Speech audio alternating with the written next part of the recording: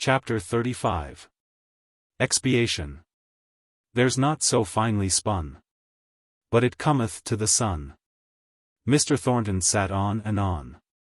He felt that his company gave pleasure to Mr. Hale, and was touched by the half-spoken wishful entreaty that he would remain a little longer, the plaintive, "Don't go yet," which his poor friend put forth from time to time. He wondered Margaret did not return, but it was with no view of seeing her that he lingered. For the hour, and in the presence of one who was so thoroughly feeling the nothingness of earth, he was reasonable and self-controlled. He was deeply interested in all her father said. Of death, and of the heavy lull, and of the brain that has grown dull. It was curious how the presence of Mr. Thornton had power over Mr. Hale to make him unlock the secret thoughts which he kept shut up even from Margaret. Whether it was that her sympathy would be so keen, and show itself in so lively a manner, that he was afraid of the reaction upon himself, or whether it was that to his speculative mind all kinds of doubts presented themselves at such a time, pleading and crying aloud to be resolved into certainties, and that he knew she would have shrunk from the expression of any such doubts, nay, from him himself as capable of conceiving them, whatever was the reason, he could unburden himself better to Mr. Thornton than to her of all the thoughts and fancies and fears that had been frostbound in his brain till now. Mr. Thornton said very little, but every sentence he uttered added to Mr. Hale's reliance and regard for him. Was it that he paused in the expression of some remembered agony? Mr. Thornton's 2 or 3 words would complete the sentence, and show how deeply its meaning was entered into. Was it a doubt, a fear, a wandering uncertainty seeking rest, but finding none, so tear-blinded were its eyes? Mr. Thornton, instead of being shocked, seemed to have passed through that very stage of thought himself, and could suggest where the exact ray of light was to be found, which should make the dark places plain. Man of action as he was, busy in the world's great battle, there was a deeper religion binding him to God in his heart, in spite of his strong willfulness, through all his mistakes, than Mr. Hale had ever dreamed. They never spoke of such things again, as it happened, but this one conversation made them peculiar people to each other. Knit them together, in a way which no loose indiscriminate talking about sacred things can ever accomplish. When all are admitted, how can there be a holy of holies? And all this while, Margaret lay as still and white as death on the study floor. She had sunk under her burden. It had been heavy in weight and long carried. And she had been very meek and patient, till all at once her faith had given way, and she had groped in vain for help. There was a pitiful contraction of suffering upon her beautiful brows, although there was no other sign of consciousness remaining. The mouth, a little while ago, so sullenly projected in defiance, was relaxed and livid. E parce de la sua labia si mova. Uno spirto soave e pien d'amor. Chi va dicendo all'anima, sospira. The first symptom of returning life was a quivering about the lips, a little mute soundless attempt at speech, but the eyes were still closed, and the quivering sank into stillness. Then, feebly leaning on her arms for an instant to steady herself, Margaret gathered herself up, and rose. Her comb had fallen out of her hair. And with an intuitive desire to efface the traces of weakness, and bring herself into order again, she sought for it, although from time to time, in the course of the search, she had to sit down and recover strength. Her head drooped forwards, her hands meekly laid one upon the other. She tried to recall the force of her temptation, by endeavoring to remember the details which had thrown her into such deadly fright. But she could not. She only understood 2 facts, that Frederick had been in danger of being pursued and detected in London, as not only guilty of manslaughter, but as the more unpardonable leader of the mutiny, and that she had lied to save him. There was one comfort, her lie had saved him, if only by gaining some additional time. If the inspector came again tomorrow, after she had received the letter she longed for to assure her of her brother's safety, she would brave shame, and stand in her bitter penance, she the lofty Margaret, acknowledging before a crowded justice room, if need were, that she had been as a dog, and done this thing. But if he came before she heard from Frederick, if he returned, as he had half threatened, in a few hours, why? She would tell that lie again.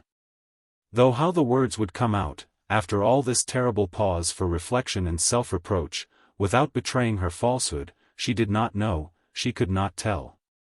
But her repetition of it would gain time for Frederick. She was roused by Dixon's entrance into the room. She had just been letting out Mr. Thornton. He had hardly gone 10 steps in the street, before a passing omnibus stopped close by him, and a man got down, and came up to him, touching his hat as he did so. It was the police inspector. Mr. Thornton had obtained for him his first situation in the police, and had heard from time to time of the progress of his protégé, but they had not often met, and at first Mr. Thornton did not remember him. "My name is Watson, George Watson, sir, that you got." "Ah, yes. Why, you are getting on famously, I hear." "Yes, sir. I ought to thank you, sir. But it is on a little matter of business I made so bold as to speak to you now. I believe you were the magistrate who attended to take down the deposition of a poor man who died in the infirmary last night." "Yes," replied Mr. Thornton. "I went and heard some kind of a rambling statement, which the clerk said was of no great use. I'm afraid he was but a drunken fellow, though there is no doubt he came to his death by violence at last. One of my mother's servants was engaged to him, I believe, and she is in great distress today." "What about him?"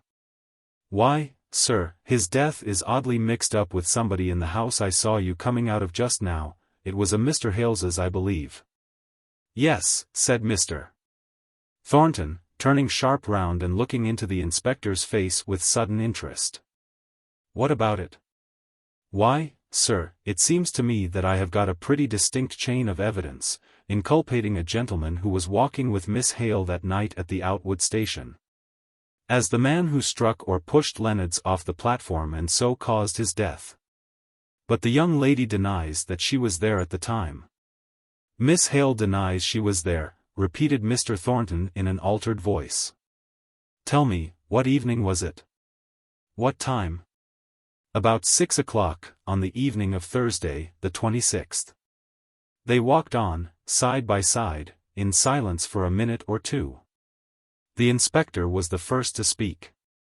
"You see, sir, there is like to be a coroner's inquest, and I've got a young man who is pretty positive, at least he was at first. Since he has heard of the young lady's denial, he says he should not like to swear. But still he's pretty positive that he saw Miss Hale at the station, walking about with a gentleman, not 5 minutes before the time, when one of the porters saw a scuffle, which he set down to some of Leonard's impudence, but which led to the fall which caused his death. And seeing you come out of the very house, sir, I thought I might make bold to ask if, you see, it's always awkward having to do with cases of disputed identity. And one doesn't like to doubt the word of a respectable young woman unless one has strong proof to the contrary."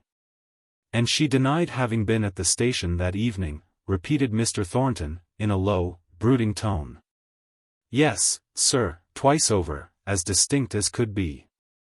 I told her I should call again, but seeing you just as I was on my way back from questioning the young man who said it was her, I thought I would ask your advice. Both as the magistrate who saw Leonards on his deathbed, and as the gentleman who got me my berth in the force." "You were quite right," said Mr. Thornton. "Don't take any steps till you have seen me again. The young lady will expect me to call, from what I said. I only want to delay you an hour. It's now 3. Come to my warehouse at 4. "Very well, sir." And they parted company. Mr. Thornton hurried to his warehouse, and, sternly forbidding his clerks to allow anyone to interrupt him, he went his way to his own private room, and locked the door. Then he indulged himself in the torture of thinking it all over, and realizing every detail.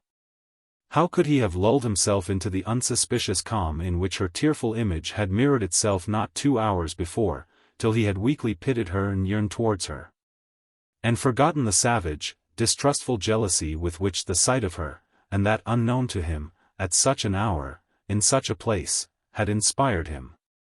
How could one so pure have stooped from her decorous and noble manner of bearing? But was it decorous, was it?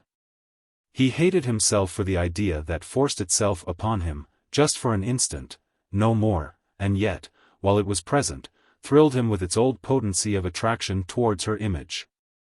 And then this falsehood, how terrible must be some dread of shame to be revealed, for, after all, the provocation given by such a man as Leonard's was, when excited by drinking, might, in all probability, be more than enough to justify anyone who came forward to state the circumstances openly and without reserve. How creeping and deadly that fear which could bow down the truthful Margaret to falsehood. He could almost pity her. What would be the end of it? She could not have considered all she was entering upon, if there was an inquest and the young man came forward. Suddenly he started up. There should be no inquest. He would save Margaret. He would take the responsibility of preventing the inquest, the issue of which, from the uncertainty of the medical testimony, which he had vaguely heard the night before, from the surgeon in attendance, could be but doubtful. The doctors had discovered an internal disease far advanced, and sure to prove fatal. They had stated that death might have been accelerated by the fall, or by the subsequent drinking and exposure to cold. If he had but known how Margaret would have become involved in the affair, if he had but foreseen that he would have stained her whiteness by a falsehood, he could have saved her by a word.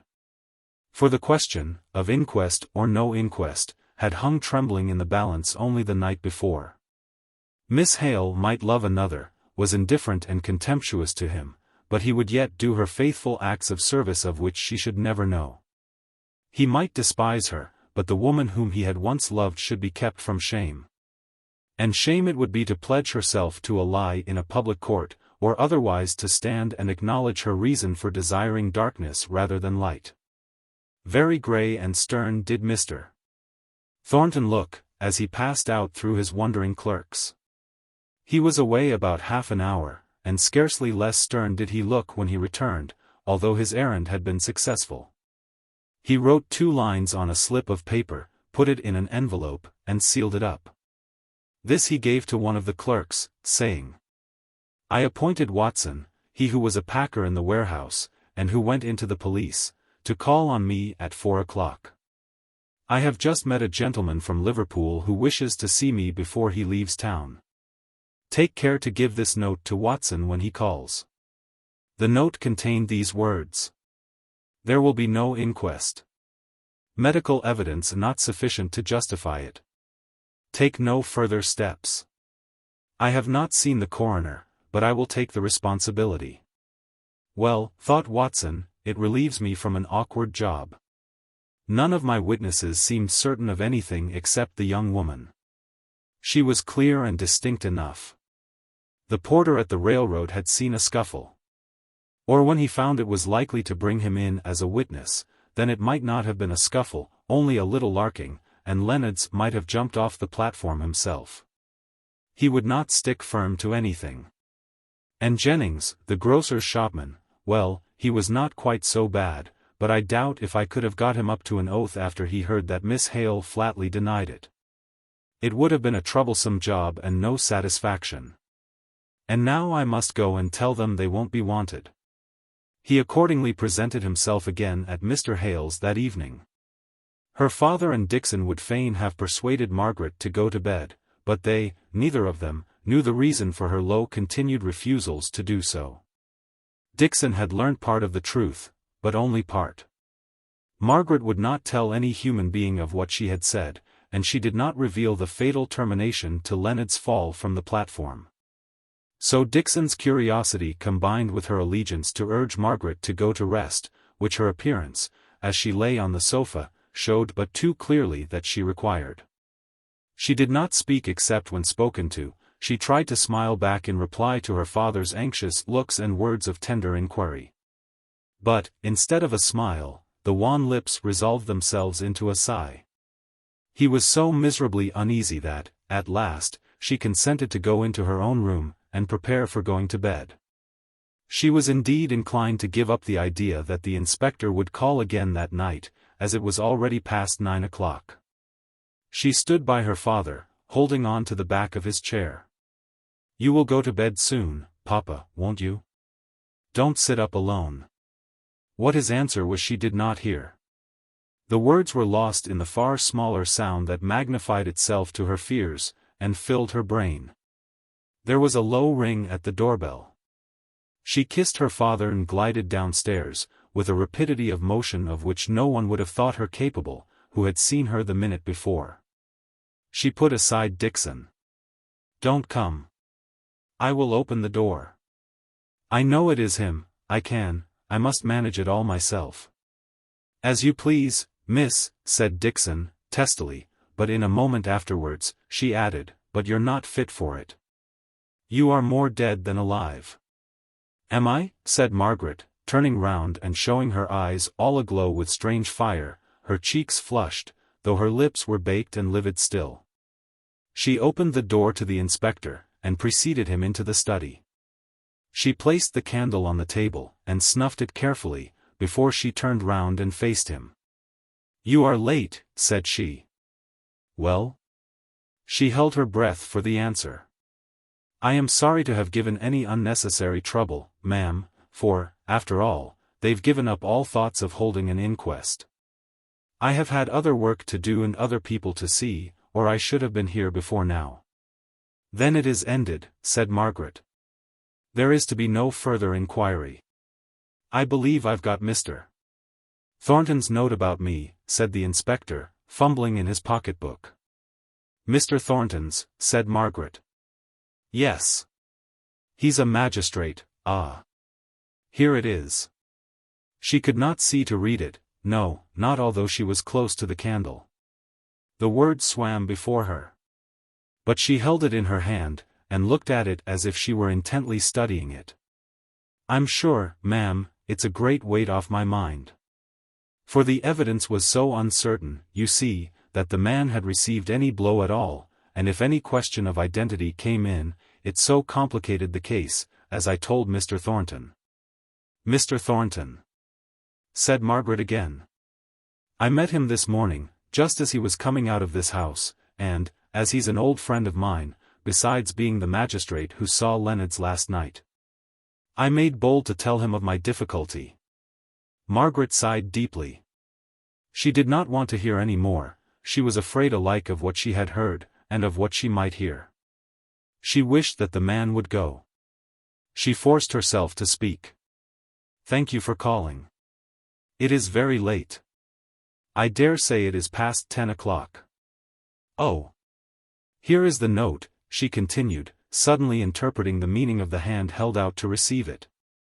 He was putting it up, when she said, "I think it is a cramped, dazzling sort of writing. I could not read it, will you just read it to me?" He read it aloud to her. "Thank you. You told Mr. Thornton that I was not there?" "Oh, of course, ma'am. I'm sorry now that I acted upon information, which seems to have been so erroneous. At first the young man was so positive. And now he says that he doubted all along, and hopes that his mistake won't have occasioned you such annoyance as to lose their shop your custom. Good night, ma'am." "Good night." She rang the bell for Dixon to show him out. As Dixon returned up the passage, Margaret passed her swiftly. "It is all right," said she, without looking at Dixon. And before the woman could follow her with further questions she had sped upstairs, and entered her bedchamber, and bolted her door. She threw herself, dressed as she was, upon her bed. She was too much exhausted to think. Half an hour or more elapsed before the cramped nature of her position, and the chilliness, supervening upon great fatigue, had the power to rouse her numbed faculties. Then she began to recall, to combine, to wonder. The first idea that presented itself to her was, that all this sickening alarm on Frederick's behalf was over, that the strain was past. The next was a wish to remember every word of the inspector's which related to Mr. Thornton. When had he seen him? What had he said? What had Mr. Thornton done? What were the exact words of his note? And until she could recollect, even to the placing or omitting an article, the very expressions which he had used in the note, her mind refused to go on with its progress. But the next conviction she came to was clear enough. Mr. Thornton had seen her close to Outwood Station on the fatal Thursday night, and had been told of her denial that she was there.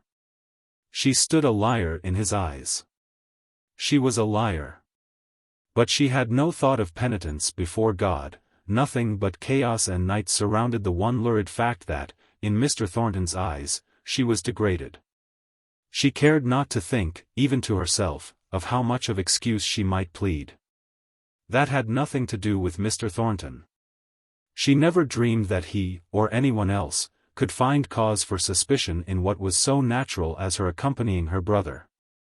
But what was really false and wrong was known to him, and he had a right to judge her. "Oh, Frederick! Frederick," she cried, "what have I not sacrificed for you?"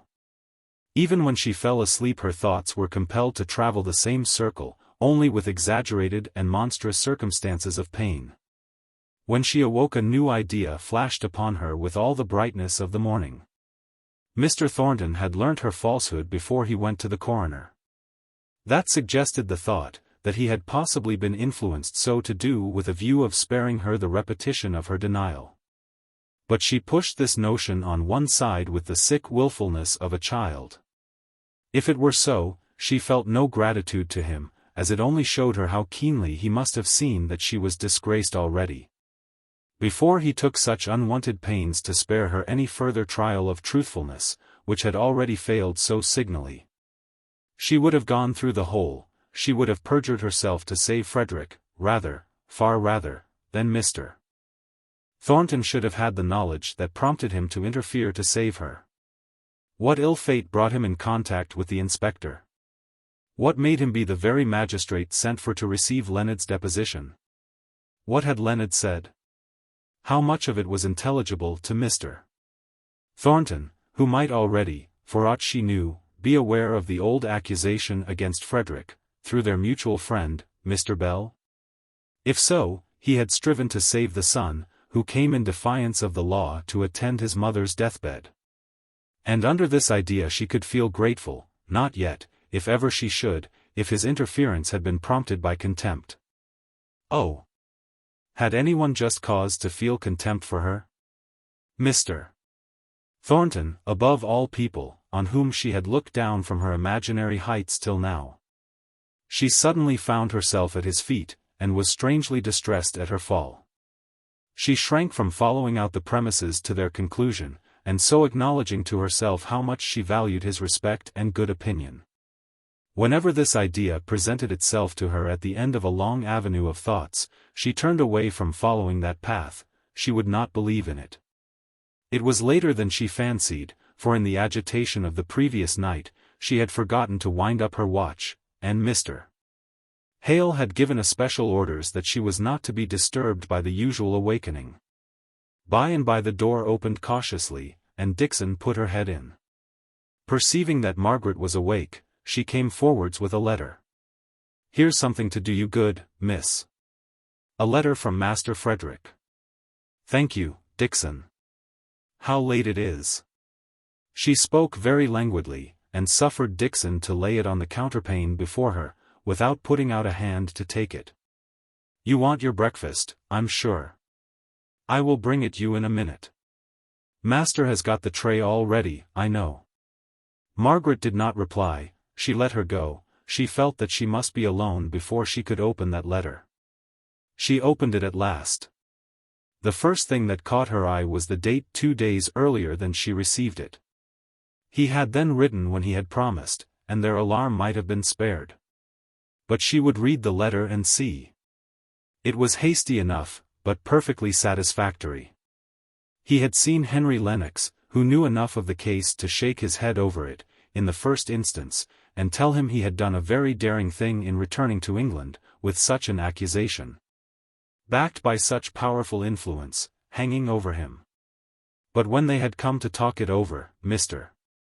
Lennox had acknowledged that there might be some chance of his acquittal, if he could but prove his statements by credible witnesses, that in such case it might be worth while to stand his trial. Otherwise it would be a great risk. He would examine, he would take every pains. "It struck me," said Frederick, "that your introduction, little sister of mine, went a long way. Is it so?" He made so many inquiries, I can assure you.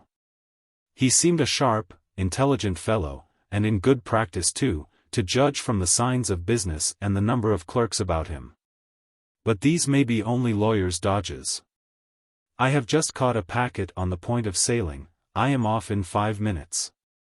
I may have to come back to England again on this business, so keep my visit secret.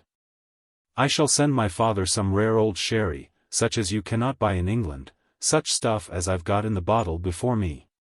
He needs something of the kind, my dear love to him, God bless him. I'm sure, here's my cab. P.S. What an escape that was. Take care you don't breathe of my having been, not even to the Shaws. Margaret turned to the envelope, it was marked "Too late." The letter had probably been trusted to some careless waiter, who had forgotten to post it. Oh! What slight cobwebs of chances stand between us and temptation. Frederick had been safe, and out of England 20, nay, 30 hours ago. And it was only about 17 hours since she had told a falsehood to baffle pursuit, which even then would have been vain. How faithless she had been! Where now was her proud motto, "Faites que dois, advienne que pourra"? If she had but dared to bravely tell the truth as regarded herself, defying them to find out what she refused to tell concerning another, how light of heart she would now have felt. Not humbled before God, as having failed in trust towards him, not degraded and abased in Mr. Thornton's sight. She caught herself up at this with a miserable tremor. Here was she classing his low opinion of her alongside with the displeasure of God. How was it that he haunted her imagination so persistently? What could it be? Why did she care for what he thought, in spite of all her pride, in spite of herself?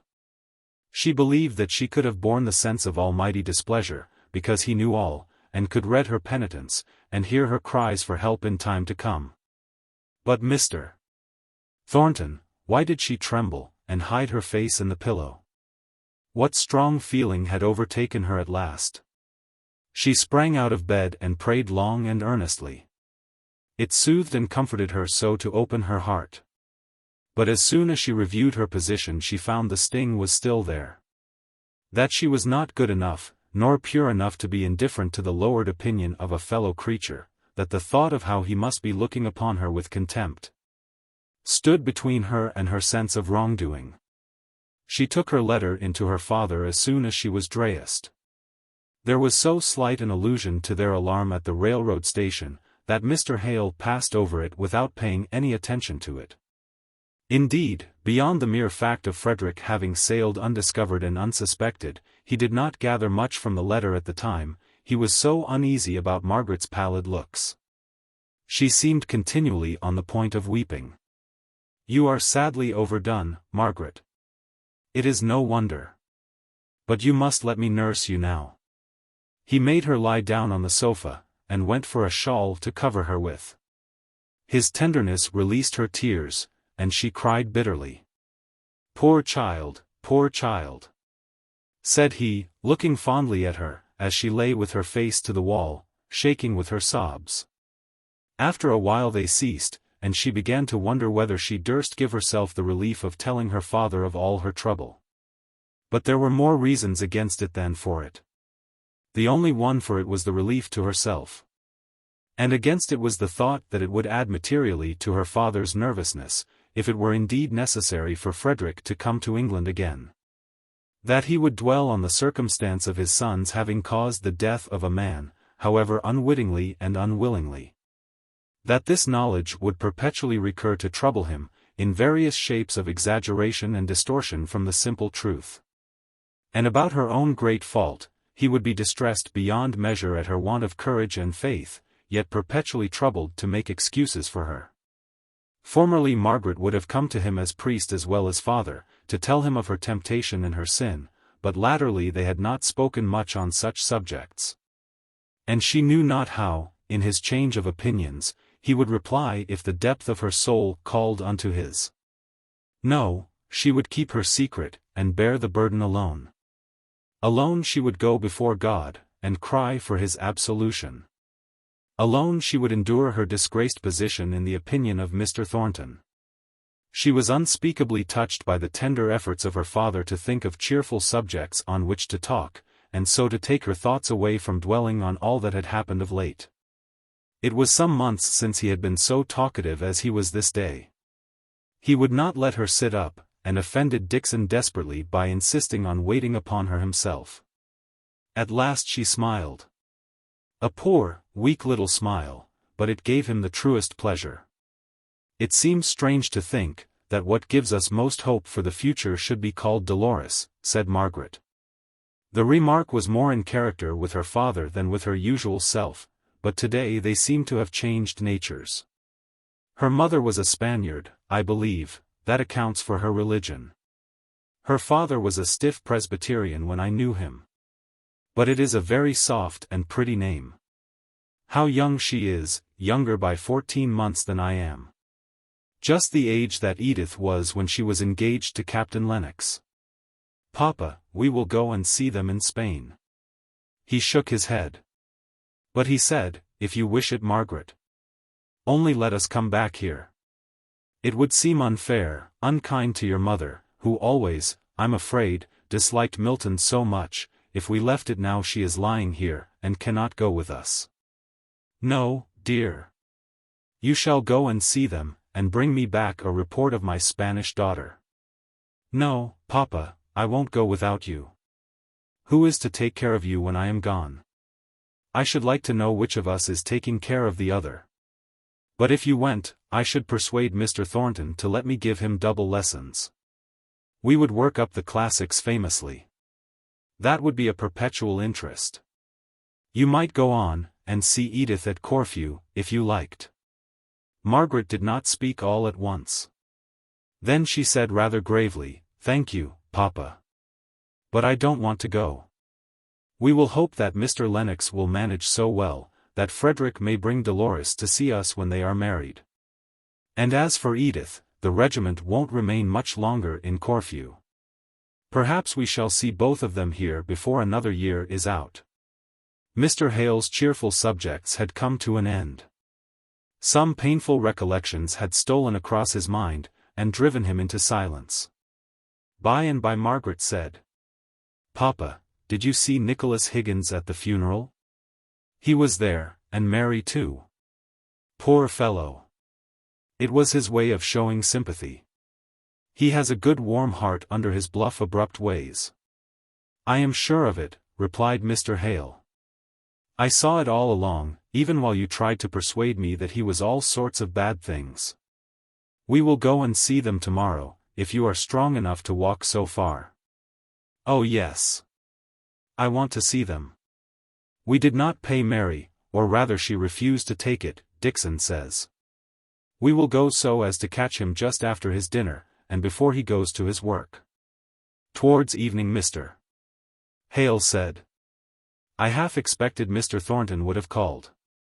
He spoke of a book yesterday which he had, and which I wanted to see. He said he would try and bring it today. Margaret sighed. She knew he would not come. He would be too delicate to run the chance of meeting her, while her shame must be so fresh in his memory. The very mention of his name renewed her trouble, and produced a relapse into the feeling of depressed, preoccupied exhaustion. She gave way to listless languor. Suddenly it struck her that this was a strange manner to show her patience, or to reward her father for his watchful care of her all through the day. She sat up, and offered to read aloud. His eyes were failing, and he gladly accepted her proposal. She read well, she gave the due emphasis. But had anyone asked her, when she had ended, the meaning of what she had been reading, she could not have told. She was smitten with a feeling of ingratitude to Mr. Thornton, inasmuch as, in the morning, she had refused to accept the kindness he had shown her in making further inquiry from the medical men, so as to obviate any inquest being held. Oh! She was grateful. She had been cowardly and false, and had shown her cowardliness and falsehood in action that could not be recalled, but she was not ungrateful. It sent a glow to her heart, to know she could feel towards one who had reason to despise her. His cause for contempt was so just, that she should have respected him less if she had thought he did not feel contempt. It was a pleasure to feel how thoroughly she respected him. He could not prevent her doing that, it was the one comfort in all this misery. Late in the evening, the expected book arrived, with Mr. Thornton's kind regards, and wishes to know how Mr. Hale is. Say that I am much better, Dixon, but that Miss Hale. No, Papa, said Margaret, eagerly, don't say anything about me. He does not ask. My dear child, how you are shivering, said her father, a few minutes afterwards. You must go to bed directly. You have turned quite pale. Margaret did not refuse to go, though she was loath to leave her father alone. She needed the relief of solitude after a day of busy thinking, and busier repenting. But she seemed much as usual the next day. The lingering gravity and sadness, and the occasional absence of mind, were not unnatural symptoms in the early days of grief. And almost in proportion to her re-establishment in health, was her father's relapse into his abstracted musings upon the wife he had lost, and the past era in his life that was closed to him forever. Chapter 36. Union not always strength. The steps of the bearers, heavy and slow. The sobs of the mourners, deep and low. Shelley. At the time arranged the previous day, they set out on their walk to see Nicholas Higgins and his daughter. They both were reminded of their recent loss, by a strange kind of shyness in their new habiliments, and in the fact that it was the first time, for many weeks, that they had deliberately gone out together. They drew very close to each other in unspoken sympathy. Nicholas was sitting by the fireside in his accustomed corner, but he had not his accustomed pipe. He was leaning his head upon his hand, his arm resting on his knee. He did not get up when he saw them, though Margaret could read the welcome in his eye. Sit ye down, sit ye down. Fire's welly out, said he, giving it a vigorous poke, as if to turn attention away from himself. He was rather disorderly, to be sure, with a black unshaven beard of several days' growth, making his pale face look yet paler, and a jacket which would have been all the better for patching. We thought we should have a good chance of finding you, just after dinner time, said Margaret. We have had our sorrows too, since we saw you, said Mr. Hale. Aye.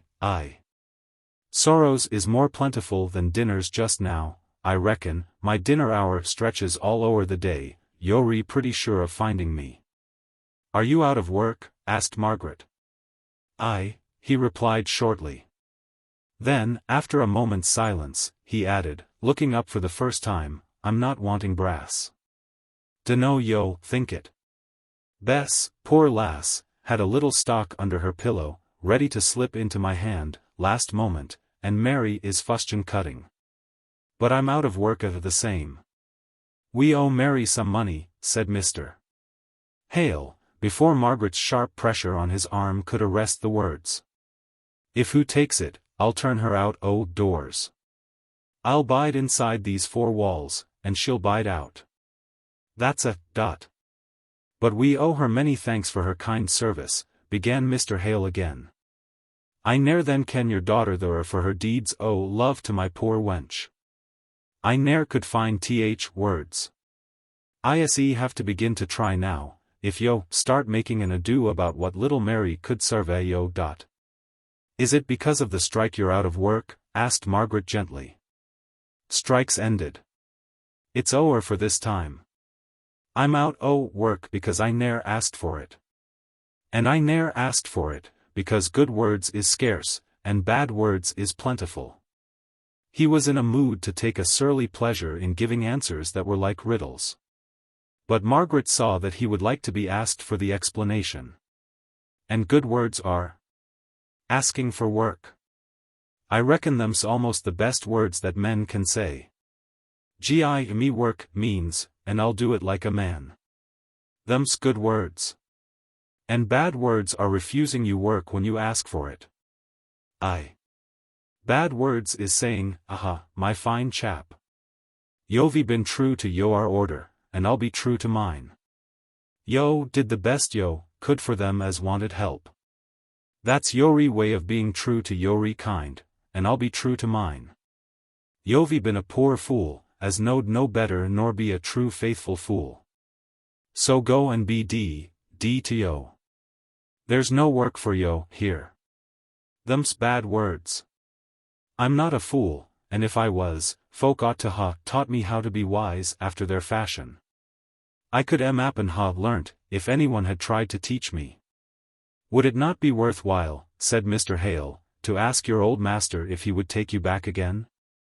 It might be a poor chance, but it would be a chance.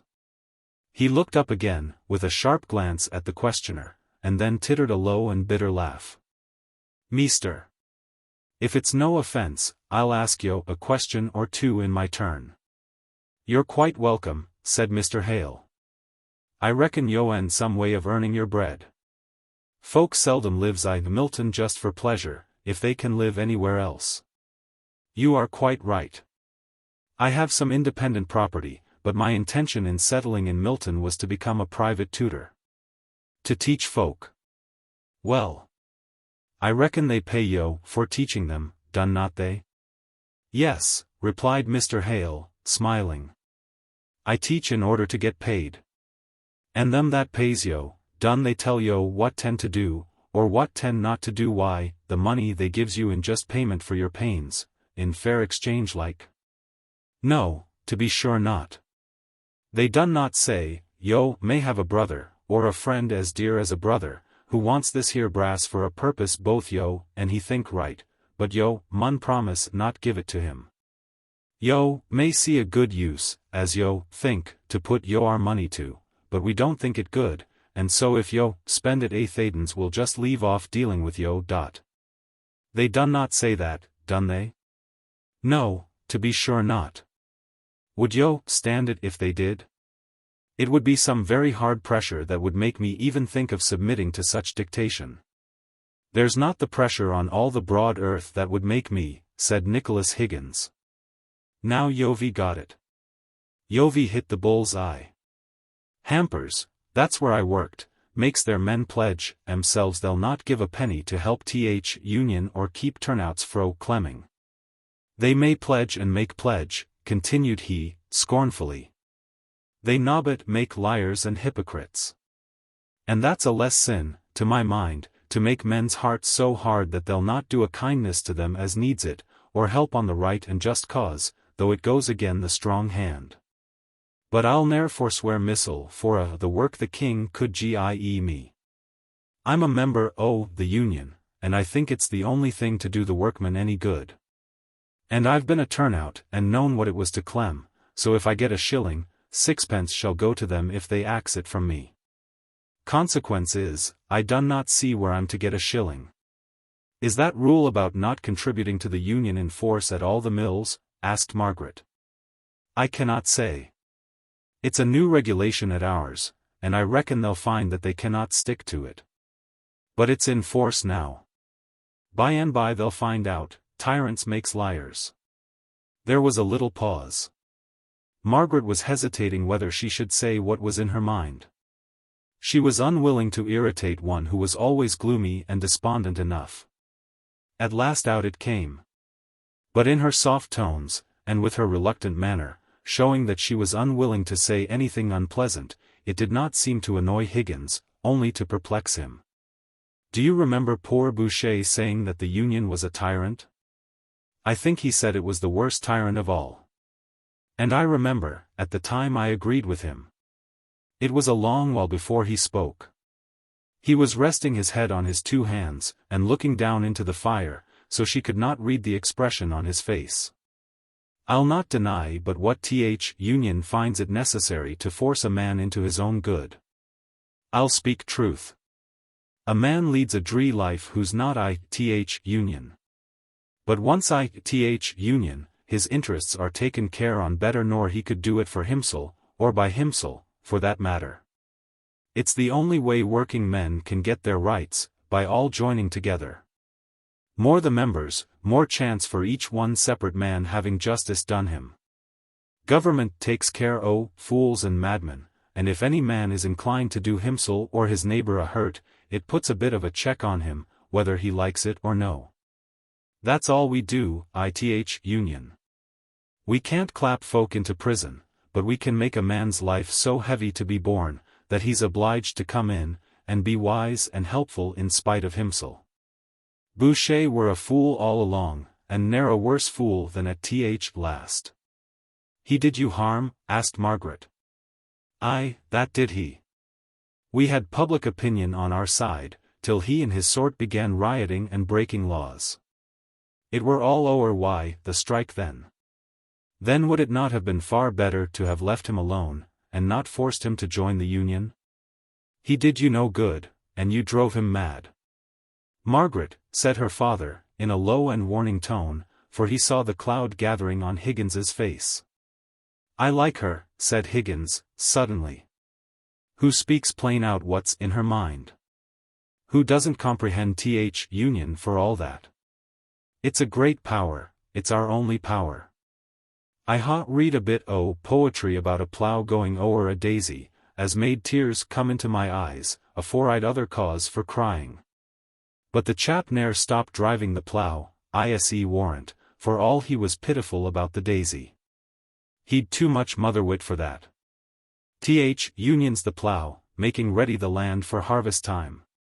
Such as Boucher, 'twould be settin' him up too much to liken him to a daisy. He's liker a weed lounging over the ground, mon just made up their mind to be put out o' the way. I'm sore vexed why him just now. So am 'appen, I done not speak him fair. I could go o'er him why, a plough missile, why, the pleasure in life. Why? What has he been doing?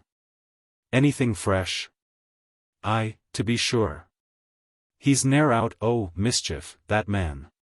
First of he must go raging like a mad fool, and kick up yon riot. Then he'd to go into hiding, where he'd have been yet, if Thornton had followed him out as I'd hoped he would ha' done. But Thornton, having got his own purpose, didn't care to go on the prosecution for the riot. So Boucher slunk back again to his house. He ne'er showed himself abroad for a day or two. He had that grace. And then, where think ye that he went? Why, to Hampers. Damn him. He went his mealy-mouthed face, that turns me sick to look at, asking for work, though he knowed well enough the new rule, pledging themselves to give not to unions. Not to help the starving turnout.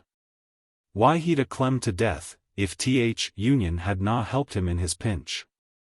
There he went, ossing to promise aught, and pledge himself to aught, to tell he knowed on our proceedings, the good-for-nothing Judas. But I'll say this for Hamper, and thank him for it at my dying day, he drove Boucher away, and would not listen to him, ne'er a word, though folks standing by, says the traitor cried like a babby. Oh! How shocking! How pitiful! Exclaimed Margaret. Higgins, I don't know you today. Don't you see how you've made Boucher what he is, by driving him into the Union against his will, without his heart going with it? You have made him what he is. Made him what he is. What was he? Gathering along the narrow street, came a hollow, measured sound, now forcing itself on their attention. Many voices were hushed and low, many steps were heard, not moving onwards, at least not with any rapidity or steadiness of motion, but as if circling round one spot. Yes, there was one distinct, slow tramp of feet, which made itself a clear path through the air, and reached their ears, the measured labored walk of men carrying a heavy burden. They were all drawn towards the house door by some irresistible impulse, impelled thither, not by a poor curiosity, but as if by some solemn blast. 6 men walked in the middle of the road, 3 of them being policemen. They carried a door, taken off its hinges, upon their shoulders, on which lay some dead human creature. And from each side of the door there were constant droppings. All the street turned out to see, and, seeing, to accompany the procession, each one questioning the bearers, who answered almost reluctantly at last, so often had they told the tale. "We found him I.Th. Brook in the field beyond there." "Th. Brook, why there's not water enough to drown him. He was a determined chap. He lay with his face downwards. He was sick enough, oh, living, choose what cause he had for it." Higgins crept up to Margaret's side, and said in a weak piping kind of voice, "It's not John Boucher? He had na spunk enough. Sure. It's not John Boucher. Why, they are looking this way. Listen. I've a singing in my head, and I cannot hear."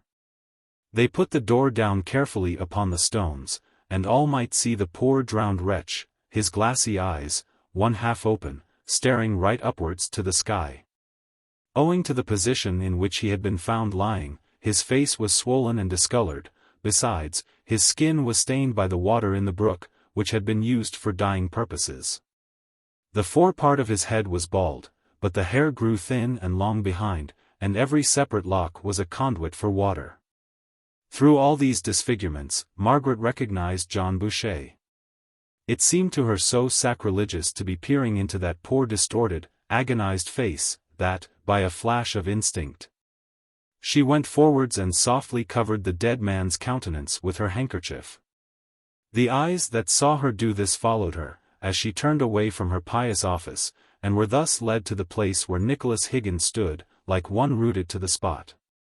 The men spoke together, and then one of them came up to Higgins, who would have fain shrunk back into his house. "Higgins, thou knowed him. Thou mun go tell the wife. Do it gently, man, but do it quick, for we canna leave him here long." "I canna go," said Higgins. "Dun not ask me. I canna face her." "Thou knows her best," said the man. "We en done a deal in bringing him here, thou take thy share." "I canna do it," said Higgins. "I'm welly felled seeing him. We wasn't friends, and now he's dead." "Well, if thou won it thou won it. Someone mun though. It's a dree task. But it's a chance, every minute, as she doesn't hear on it in some rougher way nor a person going to make her let on by degrees, as it were." "Papa, do you go," said Margaret, in a low voice. "If I could, if I had time to think of what I had better say," but all at once, Margaret saw that her father was indeed unable. He was trembling from head to foot. "I will go," said she. "Bless yo, miss, it will be a kind act, for she's been but a sickly sort o' body, I hear, and few hereabouts know much on her." Margaret knocked at the closed door. But there was such a noise, as of many little ill-ordered children, that she could hear no reply. Indeed, she doubted if she was heard, and as every moment of delay made her recoil from her task more and more, she opened the door and went in, shutting it after her, and even, unseen by the woman, fastening the bolt. Mrs. Boucher was sitting in a rocking chair, on the other side of the ill-red-up fireplace. It looked as if the house had been untouched for days by any effort at cleanliness. Margaret said something, she hardly knew what, her throat and mouth were so dry, and the children's noise completely prevented her from being heard. She tried again. "How are you, Mrs. Boucher?" "But very poorly, I'm afraid." "I've chance o' being well," said she querulously. "I'm left alone to manage these childer, and not for to give for to keep quiet. John should na ha left me, and me so poorly." "How long is it since he went away?" 4 days sin'. No one would give him work here, and he to go on tramp toward Greenfield. But he might ha been back afore this, or sent me some word if he'd get 10 work. He might. "Oh, don't blame him," said Margaret. "He felt it deeply, I'm sure. Wilto, hold thy din, and let me hear the lady speak," addressing herself, in no very gentle voice, to a little urchin of about a year old. She apologetically continued to Margaret, "He's always mithering me for daddy and buddy, and I ha no buddies to give him, and daddy's away, and forgotten us I think. He's his father's darling, he is," said she, with a sudden turn of mood, and, dragging the child up to her knee, she began kissing it fondly. Margaret laid her hand on the woman's arm to arrest her attention. Their eyes met. "Poor little fellow," said Margaret, slowly, "he was his father's darling." "He is his father's darling," said the woman, rising hastily, and standing face to face with Margaret. Neither of them spoke for a moment or two. Then Mrs. Boucher began in a low growling tone, gathering in wildness as she went on, "He is his father's darling, I say. Poor folk can love their childer as well as rich. Why dunno yo speak? Why dun yo stare at me? Why, your great pitiful eyes? Where's John?" Weak as she was, she shook Margaret to force out an answer. "Oh, my God," said she, understanding the meaning of that tearful look. She sank back into the chair. Margaret took up the child and put him into her arms. "He loved him," said she. "Aye," said the woman, shaking her head, "he loved us. We had someone to love us once. It's a long time ago, but when he were in life and with us he did love us, he did. He loved this babby Mappen the best on us. But he loved me and I loved him, though I was calling him 5 minutes agone." "Are yo sure he's dead?" said she, trying to get up. "If it's only that he's ill and like to die, they may bring him round yet. I'm but an ailing creature, missile, I've been ailing this long time. But he is dead, he is drowned. Folk are brought round after they're dead drowned. What 10 was I thinking of, to sit still when I should be stirring, missile? Here, whist thee, child, whist thee. Tack this, tack ought to play why, but done not cry while my heart's breaking.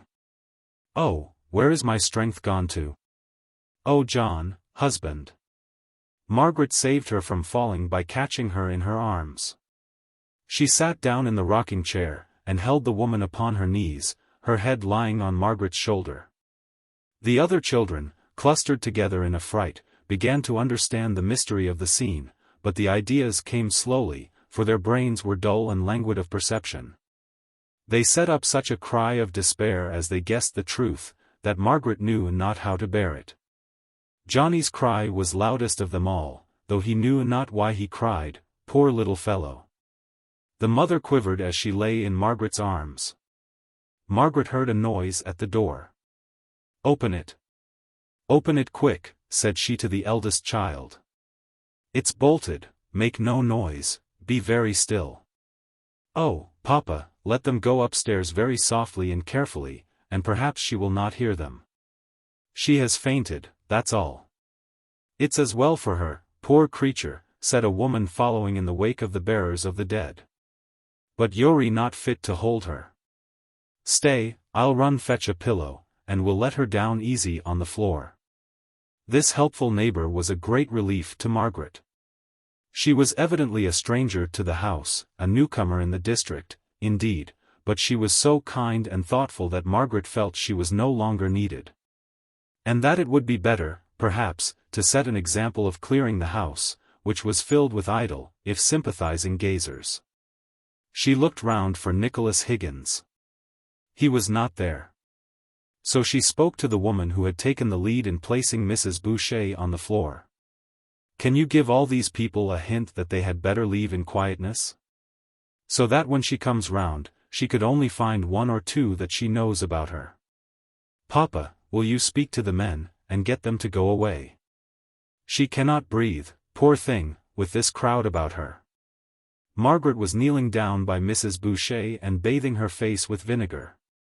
But in a few minutes she was surprised at the gush of fresh air.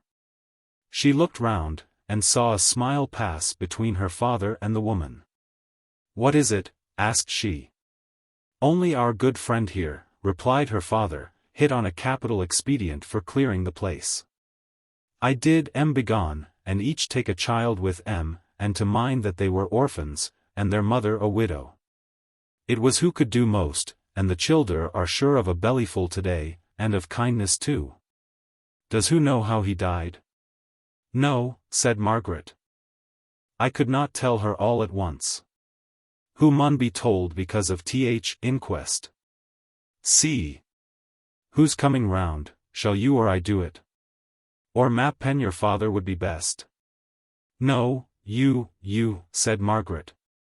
They awaited her perfect recovery in silence. Then the neighbor woman sat down on the floor, and took Mrs. Boucher's head and shoulders on her lap. Neighbor, said she, your man is dead. Guess yo, how he died? He were drowned, said Mrs. Boucher, feebly, beginning to cry for the first time, at this rough probing of her sorrows. He were found drowned. He were coming home very hopeless, oh, aught on earth. He thought God could na be harder than men, map pen not so hard, map pen as tender as a mother, map pen tenderer. I'm not saying he did right, and I'm not saying he did wrong. All I say is, may neither me nor mine ever have his sore heart, or we may do like things. He has left me alone, why, these children. Moaned the widow, less distressed at the manner of the death than Margaret expected. But it was of a piece with her helpless character to feel his loss as principally affecting herself and her children. Not alone, said Mr. Hale, solemnly. Who is with you? Who will take up your cause? The widow opened her eyes wide, and looked at the new speaker, of whose presence she had not been aware till then. Who has promised to be a father to the fatherless? Continued he. But I've get 10 sick children, sir, and the eldest not 8 years of age. I'm not meaning for to doubt his power, sir, only it needs a deal o' trust, and she began to cry afresh. Who'll be better able to talk tomorrow, sir, said the neighbor. Best comfort now would be the feel of a child at her heart. I'm sorry they took the babby. I'll go for it, said Margaret. And in a few minutes she returned, carrying Johnny, his face all smeared with eating, and his hands loaded with treasures in the shape of shells, and bits of crystal. And the head of a plaster figure. She placed him on his mother's arms. There, said the woman, now you go. They'll cry together, and comfort together, better or anyone but a child can do. I'll stop with her as long as I'm needed, and if you come tomorrow, you can have a deal o' wise talk with her, that she's not up to today. As Margaret and her father went slowly up the street, she paused at Higgins's closed door. Shall we go in? Asked her father. I was thinking of him too. They knocked. There was no answer, so they tried the door. It was bolted, but they thought they heard him moving within. Nicholas, said Margaret. There was no answer, and they might have gone away, believing the house to be empty, if there had not been some accidental fall, as of a book, within. Nicholas, said Margaret again. It is only us. Won't you let us come in? No, said he. I spoke as plain as I could, 'bout using words, when I bolted door. Let me be, this day. Mr. Hale would have urged their desire, but Margaret placed her finger on his lips. I don't wonder at it, said she. I myself long to be alone. It seems the only thing to do one good after a day like this. Chapter 37. Looking south. A spade. A rake. A hoe. A pickaxe or a bill. A hook to reap, or a scythe to mow. A flail or what ye will. And here's a ready hand. To ply the needful tool. And skilled enough, by lessons rough. In labor's rugged school. Hood. Higgins's door was locked the next day, when they went to pay their call on the widow Boucher, but they learnt this time from an officious neighbor, that he was really from home. He had, however, been in to see Mrs. Boucher, before starting on his day's business, whatever that was. It was but an unsatisfactory visit to Mrs. Boucher. She considered herself an ill-used woman by her poor husband's suicide, and there was quite germ of truth enough in this idea to make it a very difficult one to refute. Still, it was unsatisfactory to see how completely her thoughts were turned upon herself and her own position, and this selfishness extended even to her relations with her children, whom she considered as encumbrances, even in the very midst of her somewhat animal affection for them. Margaret tried to make acquaintances with one or two of them, while her father strove to raise the widow's thoughts into some higher channel than that of mere helpless querulousness. She found that the children were truer and simpler mourners than the widow. Daddy had been a kind daddy to them. Each could tell, in their eager stammering way, of some tenderness shown, some indulgence granted by the lost father. Is yon thing upstairs really him? It doesna look like him.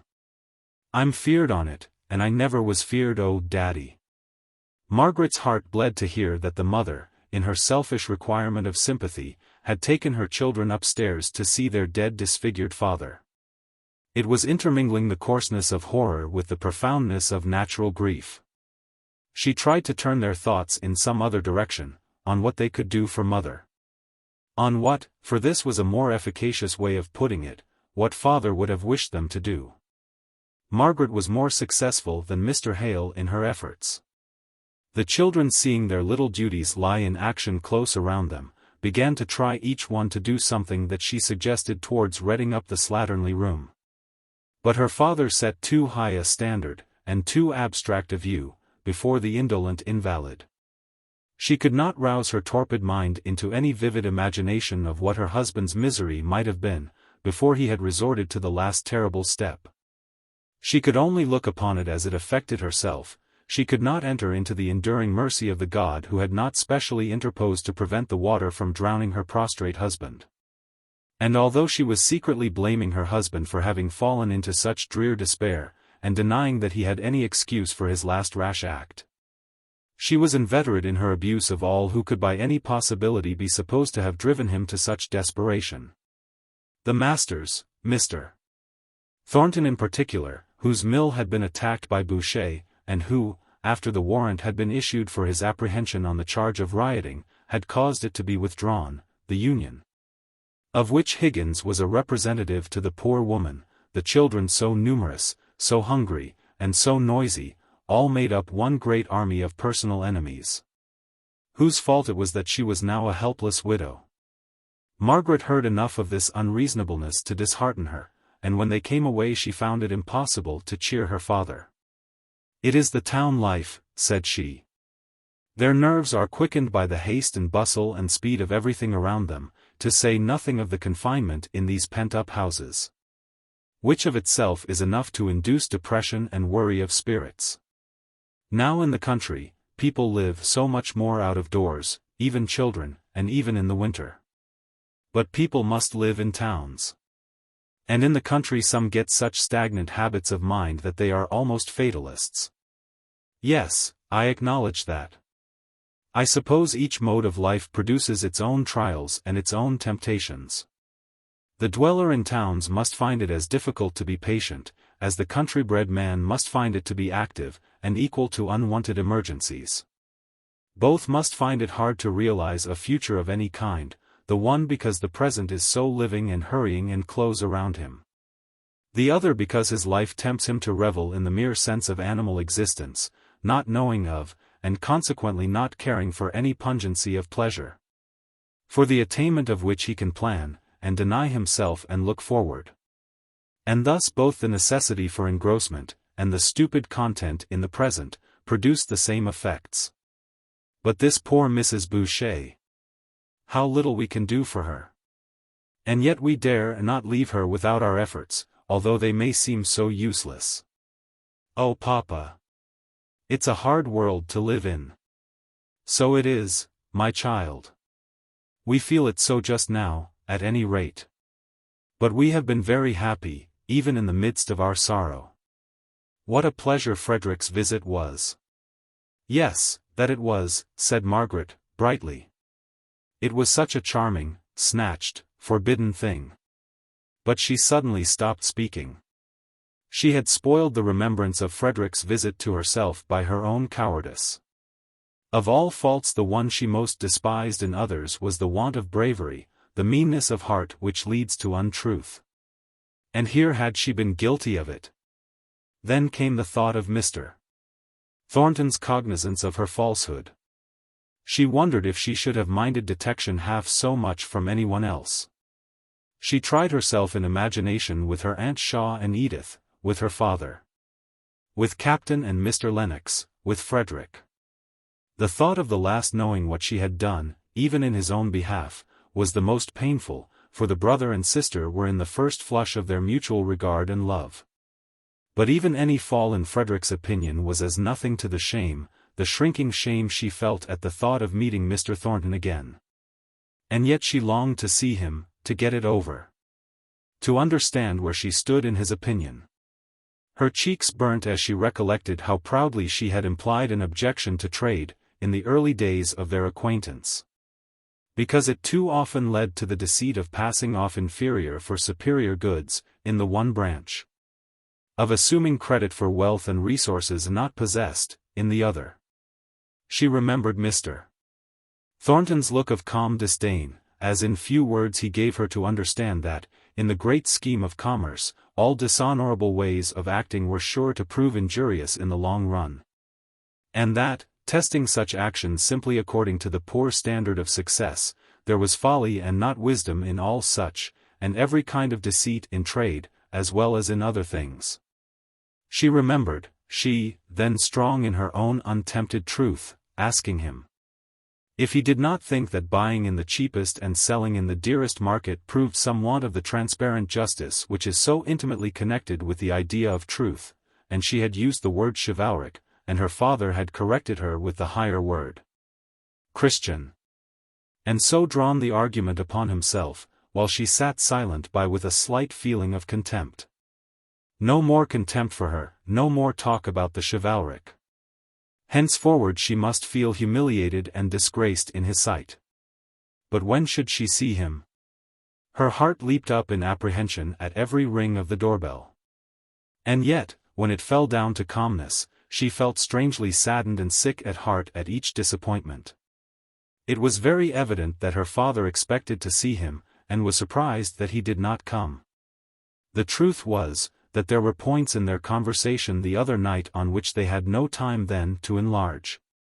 But it had been understood that if possible on the succeeding evening, if not then, at least the very first evening that Mr. Thornton could command, they should meet for further discussion. Mr. Hale had looked forward to this meeting ever since they had parted. He had not yet resumed the instruction to his pupils, which he had relinquished at the commencement of his wife's more serious illness, so he had fewer occupations than usual. And the great interest of the last day or so, Boucher's suicide, had driven him back with more eagerness than ever upon his speculations. He was restless all the evening. He kept saying, I quite expected to have seen Mr. Thornton. I think the messenger who brought the book last night must have had some note, and forgot to deliver it. Do you think there has been any message left today? I will go and inquire, Papa, said Margaret, after the changes on these sentences had been rung once or twice. Stay, there's a ring. She sat down instantly, and bent her head attentively over her work. She heard a step on the stairs, but it was only one, and she knew it was Dixon's. She lifted up her head and sighed, and believed she felt glad. It's that Higgins, sir. He wants to see you, or else Miss Hale. Or it might be Miss Hale first, and then you, sir. For he's in a strange kind of way. He had better come up here, Dixon, and then he can see us both, and choose which he likes for his listener. Oh. Very well, sir. I've no wish to hear what he's got to say, I'm sure, only, if you could see his shoes, I'm sure you'd say the kitchen was the fitter place. He can wipe them, I suppose, said Mr. Hale. So Dixon flung off, to bid him walk upstairs.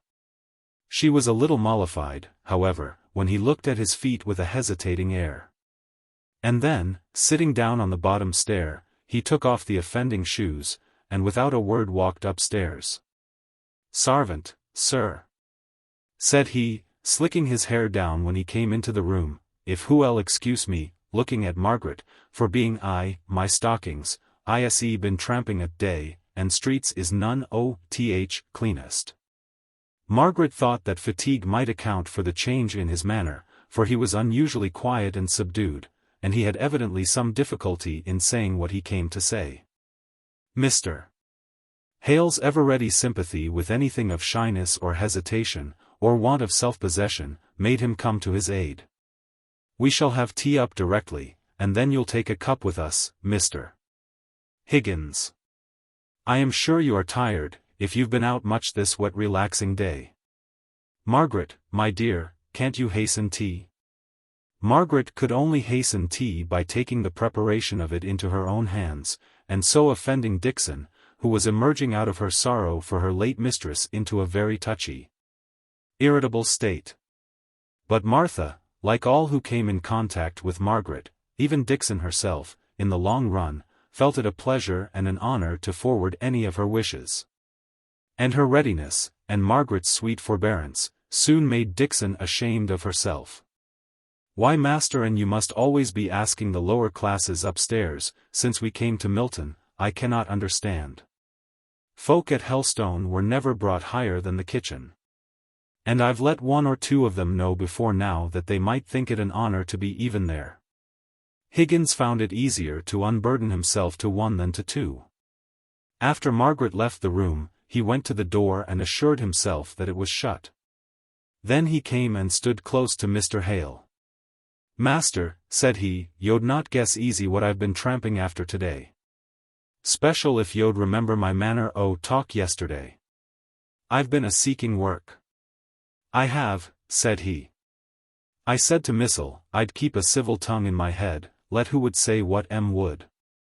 I'd set my teeth into my tongue sooner nor speak I haste. For that man's sake, yo understand," jerking his thumb back in some unknown direction. "No, I don't," said Mr. Hale, seeing he waited for some kind of assent, and completely bewildered as to who that man could be. "That chap as lies there," said he, with another jerk. "Him as went and drowned dead himself, poor chap.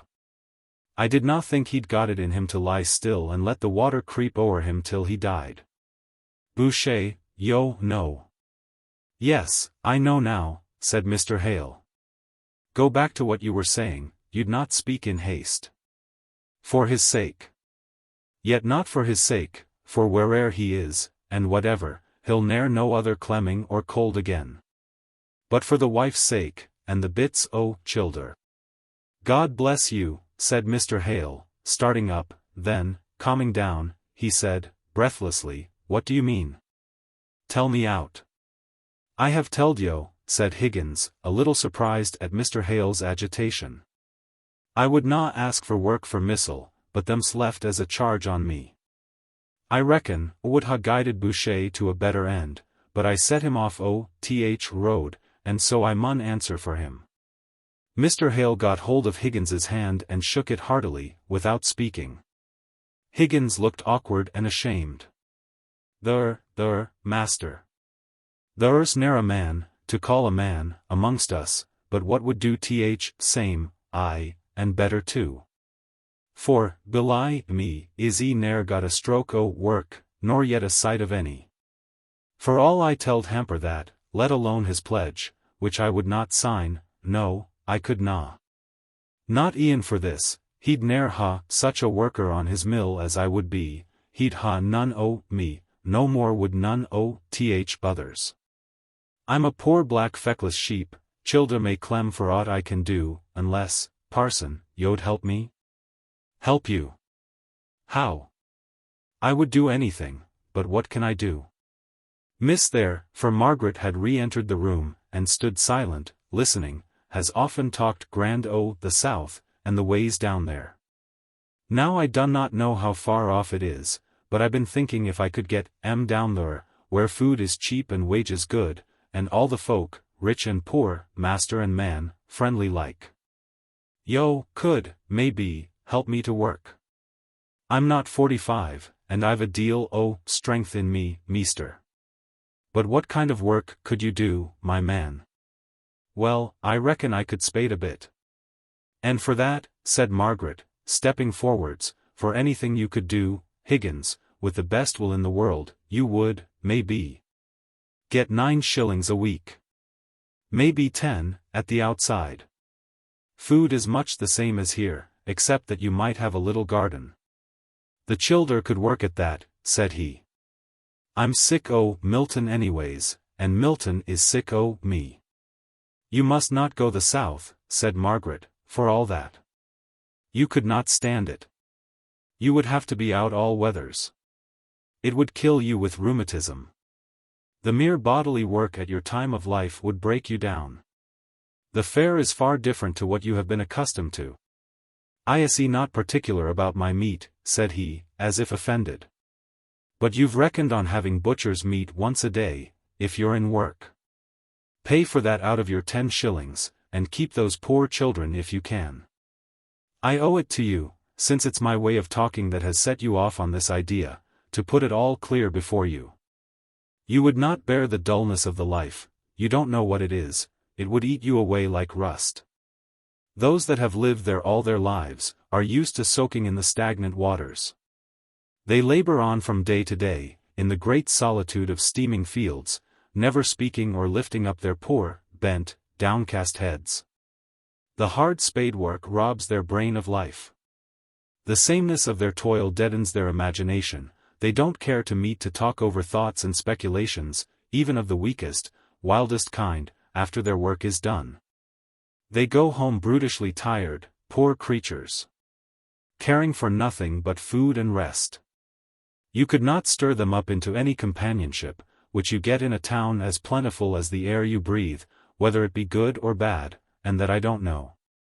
But I do know, that you of all men are not one to bear a life among such laborers. What would be peace to them, would be eternal fretting to you.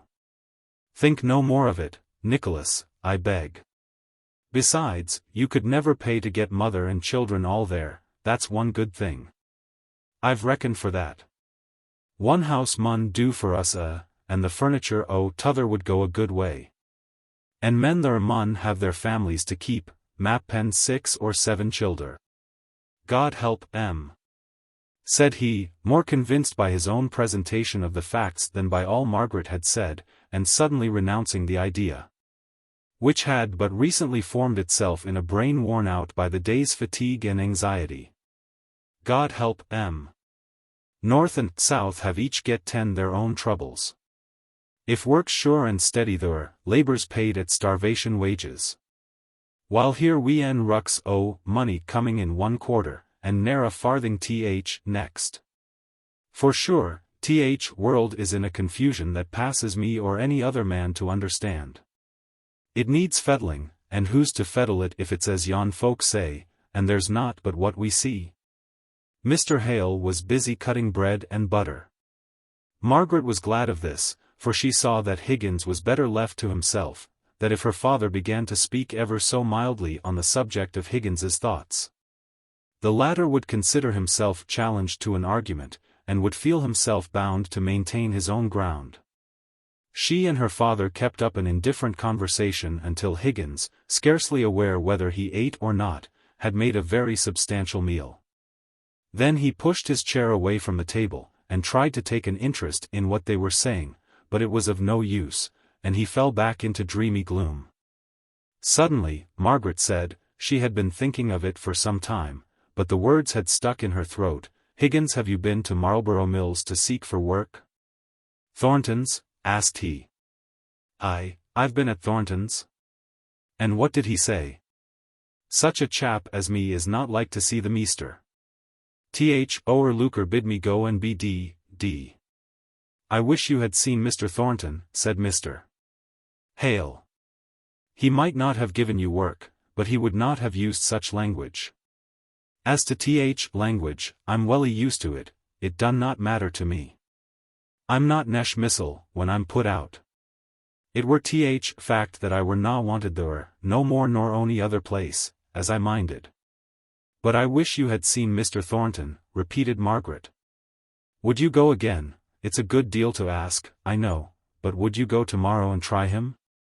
"I should be so glad if you would." "I'm afraid it would be of no use," said Mr. Hale, in a low voice. "It would be better to let me speak to him." Margaret still looked at Higgins for his answer. Those grave soft eyes of hers were difficult to resist. He gave a great sigh. "It would tax my pride above a bit, if it were for missile, I could stand a deal o' clemming first, I'd sooner knock him down than ask a favour from him. I'd a deal sooner be flogged missile. But yo're not a common wench, axing yo our pardon, nor yet have yo common ways about yo. I'll e'en make a wry face, and go at it tomorrow. Dunna yo think that he'll do it. That man has it in him to be burnt at the stake afore he'll give in.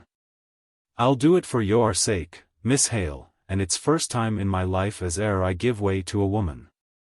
Neither my wife nor Bess could e'er say that much again me. All the more do I thank you, said Margaret, smiling. Though I don't believe you, I believe you have just given way to wife and daughter as much as most men. And as to Mr. Thornton, said Mr. Hale, I'll give you a note to him, which, I think I may venture say, will ensure you a hearing. I thank yo kindly, sir, but I'd as lief stand on my own bottom. I done not stomach the notion of having favour curried for me, by one as doesn't know the ins and outs of the quarrel. Meddling, twixt master and man is liker meddling, twixt husband and wife than aught else, it takes a deal of wisdom to do ony good. I'll stand guard at the lodge door. I'll stand there fro 6 in the morning till I get speech on him. But I'd liefer sweep th streets, if paupers had na got hold on that work. Dunna yo hope, miss. There'll be more chance o' getting milk out of a flint. I wish yo a very good night, and many thanks to yo. You'll find your shoes by the kitchen fire, I took them there to dry, said Margaret. He turned round and looked at her steadily, and then he brushed his lean hand across his eyes and went his way.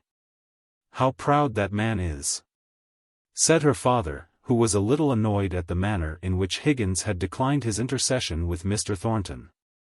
He is, said Margaret. But what grand makings of a man there are in him, pride and all. It's amusing to see how he evidently respects the part in Mr. Thornton's character which is like his own. There's granite in all these northern people, Papa, is there not? There was none in poor Boucher, I am afraid, none in his wife either. I should guess by their tones that they had Irish blood in them. I wonder what success he'll have tomorrow. If he and Mr. Thornton would speak out together as man to man, if Higgins would forget that Mr. Thornton was a master, and speak to him as he does to us, and if Mr. Thornton would be patient enough to listen to him with his human heart, not with his master's ears. You are getting to do Mr. Thornton justice at last, Margaret, said her father, pinching her ear. Margaret had a strange choking at her heart, which made her unable to answer. Oh, thought she, I wish I were a man, that I could go and force him to express his disapprobation, and tell him honestly that I knew I deserved it. It seems hard to lose him as a friend just when I had begun to feel his value. How tender he was with dear Mamma. If it were only for her sake, I wish he would come, and then at least I should know how much I was abased in his eyes. Chapter 38. Promises fulfilled. Then proudly up she rose. Though the tear was in her Whatever ye say, think what ye may. Yes get na word frae me. Scotch Ballad. It was not merely that Margaret was known to Mr. Thornton to have spoken falsely, though she imagined that for this reason only was she so turned in his opinion, but that this falsehood of hers bore a distinct reference in his mind to some other lover. He could not forget the fond and earnest look that had passed between her and some other man, the attitude of familiar confidence, if not of positive endearment. The thought of this perpetually stung him, it was a picture before his eyes, wherever he went and whatever he was doing. In addition to this, and he ground his teeth as he remembered it, was the hour, dusky twilight, the place, so far away from home, and comparatively unfrequented. His nobler self had said at first, that all this last might be accidental, innocent, justifiable, but once allow her right to love and be beloved, and had he any reason to deny her right? Had not her words been severely explicit when she cast his love away from her, she might easily have been beguiled into a longer walk, onto a later hour than she had anticipated. But that falsehood, which showed a fatal consciousness of something wrong, and to be concealed, which was unlike her. He did her that justice, though all the time it would have been a relief to believe her utterly unworthy of his esteem. It was this that made the misery, that he passionately loved her, and thought her, even with all her faults, more lovely and more excellent than any other woman. Yet he deemed her so attached to some other man, so led away by her affection for him, as to violate her truthful nature. The very falsehood that stained her, was a proof how blindly she loved another, this dark, slight, elegant, handsome man, while he himself was rough, and stern, and strongly made. He lashed himself into an agony of fierce jealousy. He thought of that look, that attitude, how he would have laid his life at her feet for such tender glances, such fond detention. He mocked at himself, for having valued the mechanical way in which she had protected him from the fury of the mob. Now he had seen how soft and bewitching she looked when with a man she really loved. He remembered, point by point, the sharpness of her words. There was not a man in all that crowd for whom she would not have done as much, far more readily than for him. He shared with the mob, in her desire of averting bloodshed from them, but this man, this hidden lover, shared with nobody. He had looks, words, hand-cleavings, lies, concealment, all to himself. Mr. Thornton was conscious that he had never been so irritable as he was now, in all his life long. He felt inclined to give a short abrupt answer, more like a bark than a speech, to everyone that asked him a question. And this consciousness hurt his pride. He had always piqued himself on his self-control, and control himself he would. So the manner was subdued to a quiet deliberation, but the matter was even harder and sterner than common. He was more than usually silent at home, employing his evenings in a continual pace backwards and forwards, which would have annoyed his mother exceedingly if it had been practiced by anyone else, and did not tend to promote any forbearance on her part even to this beloved son. "Can you stop, can you sit down for a moment? I have something to say to you, if you would give up that everlasting walk, walk, walk." He sat down instantly, on a chair against the wall. "I want to speak to you about Betsy. She says she must leave us, that her lover's death has so affected her spirits she can't give her heart to her work." "Very well. I suppose other cooks are to be met with. That's so like a man. It's not merely the cooking, it is that she knows all the ways of the house. Besides, she tells me something about your friend Miss Hale." "Miss Hale is no friend of mine. Mr. Hale is my friend." "I am glad to hear you say so, for if she had been your friend, what Betsy says would have annoyed you." "Let me hear it," said he, with the extreme quietness of manner he had been assuming for the last few days. "Betsy says, that the night on which her lover, I forget his name, for she always calls him, he. Leonards. The night on which Leonards was last seen at the station, when he was last seen on duty, in fact, Miss Hale was there, walking about with a young man who, Bessie believes, killed Leonards by some blow or push."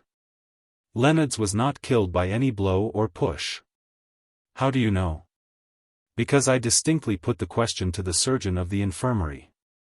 He told me there was an internal disease of long standing, caused by Leonard's habit of drinking to excess. That the fact of his becoming rapidly worse while in a state of intoxication, settled the question as to whether the last fatal attack was caused by excess of drinking, or the fall." "The fall? What fall?" "Caused by the blow or push of which Betsy speaks." "Then there was a blow or push?" "I believe so." "And who did it?" "As there was no inquest, in consequence of the doctor's opinion, I cannot tell you." "But Miss Hale was there?" No answer. "And with a young man?" Still no answer. At last he said, "I tell you, mother, that there was no inquest, no inquiry. No judicial inquiry, I mean.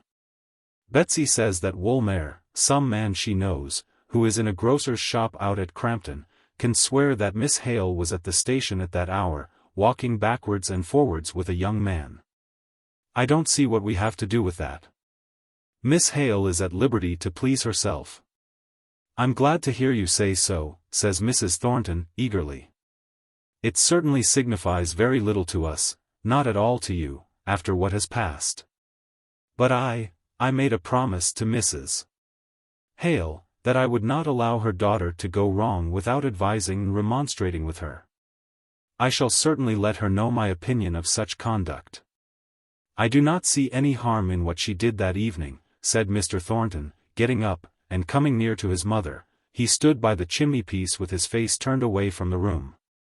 You would not have approved of Fanny's being seen out, after dark, in rather a lonely place, walking about with a young man.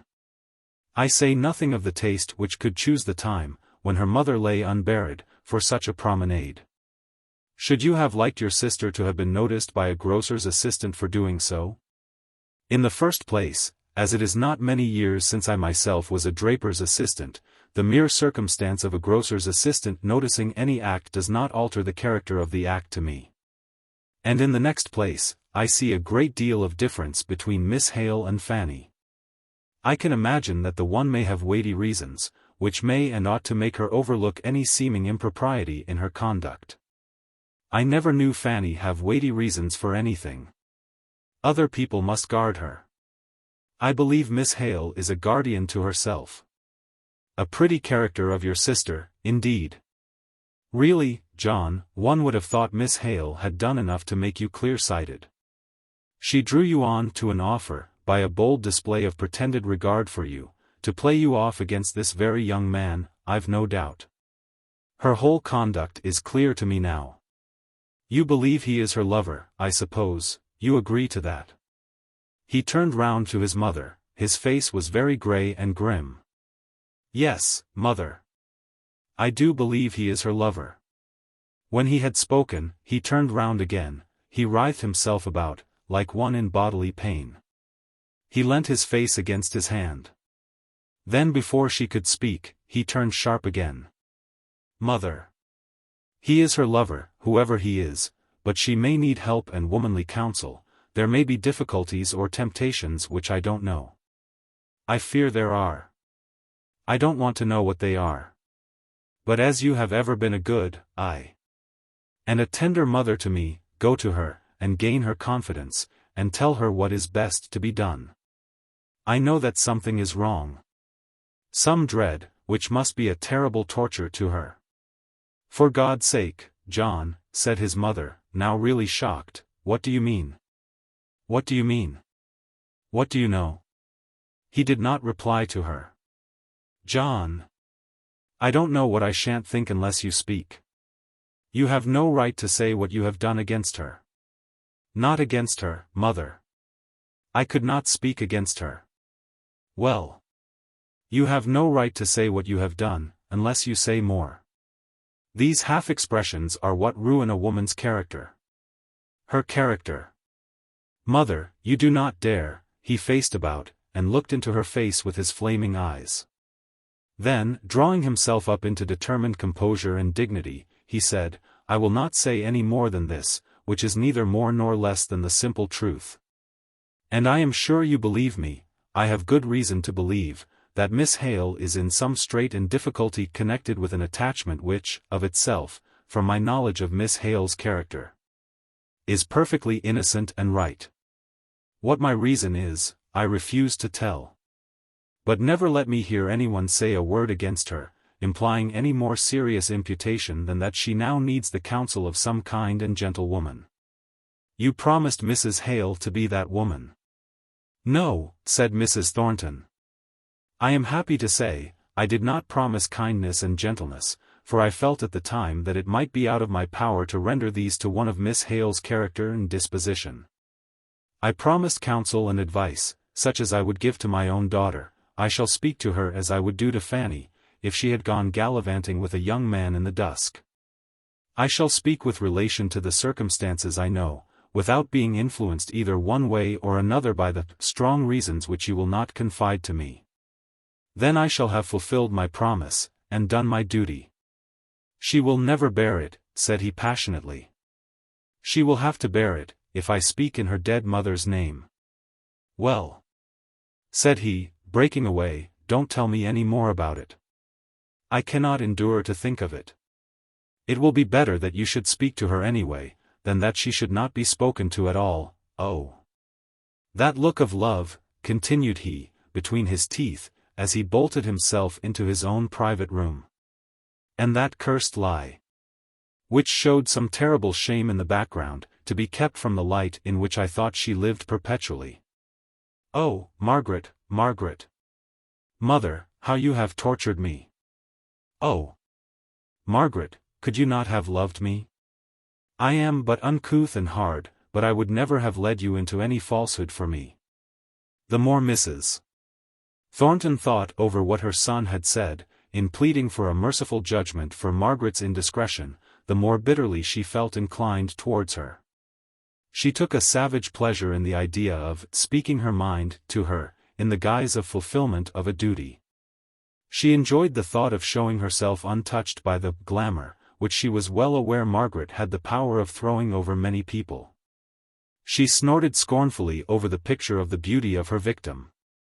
Her jet-black hair, her clear smooth skin, her lucid eyes would not help to save her one word of the just and stern reproach which Mrs. Thornton spent half the night in preparing to her mind. Is Miss Hale within? She knew she was, for she had seen her at the window, and she had her feet inside the little hall before Martha had half answered the question. Margaret was sitting alone, writing to Edith, and giving her many particulars of her mother's last days. It was a softening employment, and she had to brush away the unbidden tears as Mrs. Thornton was announced. She was so gentle and ladylike in her mode of reception that her visitor was somewhat daunted. And it became impossible to utter the speech, so easy of arrangement with no one to address it to. Margaret's low rich voice was softer than usual. Her manner more gracious, because in her heart she was feeling very grateful to Mrs. Thornton for the courteous attention of her call. She exerted herself to find subjects of interest for conversation, praised Martha, the servant whom Mrs. Thornton had found for them, had asked Edith for a little Greek air, about which she had spoken to Miss Thornton. Mrs. Thornton was fairly discomfited. Her sharp Damascus blade seemed out of place, and useless among rose leaves. She was silent because she was trying to task herself up to her duty. At last she stung herself into its performance by a suspicion which, in spite of all probability, she allowed to cross her mind, that all this sweetness was put on with a view of propitiating Mr. Thornton, that, somehow, the other attachment had fallen through, and that it suited Miss Hale's purpose to recall her rejected lover. Poor Margaret! There was perhaps so much truth in the suspicion as this, that Mrs. Thornton was the mother of one whose regard she valued, and feared to have lost. And this thought unconsciously added to her natural desire of pleasing one who was showing her kindness by her visit. Mrs. Thornton stood up to go, but yet she seemed to have something more to say. She cleared her throat and began. Miss Hale, I have a duty to perform. I promised your poor mother that, as far as my poor judgment went, would not allow you to act in any way wrongly, or, she softened her speech down a little here, inadvertently. Without remonstrating. At least without offering advice, whether you took it or not. Margaret stood before her, blushing like any culprit, with her eyes dilating as she gazed at Mrs. Thornton. She thought she had come to speak to her about the falsehood she had told, that Mr. Thornton had employed her to explain the danger she had exposed herself to, of being confuted in full court. And although her heart sank to think he had not rather chosen to come himself, and upbraid her, and receive her penitence, and restore her again to his good opinion, yet she was too much humbled not to bear any blame on this subject patiently and meekly. Mrs. Thornton went on. At first, when I heard from one of my servants, that you had been seen walking about with a gentleman, so far from home as the Outwood station, at such a time of the evening, I could hardly believe it. But my son, I am sorry to say, confirmed her story. It was indiscreet, to say the least. Many a young woman has lost her character before now. Margaret's eyes flashed fire. This was a new idea, this was too insulting. If Mrs. Thornton had spoken to her about the lie she had told, well and good, she would have owned it, and humiliated herself. But to interfere with her conduct, to speak of her character. She, Mrs. Thornton, a mere stranger, it was too impertinent. She would not answer her, not one word. Mrs. Thornton saw the battle spirit in Margaret's eyes, and it called up her combativeness also. For your mother's sake, I have thought it right to warn you against such improprieties. They must degrade you in the long run in the estimation of the world, even if in fact they do not lead you to positive harm. For my mother's sake, said Margaret, in a tearful voice, I will bear much, but I cannot bear everything. She never meant me to be exposed to insult, I am sure. Insult, Miss Hale. Yes, madam, said Margaret more steadily, it is insult. What do you know of me that should lead you to suspect? Oh, said she, breaking down, and covering her face with her hands, I know now, Mr. Thornton has told you. No, Miss Hale, said Mrs. Thornton, her truthfulness causing her to arrest the confession Margaret was on the point of making, though her curiosity was itching to hear it. Stop. Mr. Thornton has told me nothing. You do not know my son. You are not worthy to know him. He said this. Listen, young lady, that you may understand, if you can, what sort of a man you rejected. This Milton manufacturer, his great tender heart scorned as it was scorned, said to me only last night, go to her. I have good reason to know that she is in some strait arising out of some attachment, and she needs womanly counsel. I believe those were his very words. Farther than that, beyond admitting the fact of your being at the Outwood station with a gentleman, on the evening of the 26th, he has said nothing, not one word against you. If he has knowledge of anything which should make you sob so, he keeps it to himself. Margaret's face was still hidden in her hands, the fingers of which were wet with tears. Mrs. Thornton was a little mollified. Come, Miss Hale. There may be circumstances, I'll allow, that, if explained, may take off from the seeming impropriety. Still no answer. Margaret was considering what to say. She wished to stand well with Mrs. Thornton, and yet she could not, might not, give any explanation. Mrs. Thornton grew impatient. I shall be sorry to break off an acquaintance. But for Fanny's sake, as I told my son, if Fanny had done so we should consider it a great disgrace, and Fanny might be led away. I can give you no explanation, said Margaret, in a low voice. I have done wrong, but not in the way you think or know about. I think Mr. Thornton judges me more mercifully than you.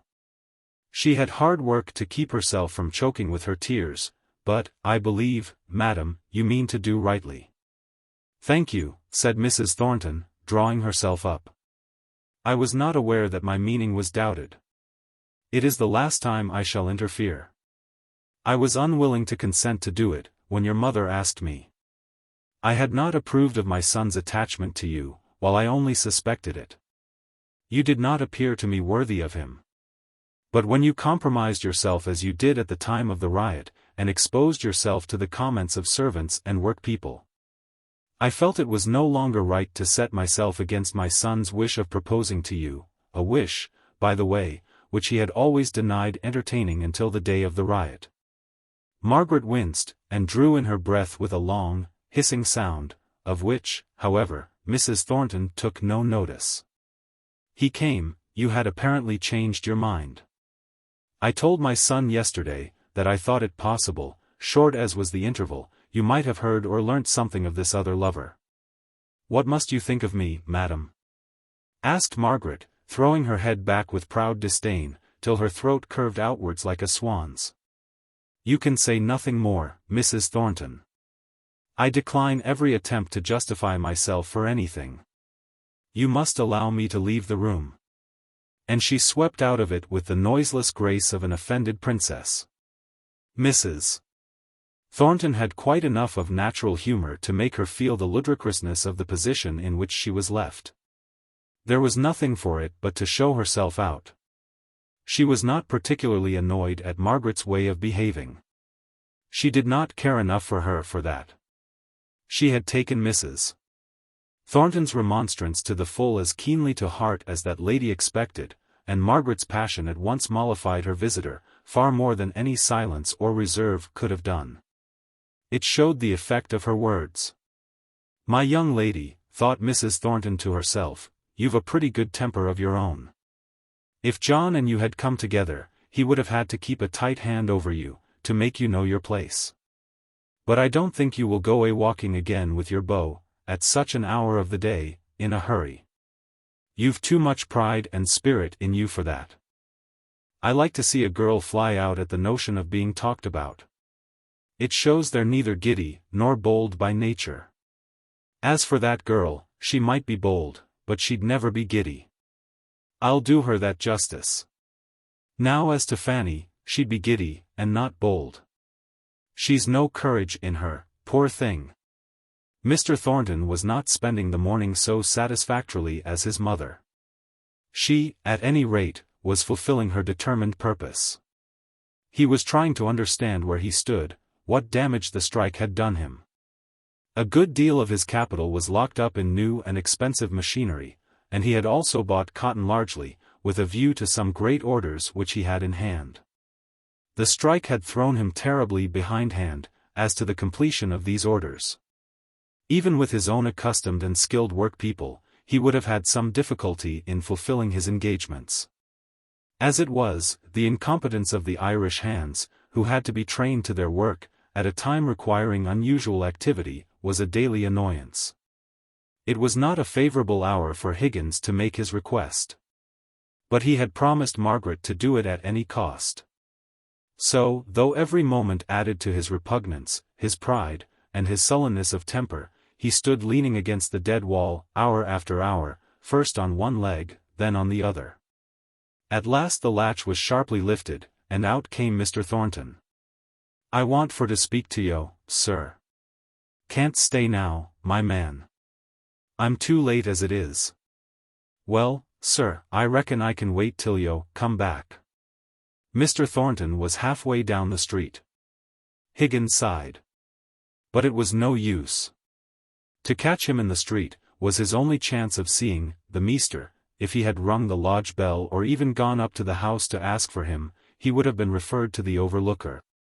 So he stood still again, vouchsafing no answer, but a short nod of recognition to the few men who knew and spoke to him, as the crowd drove out the mill yard at dinner time.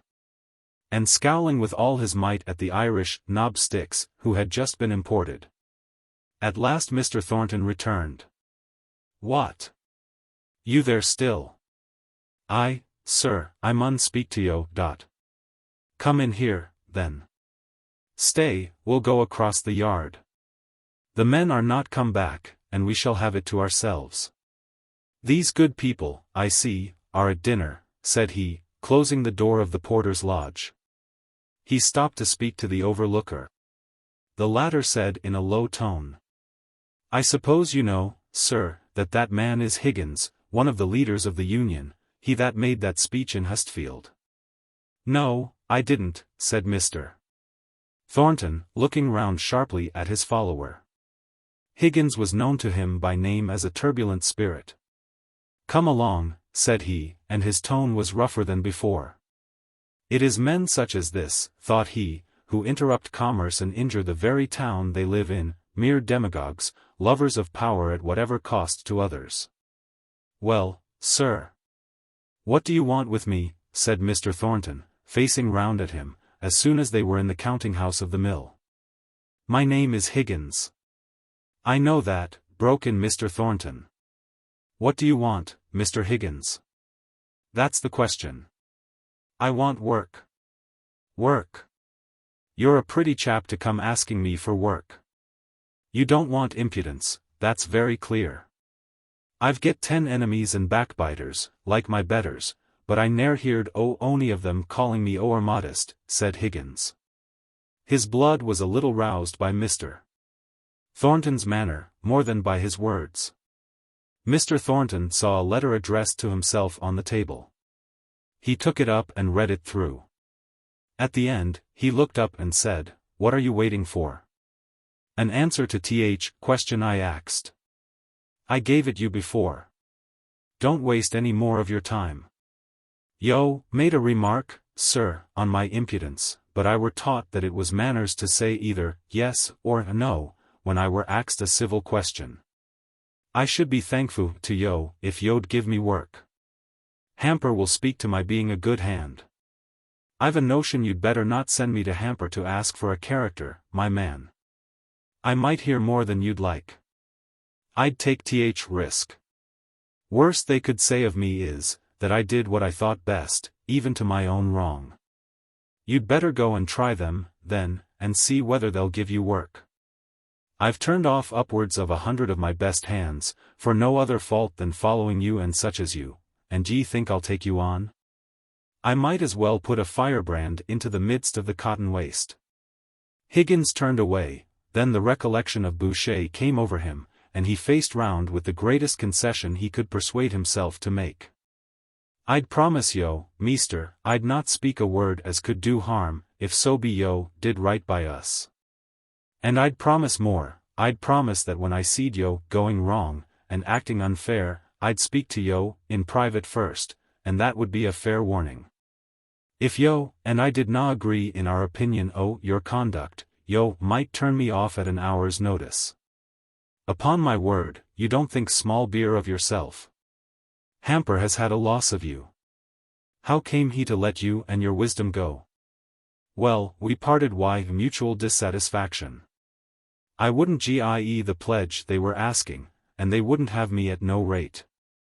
So I'm free to make another engagement, and as I said before, though I should na say it, I'm a good hand, meester, and a steady man, specially when I can keep fro drink. And that I shall do now, if I ne'er did afore.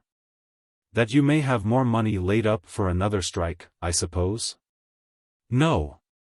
I'd be thankful if I was free to do that. It's for to keep widow and childer of a man who was drove mad by them knobsticks o' yourn, put out of his place by a paddy that did na know weft fro warp. Well. You'd better turn to something else, if you've any such good intention in your head. I shouldn't advise you to stay in Milton, you're too well known here. If it were summer, said Higgins, I'd take to Paddy's work, and go as a navvy, or haymaking, or summit, and ne'er see Milton again. But it's winter, and childer will clem. A pretty navvy you'd make. Why you couldn't do half a day's work at digging against an Irishman. I'd only charge half a day for 12 hours, if I could only do half a day's work in time.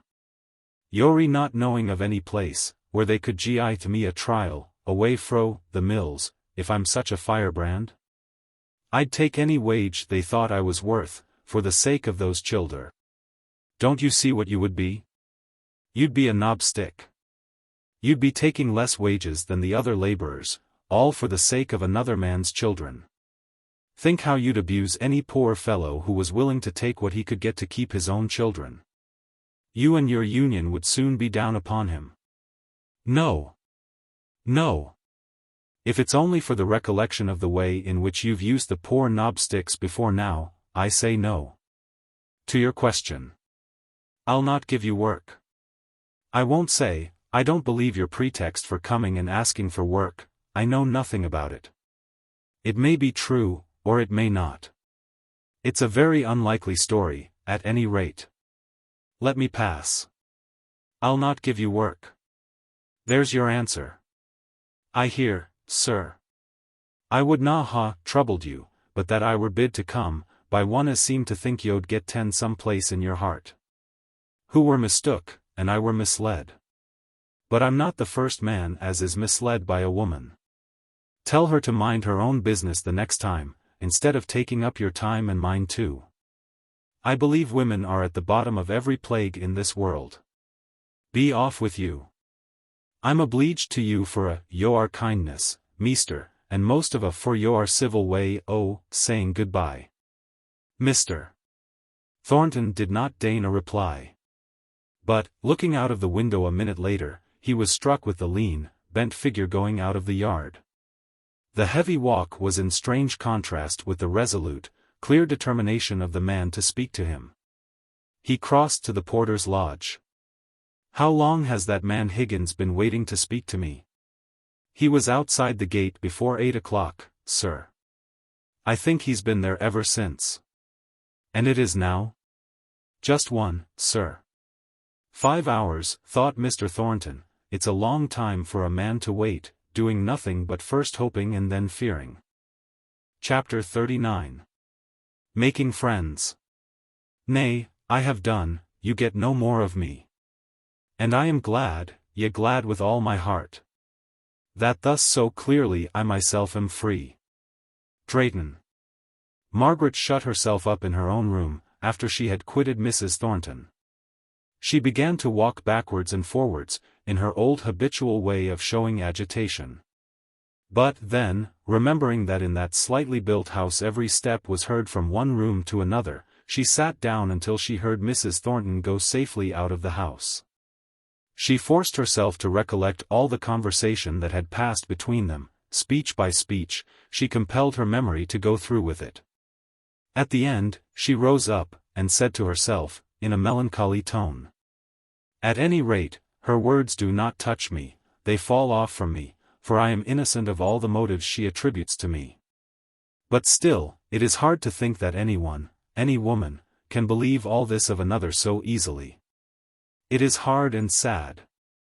Where I have done wrong, she does not accuse me, she does not know. He never told her, I might have known he would not." She lifted up her head, as if she took pride in any delicacy of feeling which Mr. Thornton had shown. Then, as a new thought came across her, she pressed her hands tightly together. He, too, must take poor Frederick for some lover.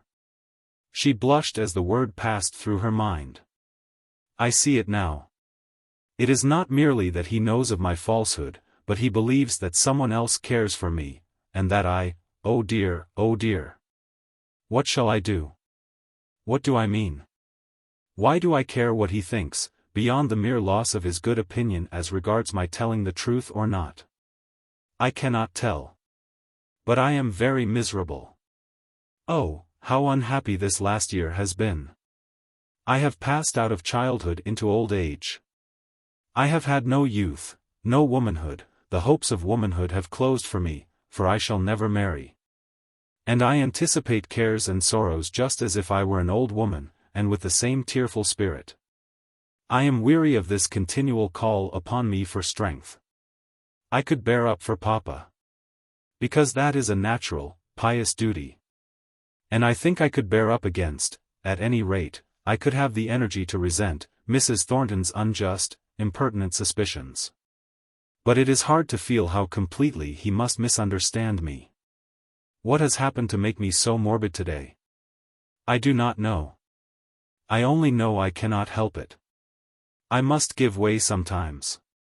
No, I will not though, said she, springing to her feet.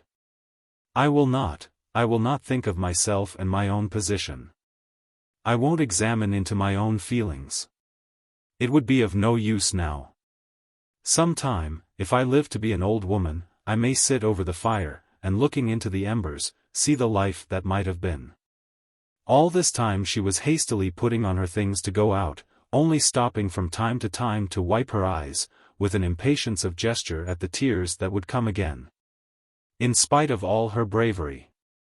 I dare say there's many a woman makes as sad a mistake as I have done, and only finds it out too late. And how proudly and impertinently I spoke to him that day. But I did not know then. It has come upon me little by little, and I don't know where it began. Now I won't give way. I shall find it difficult to behave in the same way to him, with this miserable consciousness upon me. But I will be very calm and very quiet, and say very little. But, to be sure, I may not see him, he keeps out of our way evidently. That would be worse than all.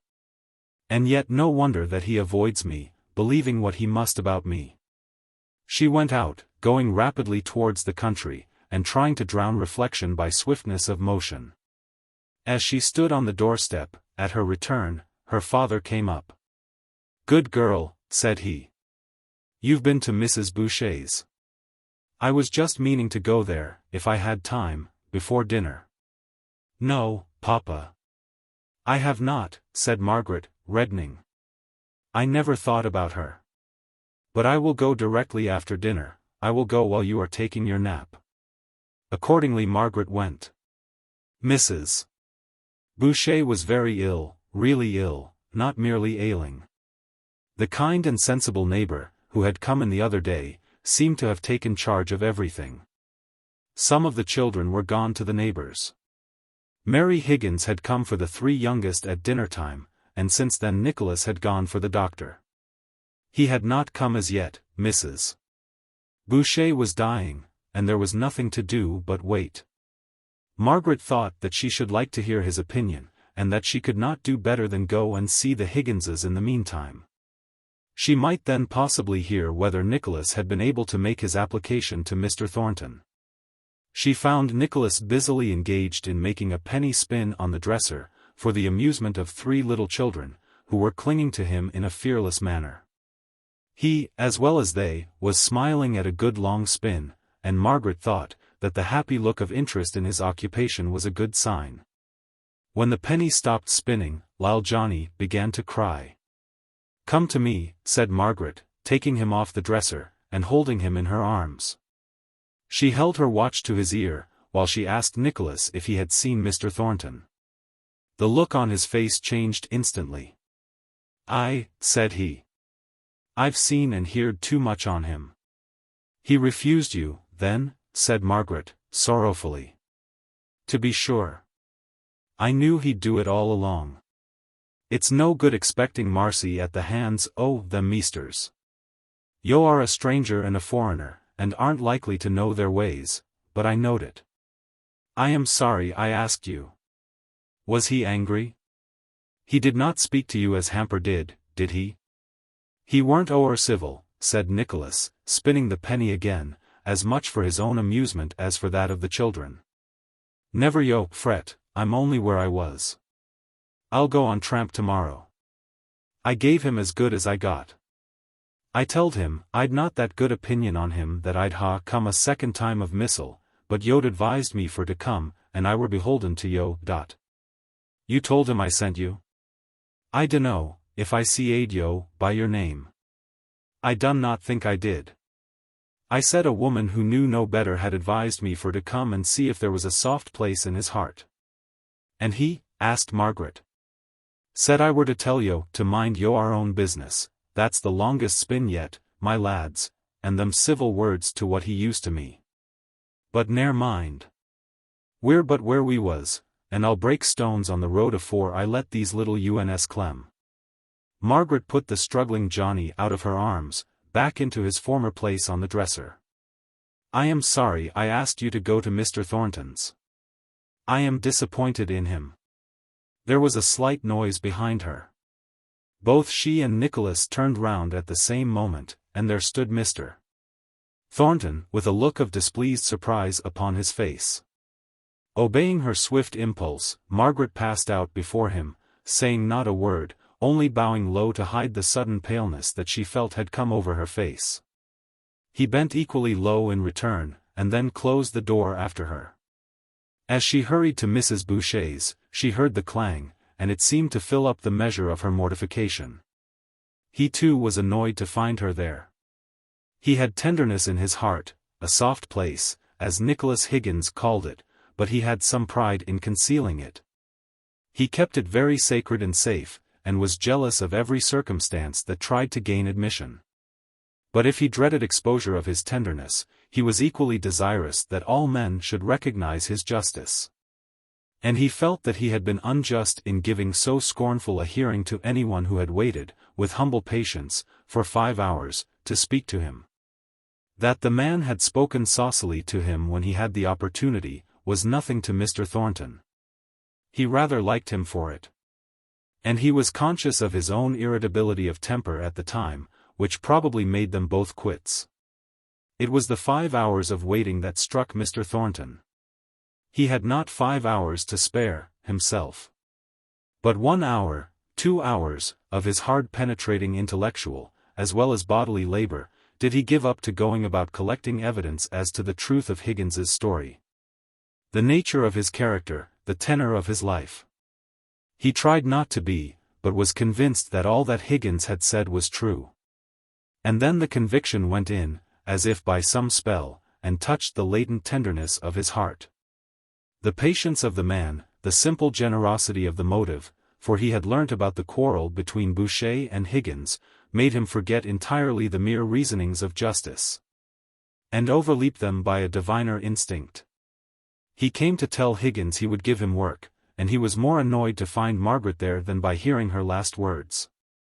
For then he understood that she was the woman who had urged Higgins to come to him, and he dreaded the admission of any thought of her, as a motive to what he was doing solely because it was right.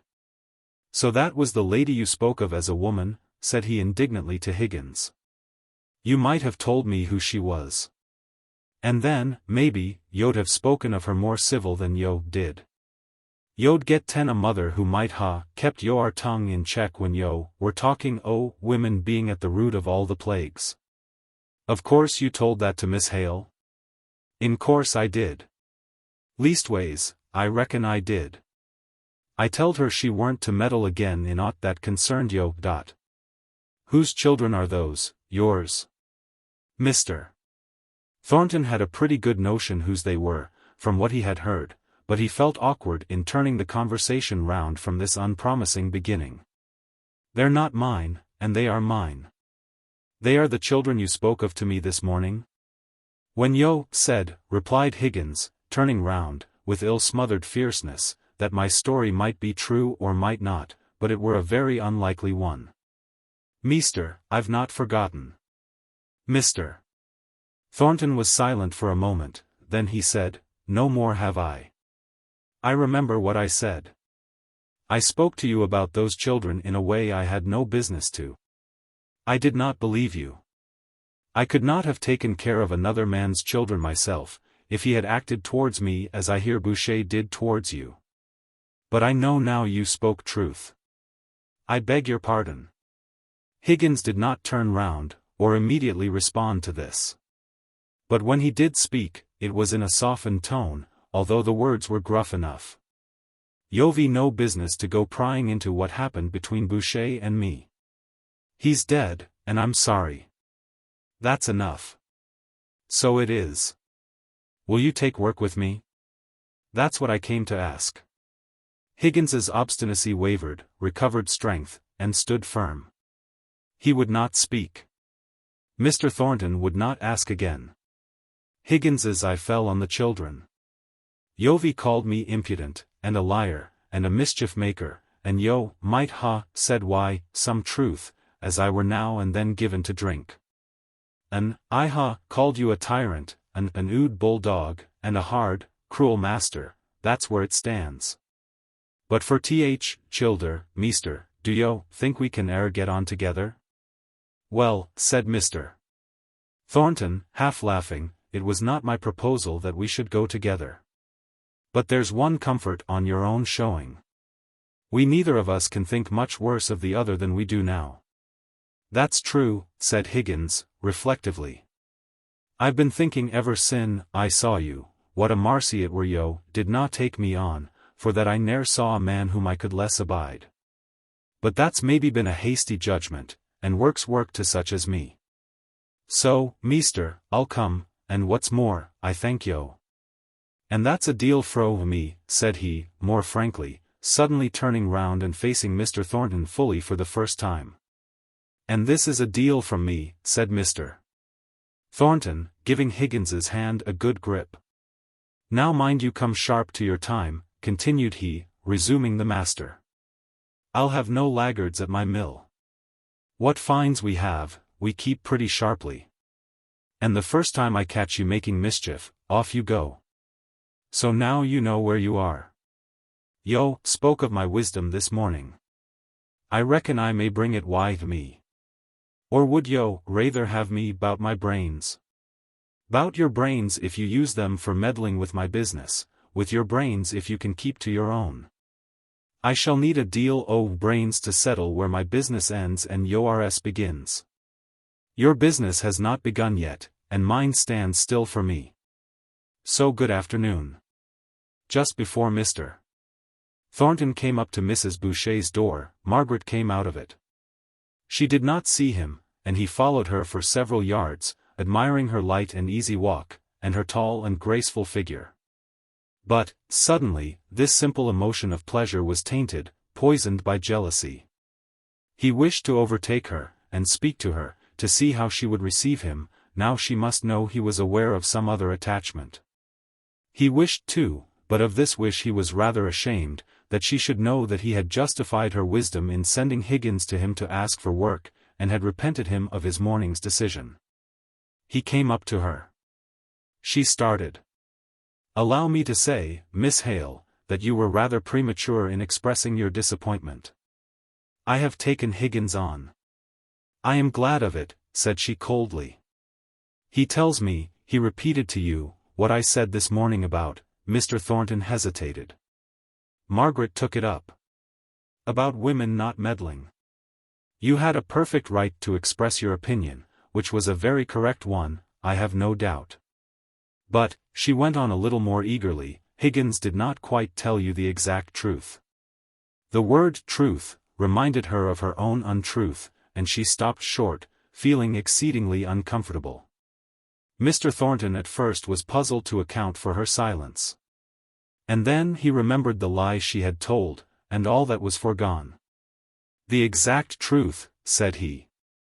"Very few people do speak the exact truth. I have given up hoping for it. Miss Hale, have you no explanation to give me? You must perceive what I cannot but think." Margaret was silent. She was wondering whether an explanation of any kind would be consistent with her loyalty to Frederick. "Nay," said he, "I will ask no farther. I may be putting temptation in your way. At present, believe me, your secret is safe with me. But you run great risks, allow me to say, in being so indiscreet. I am only speaking as a friend of your father's. If I had any other thought or hope, of course that is at an end. I am quite disinterested." "I am aware of that," said Margaret, forcing herself to speak in an indifferent, careless way. "I am aware of what I must appear to you, but the secret is another person's, and I cannot explain it without doing him harm." "I have not the slightest wish to pry into the gentleman's secrets," he said, with growing anger. "My own interest in you is, simply that of a friend. You may not believe me, Miss Hale, but it is, in spite of the persecution I'm afraid I threatened you with at one time, but that is all given up, all passed away. You believe me, Miss Hale?" "Yes," said Margaret, quietly and sadly. "Then, really, I don't see any reason for us to go on walking together. I thought, perhaps, you might have had something to say, but I see we are nothing to each other. If you're quite convinced that any foolish passion on my part is entirely over, I wish you good afternoon." He walked off very hastily.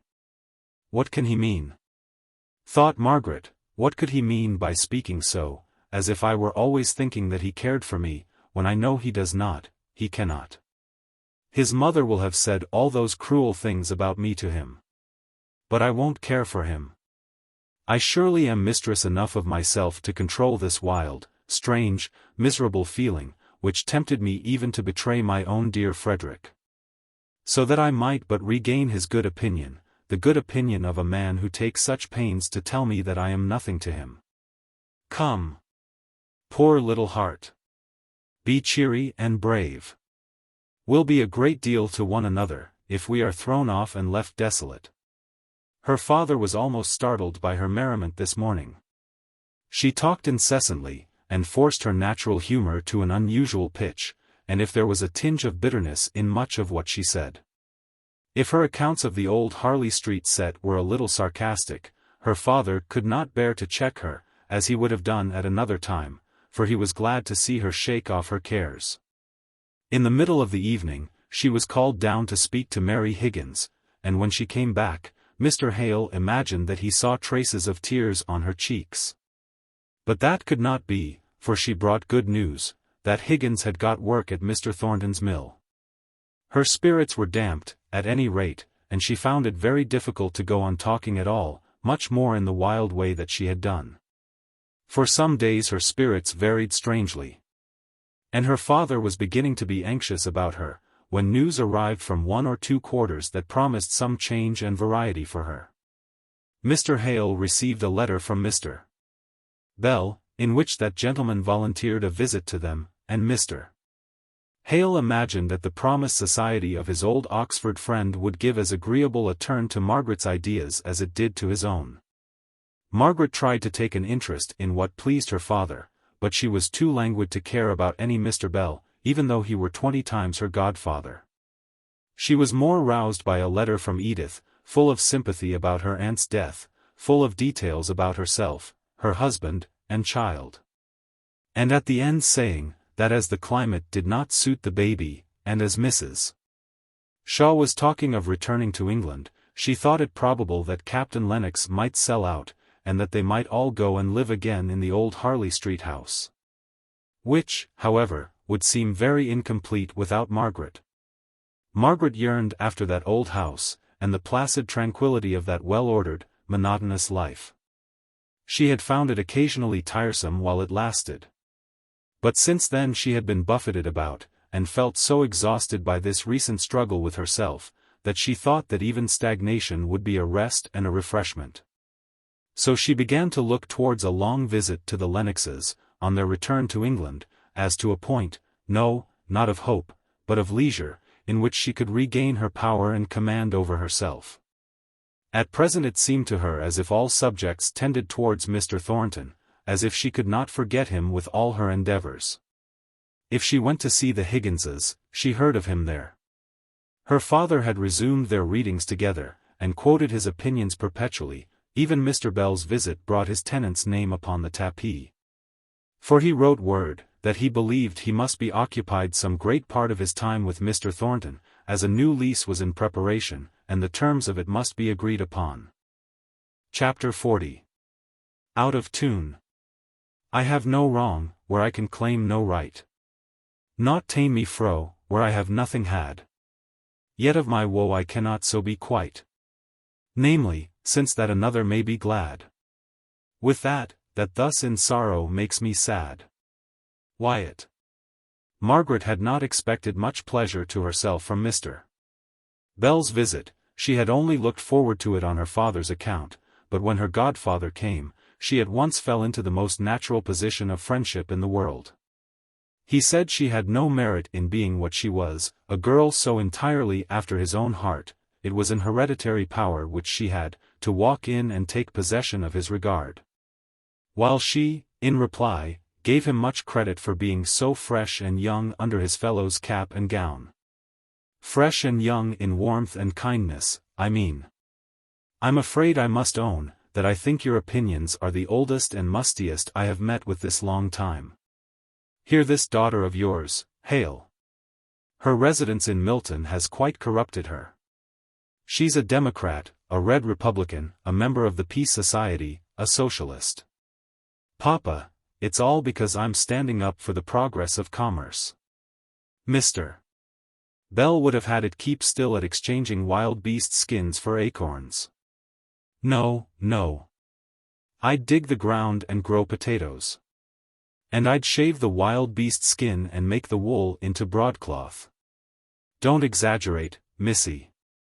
But I'm tired of this bustle. Everybody rushing over everybody, in their hurry to get rich. It is not everyone who can sit comfortably in a set of college rooms and let his riches grow without any exertion of his own. No doubt there is many a man here who would be thankful if his property would increase as yours has done, without his taking any trouble about it, said Mr. Hale. I don't believe they would. It's the bustle and the struggle they like. As for sitting still, and learning from the past, or shaping out the future by faithful work done in a prophetic spirit, why? Pooh! I don't believe there's a man in Milton who knows how to sit still, and it is a great art. Milton people, I suspect, think Oxford men don't know how to move.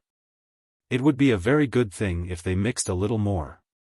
It might be good for the Miltoners. Many things might be good for them which would be very disagreeable for other people. Are you not a Milton man yourself? Asked Margaret. I should have thought you would have been proud of your town. I confess, I don't see what there is to be proud of. If you'll only come to Oxford, Margaret, I will show you a place to glory in.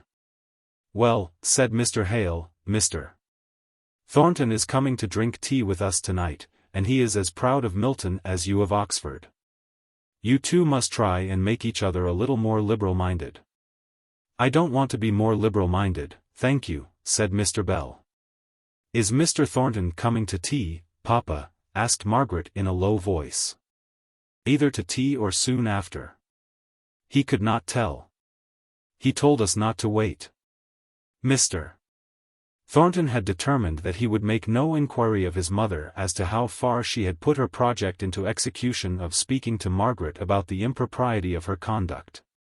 He felt pretty sure that, if this interview took place, his mother's account of what passed at it would only annoy and chagrin him.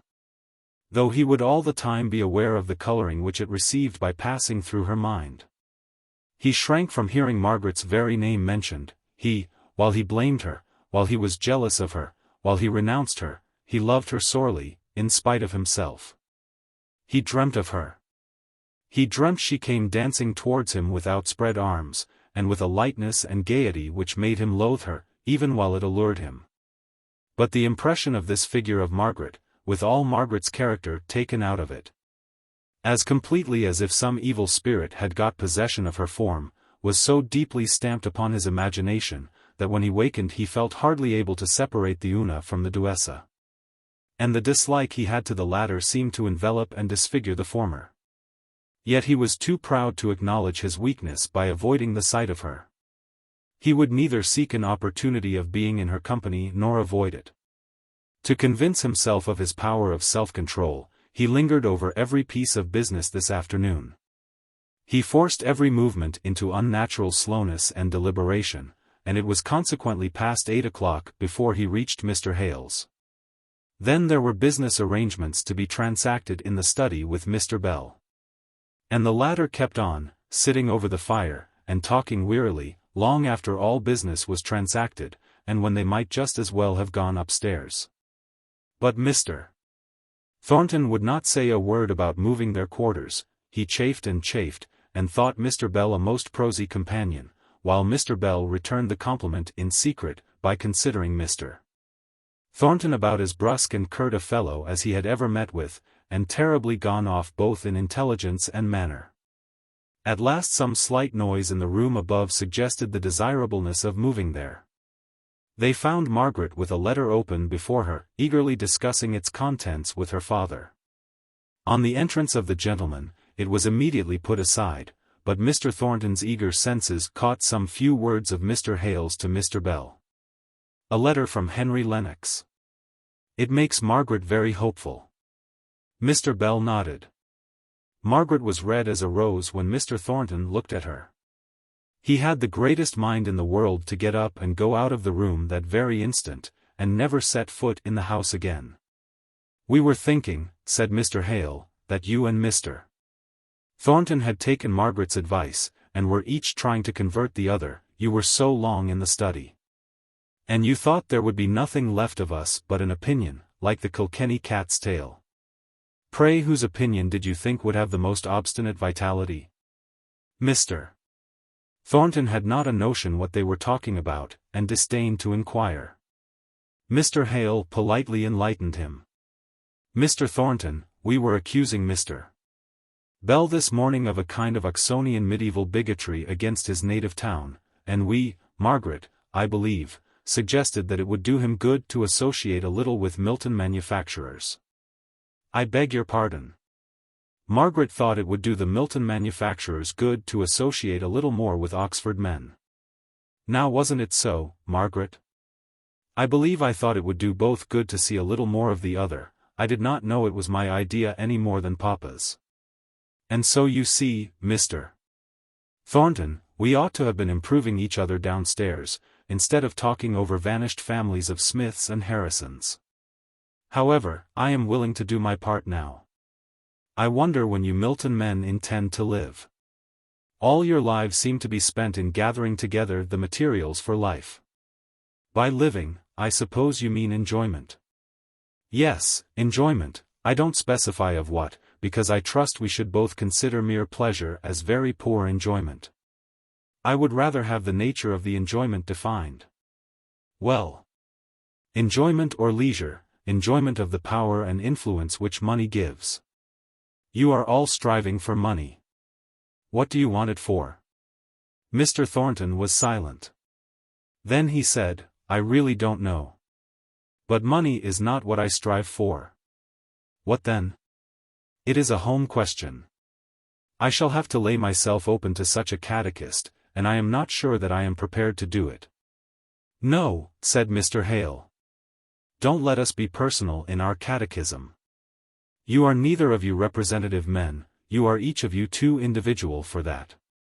I am not sure whether to consider that as a compliment or not. I should like to be the representative of Oxford, with its beauty and its learning, and its proud old history. What do you say, Margaret, ought I to be flattered? I don't know Oxford. But there is a difference between being the representative of a city and the representative man of its inhabitants. Very true, Miss Margaret.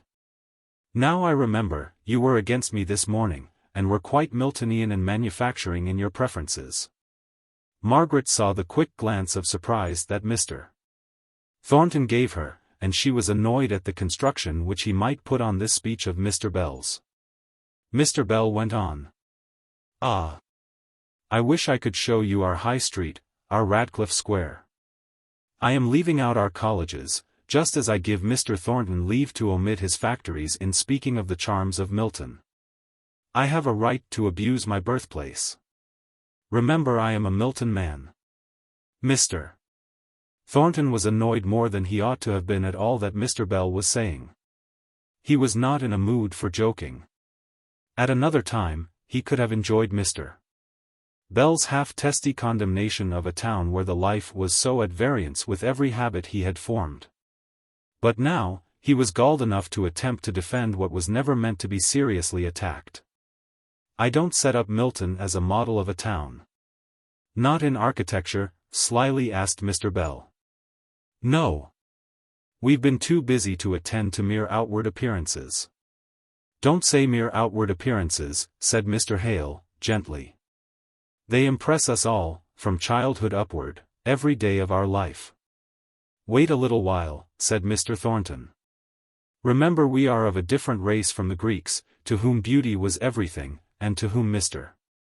Bell might speak of a life of leisure and serene enjoyment, much of which entered in through their outward senses. I don't mean to despise them, any more than I would ape them. But I belong to Teutonic blood, it is little mingled in this part of England to what it is in others, we retain much of their language, we retain more of their spirit.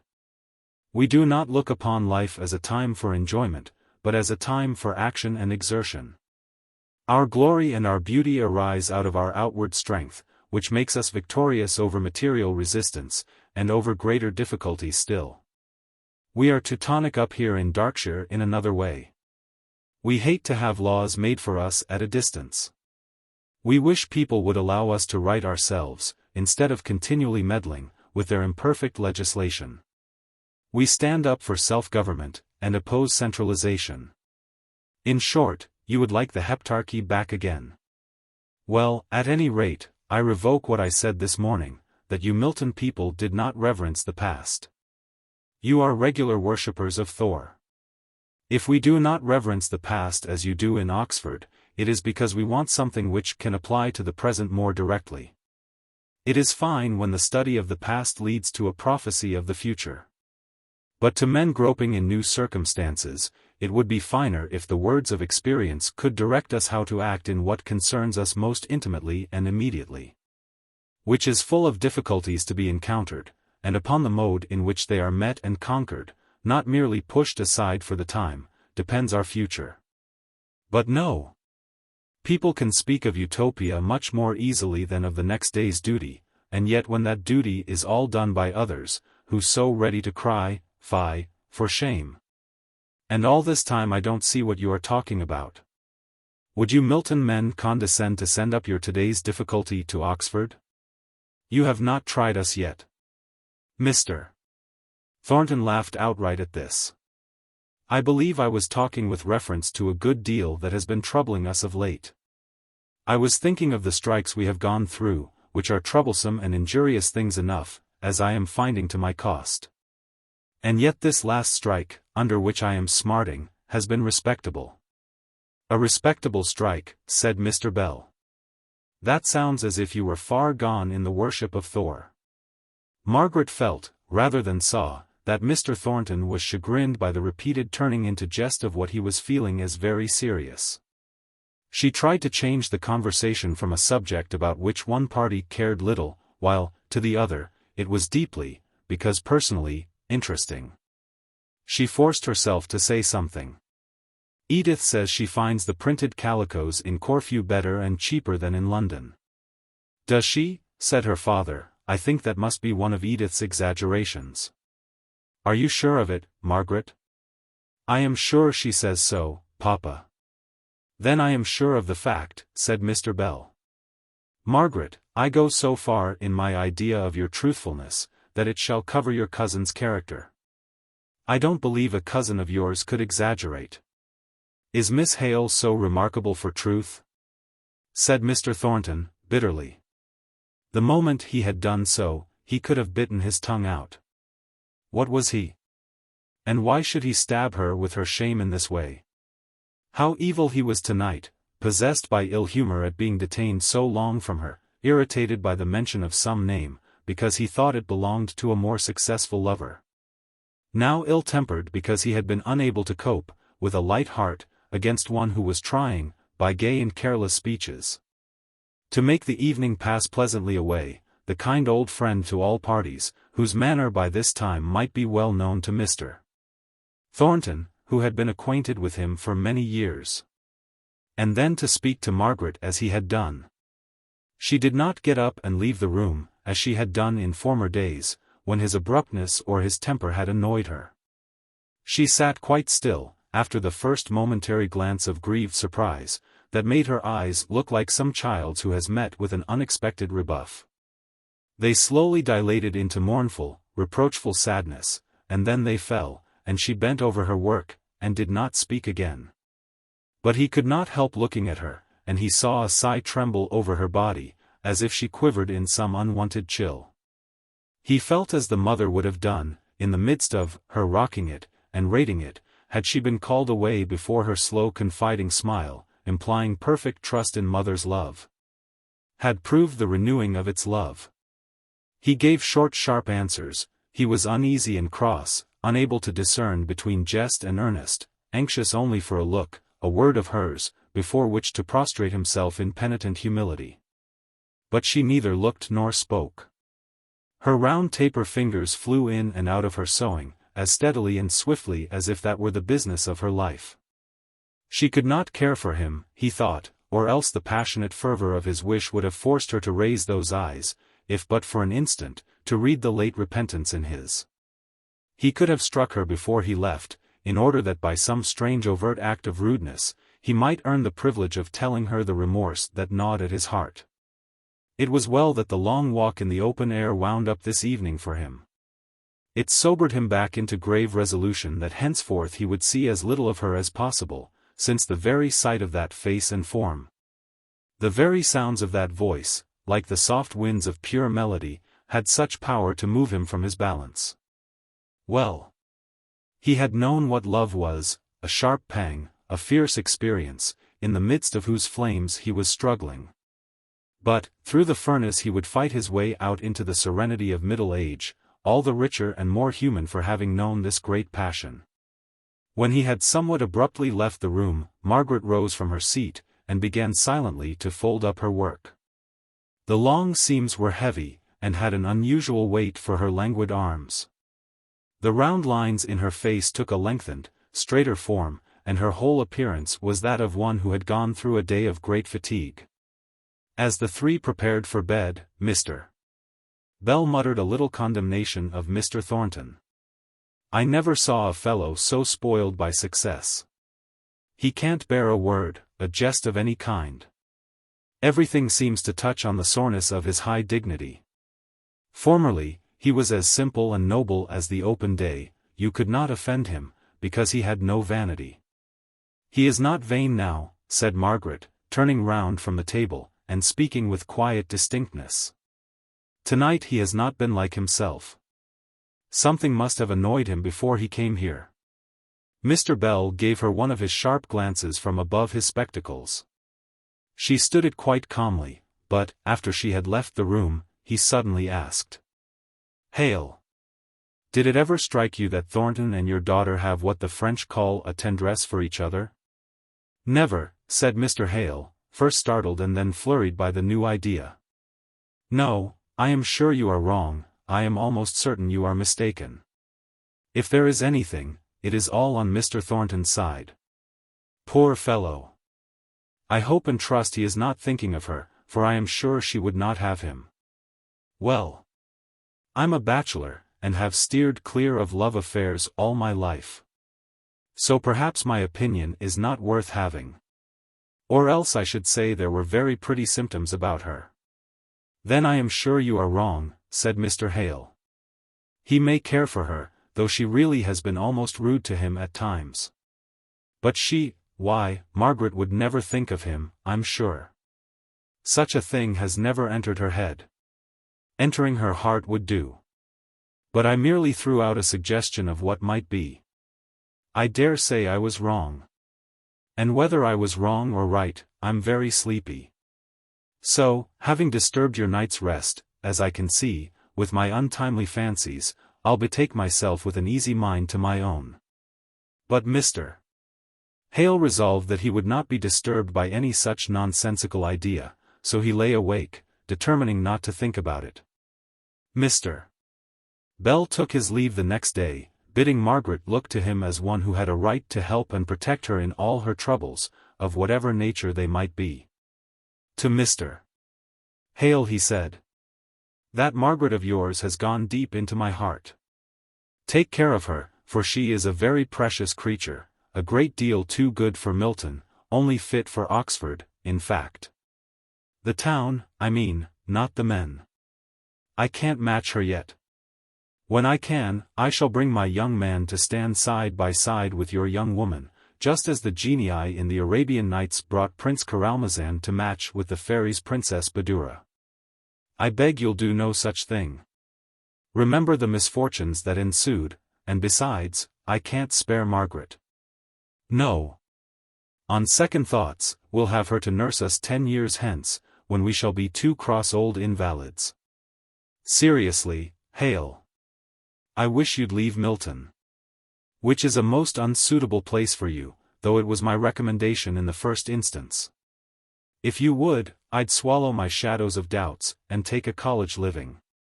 And you and Margaret should come and live at the parsonage, you to be a sort of lay curate, and take the unwashed off my hands, and she to be our housekeeper, the village Lady Bountiful, by day. And read us to sleep in the evenings.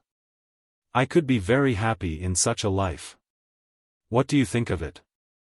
"Never," said Mr. Hale, decidedly. "My one great change has been made and my price of suffering paid. Here I stay out my life, and here will I be buried, and lost in the crowd. I don't give up my plan yet. Only I won't bait you with it any more just now. Where's the pearl? Come, Margaret, give me a farewell kiss, and remember, my dear, where you may find a true friend, as far as his capability goes. You are my child, Margaret. Remember that, and God bless you." So they fell back into the monotony of the quiet life they would henceforth lead. There was no invalid to hope and fear about. Even the Higginses, so long a vivid interest, seemed to have receded from any need of immediate thought.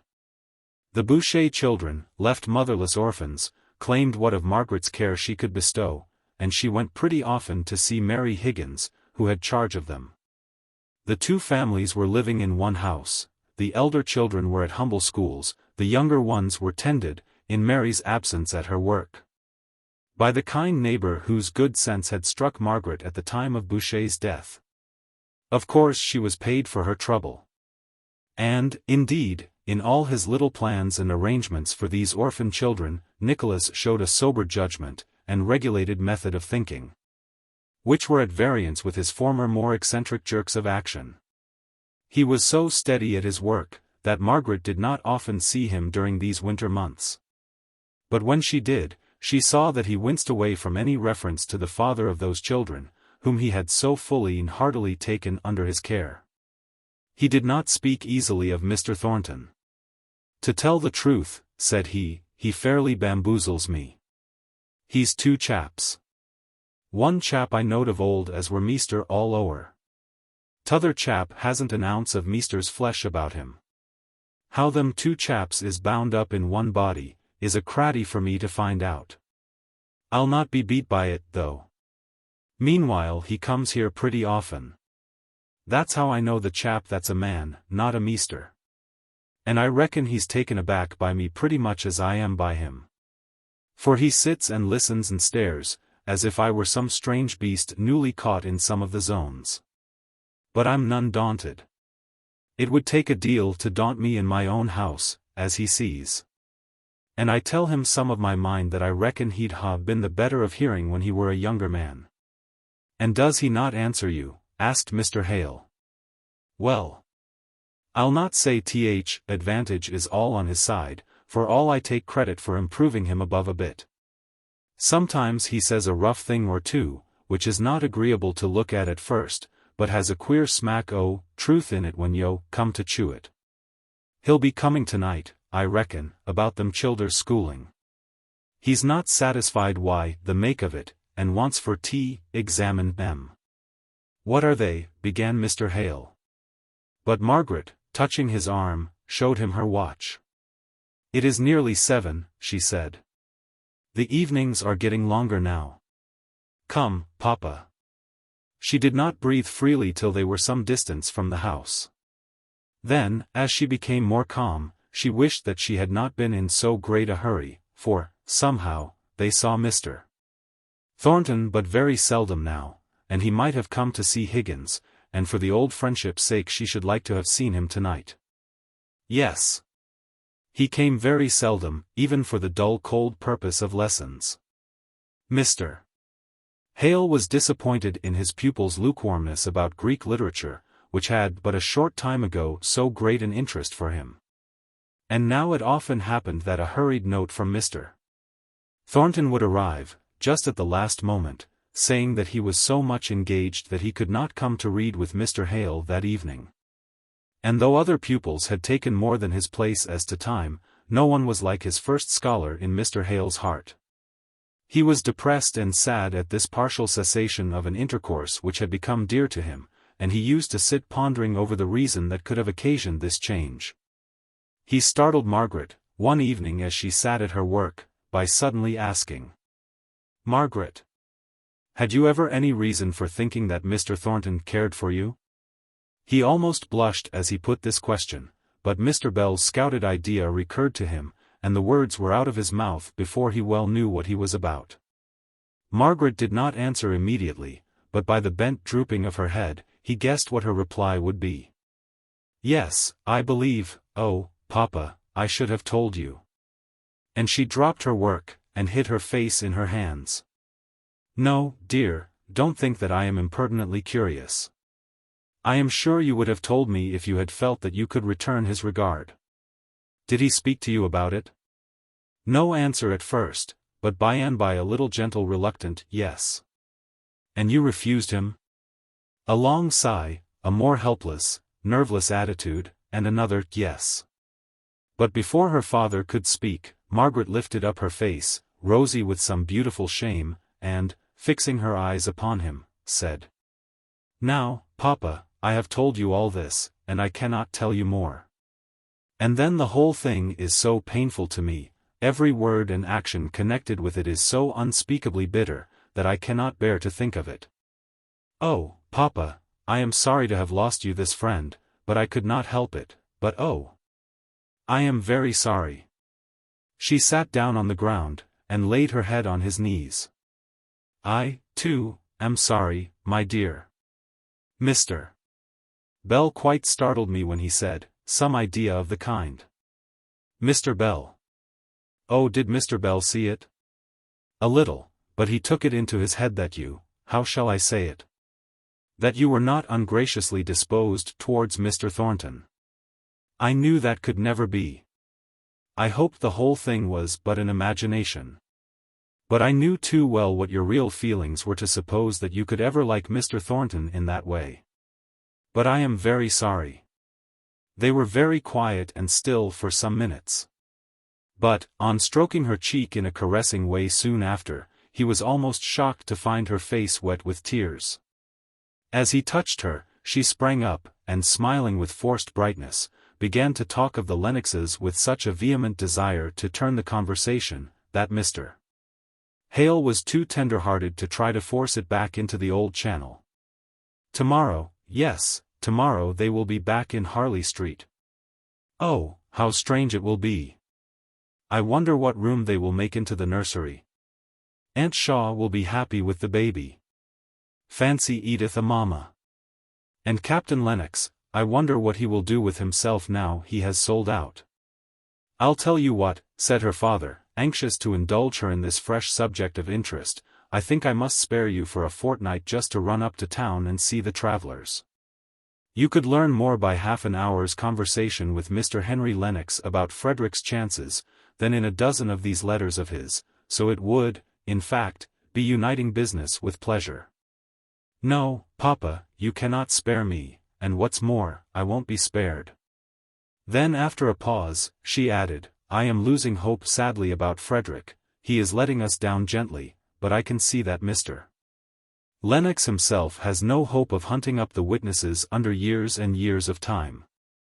No, said she, that bubble was very pretty, and very dear to our hearts, but it has burst like many another. And we must console ourselves with being glad that Frederick is so happy, and with being a great deal to each other. So don't offend me by talking of being able to spare me, Papa, for I assure you you can't. But the idea of a change took root and germinated in Margaret's heart, although not in the way in which her father proposed it at first. She began to consider how desirable something of the kind would be to her father, whose spirits, always feeble, now became too frequently depressed, and whose health, though he never complained, had been seriously affected by his wife's illness and death. There were the regular hours of reading with his pupils, but that all giving and no receiving could no longer be called companionship, as in the old days when Mr. Thornton came to study under him. Margaret was conscious of the want under which he was suffering, unknown to himself, the want of a man's intercourse with men. At Helstone there had been perpetual occasion for an interchange of visits with neighboring clergymen. And the poor labourers in the fields, or leisurely tramping home at eve, or tending their cattle in the forest, were always at liberty to speak or be spoken to. But in Milton everyone was too busy for quiet speech or any ripened intercourse of thought. What they said was about business, very present and actual. And when the tension of mind relating to their daily affairs was over, they sunk into fallow rest until next morning. The workman was not to be found after the day's work was done. He had gone away to some lecture, or some club, or some beer shop, according to his degree of character. Mr. Hale thought of trying to deliver a course of lectures at some of the institutions, but he contemplated doing this so much as an effort of duty, and with so little of the genial impulse of love towards his work and its end, that Margaret was sure that it would not be well done until he could look upon it with some kind of zest. Chapter 41. The Journey's End. I see my way as birds their trackless way. I shall arrive. What time, what circuit first? I ask not, but unless God sends his hail, or blinding fireballs, sleet, or stifling snow, in some time, his good time, I shall arrive. He guides me and the bird. In his good time. Browning's Paracelsus. So the winter was getting on, and the days were beginning to lengthen, without bringing with them any of the brightness of hope which usually accompanies the rays of a February sun. Mrs. Thornton had of course entirely ceased to come to the house. Mr. Thornton came occasionally, but his visits were addressed to her father, and were confined to the study. Mr.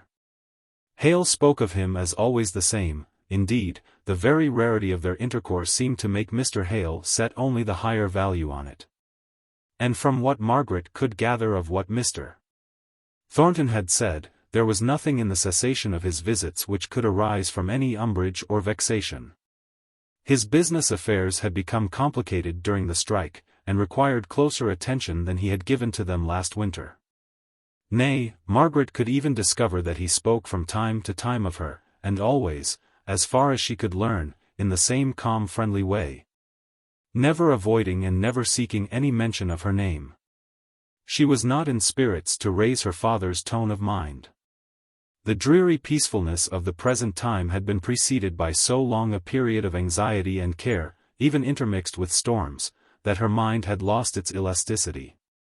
She tried to find herself occupation in teaching the two younger Boucher children, and worked hard at goodness, hard, I say most truly, for her heart seemed dead to the end of all her efforts. And though she made them punctually and painfully, yet she stood as far off as ever from any cheerfulness, her life seemed still bleak and dreary. The only thing she did well, was what she did out of unconscious piety, the silent comforting and consoling of her father. Not a mood of his but what found a ready sympathizer in Margaret. Not a wish of his that she did not strive to forecast, and to fulfill. They were quiet wishes to be sure, and hardly named without hesitation and apology. All the more complete and beautiful was her meek spirit of obedience. March brought the news of Frederick's marriage. He and Dolores wrote. She in Spanish-English, as was but natural, and he with little turns and inversions of words which proved how far the idioms of his bride's country were infecting him. On the receipt of Henry Lennox's letter, announcing how little hope there was of his ever clearing himself at a court-martial, in the absence of the missing witnesses, Frederick had written to Margaret a pretty vehement letter, containing his renunciation of England as his country. He wished he could unnative himself, and declared that he would not take his pardon if it were offered him, nor live in the country if he had permission to do so. All of which made Margaret cry sorely, so unnatural did it seem to her at the first opening. But on consideration, she saw rather in such expression the poignancy of the disappointment which had thus crushed his hopes, and she felt that there was nothing for it but patience. In the next letter Frederick spoke so joyfully of the future that he had no thought for the past, and Margaret found a use in herself for the patience she had been craving for him. She would have to be patient. But the pretty, timid, girlish letters of Dolores were beginning to have a charm for both Margaret and her father. The young Spaniard was so evidently anxious to make a favorable impression upon her lover's English relations, that her feminine care peeped out at every erasure. And the letters announcing the marriage, were accompanied by a splendid black lace mantilla, chosen by Dolores herself for her unseen sister-in-law, whom Frederick had represented as a paragon of beauty, wisdom and virtue. Frederick's worldly position was raised by this marriage onto as high a level as they could desire. Barber and Company was one of the most extensive Spanish houses, and into it he was received as a junior partner. Margaret smiled a little and then sighed as she remembered afresh her old tirades against trade. Here was her per chevalier of a brother turned merchant, traitor. But then she rebelled against herself, and protested silently against the confusion implied between a Spanish merchant and a Milton mill owner. Well, trade or no trade, Frederick was very, very happy. Dolores must be charming, and the mantilla was exquisite. And then she returned to the present life. Her father had occasionally experienced a difficulty in breathing this spring, which had for the time distressed him exceedingly. Margaret was less alarmed, as this difficulty went off completely in the intervals. But she still was so desirous of his shaking off the liability altogether, as to make her very urgent that he should accept Mr. Bell's invitation to visit him at Oxford this April. Mr. Bell's invitation included Margaret. Nay more, he wrote a special letter commanding her to come. But she felt as if it would be a greater relief to her to remain quietly at home, entirely free from any responsibility whatever. And so to rest her mind and heart in a manner which she had not been able to do for more than 2 years past. When her father had driven off on his way to the railroad, Margaret felt how great and long had been the pressure on her time and her spirits. It was astonishing, almost stunning, to feel herself so much at liberty, no one depending on her for cheering care, if not for positive happiness, no invalid to plan and think for. She might be idle, and silent and forgetful, and what seemed worth more than all the other privileges, she might be unhappy if she liked. For months past, all her own personal cares and troubles had to be stuffed away into a dark cupboard. But now she had leisure to take them out, and mourn over them, and study their nature, and seek the true method of subduing them into the elements of peace. All these weeks she had been conscious of their existence in a dull kind of way, though they were hidden out of sight. Now, once for all, she would consider them and appoint to each of them its right work in her life. So she sat almost motionless for hours in the drawing-room, going over the bitterness of every remembrance with an unwincing resolution. Only once she cried aloud, at the stinging thought of the faithlessness which gave birth to that abasing falsehood. She now would not even acknowledge the force of the temptation. Her plans for Frederick had all failed, and the temptation lay there a dead mockery, a mockery which had never had life in it. The lie had been so despicably foolish, seen by the light of the ensuing events, and faith in the power of truth so infinitely the greater wisdom. In her nervous agitation, she unconsciously opened a book of her father's that lay upon the table. The words that caught her eye in it seemed almost made for her present state of acute self-abasement. Je ne voudrais pas reprendre mon cœur en cette sorte, mers de honte, aveugle, impudent, traister et déloyal à ton Dieu. Et dissemblable choses. Mais je voudrais le corriger par voie de compassion. Or sus, mon pauvre cœur, nous voilà tombés dans la fosse, laquelle nous avions tant résolu d'échapper. Ah! Revelons nous, inquittons la pour jamais, réclamons la miséricorde de Dieu, et espérons en el chuel nous assistera pour désormais estra plus fermes, et remettons nous au chemin de el humilite. Courage, soyons méchouis sur nos gardes, Dieu nous aidera. The way of humility. Ah, thought Margaret, that is what I have missed. But courage, little heart. We will turn back, and by God's help we may find the lost path. So she rose up, and determined at once to set to on some work which should take her out of herself. To begin with, she called in Martha, as she passed the drawing-room door in going upstairs, and tried to find out what was below the grave, respectful, servant-like manner which crusted over her individual character with an obedience which was almost mechanical. She found it difficult to induce Martha to speak of any of her personal interests, but at last she touched the right chord, in naming Mrs. Thornton. Martha's whole face brightened, and, on a little encouragement, out came a long story, of how her father had been in early life connected with Mrs. Thornton's husband, nay, had even been in a position to show him some kindness. What, Martha hardly knew, for it had happened when she was quite a little child.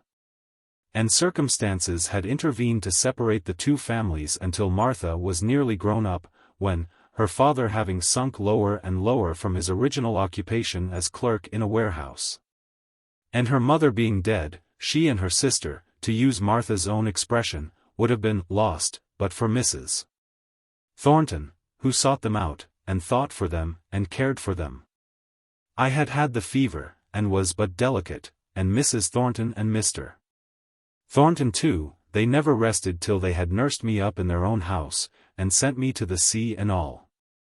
The doctor said the fever was catching, but they cared none for that, only Miss Fanny, and she went a-visiting these folk that she is going to marry into.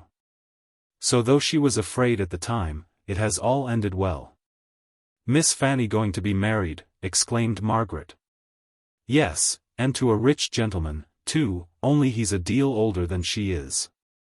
His name is Watson, and his mills are somewhere out beyond Haley. It's a very good marriage, for all he's got such grey hair.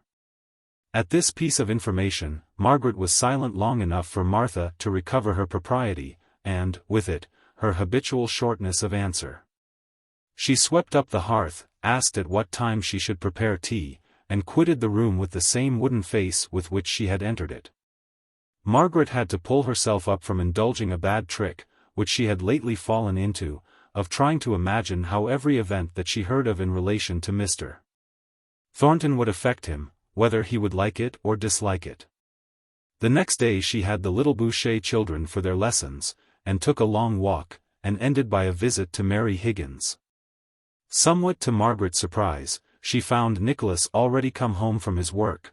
The lengthening light had deceived her as to the lateness of the evening.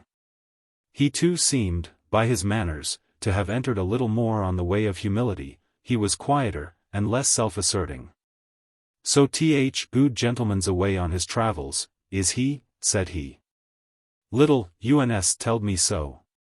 But the sharp uns they are. I a'most think they beat my own wenches for sharpness, though Map Pennant's wrong to say so, and one on in her grave. There's summat in weather, I reckon, as sets folk wandering. My meester, him at shop yonder, is spinning about world somewhere. Is that the reason you're so soon at home tonight? Asked Margaret innocently.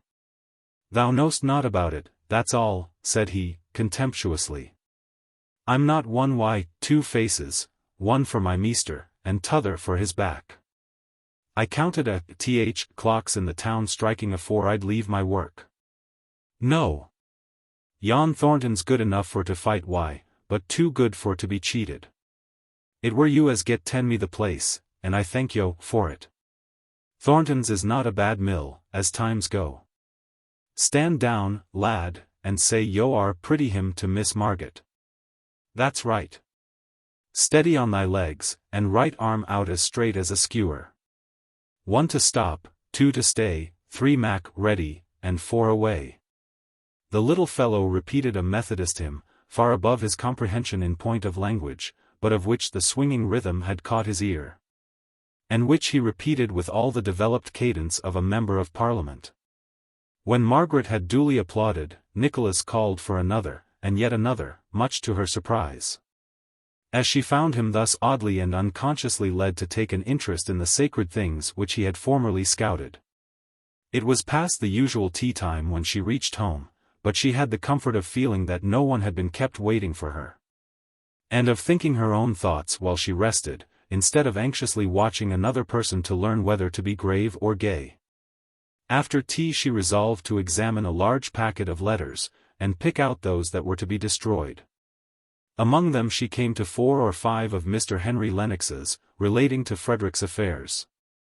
And she carefully read them over again, with the sole intention, when she began, to ascertain exactly on how fine a chance the justification of her brother hung.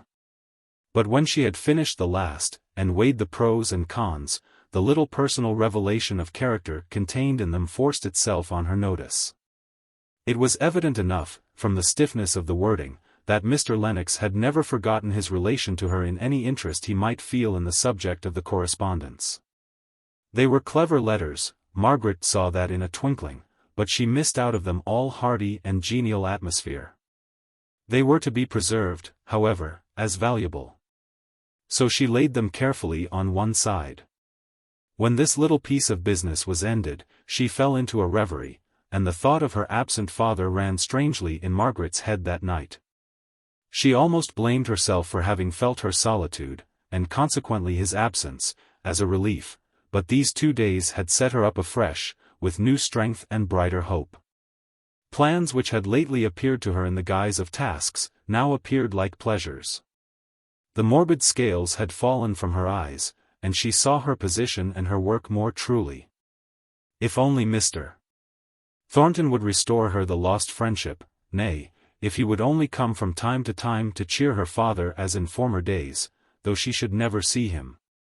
She felt as if the course of her future life, though not brilliant in prospect, might lie clear and even before her. She sighed as she rose up to go to bed. In spite of the 1 step's enough for me, in spite of the one plain duty of devotion to her father, there lay at her heart an anxiety and a pang of sorrow. And Mr. Hale thought of Margaret, that April evening, just as strangely and as persistently as she was thinking of him. He had been fatigued by going about among his old friends and old familiar places.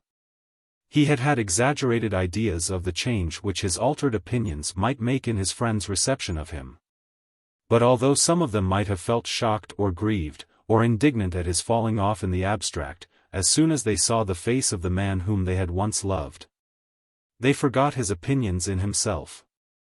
Or only remembered them enough to give an additional tender gravity to their manner. For Mr. Hale had not been known to many.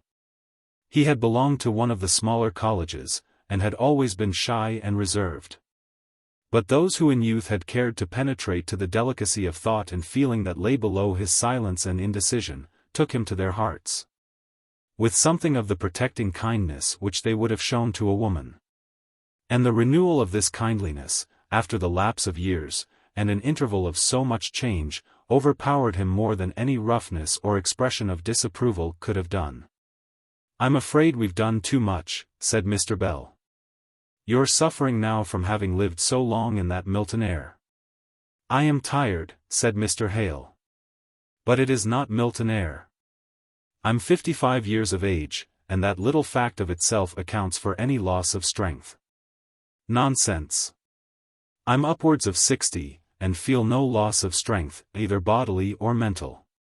"Don't let me hear you talking so. 55. Why, you're quite a young man." Mr. Hale shook his head. "These last few years," said he. But after a minute's pause, he raised himself from his half-recumbent position, in one of Mr. Bell's luxurious easy-chairs, and said with a kind of trembling earnestness, "Bell, you're not to think, that if I could have foreseen all that would come of my change of opinion, and my resignation of my living, no. Not even if I could have known how she would have suffered, that I would undo it, the act of open acknowledgment that I no longer held the same faith as the church in which I was a priest. As I think now, even if I could have foreseen that cruelest martyrdom of suffering, through the sufferings of one whom I loved, I would have done just the same as far as that step of openly leaving the church went. I might have done differently, and acted more wisely, in all that I subsequently did for my family. But I don't think God endued me with overmuch wisdom or strength," he added, falling back into his old position.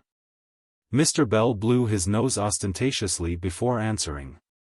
Then he said, "He gave you strength to do what your conscience told you was right, and I don't see that we need any higher or holier strength than that, or wisdom either. I know I have not that much, and yet men set me down in their fools' books as a wise man, an independent character, strong-minded, and all that cant. The veriest idiot who obeys his own simple law of right, if it be but in wiping his shoes on a doormat, is wiser and stronger than I. But what gulls men are." There was a pause. Mr. Hale spoke first, in continuation of his thought. "About Margaret." "Well. About Margaret. What then? If I die?" "Nonsense. What will become of her, I often think. I suppose the Lennoxes will ask her to live with them. I try to think they will. Her Aunt Shaw loved her very well in her own quiet way, but she forgets to love the absent. A very common fault. What sort of people are the Lennoxes?" "He, handsome, fluent, and agreeable. Edith, a sweet spoiled beauty. Margaret loves her with all her heart, and Edith with as much of her heart as she can spare. Now, Hale, you know that girl of yours has got pretty nearly all my heart. I told you that before. Of course, as your daughter, as my goddaughter, I took great interest in her before I saw her the last time. But this visit that I paid to you at Milton made me her slave. I went, a willing old victim, following the car of the conqueror. For, indeed, she looks as grand and serene as one who has struggled, and may be struggling, and yet has the victory secure in sight. Yes, in spite of all her present anxieties, that was the look on her face. And so, all I have is at her service, if she needs it, and will be hers, whether she will or no, when I die. Moreover, I myself, will be her per chevalier, 60 and gouty though I be. Seriously, old friend, your daughter shall be my principal charge in life, and all the help that either my wit or my wisdom or my willing heart can give, shall be hers. I don't choose her out as a subject for fretting. Something, I know of old, you must have to worry yourself about, or you wouldn't be happy. But you're going to outlive me by many a long year. You, spare, thin men are always tempting and always cheating death. It's the stout, florid fellows like me, that always go off first. If Mr.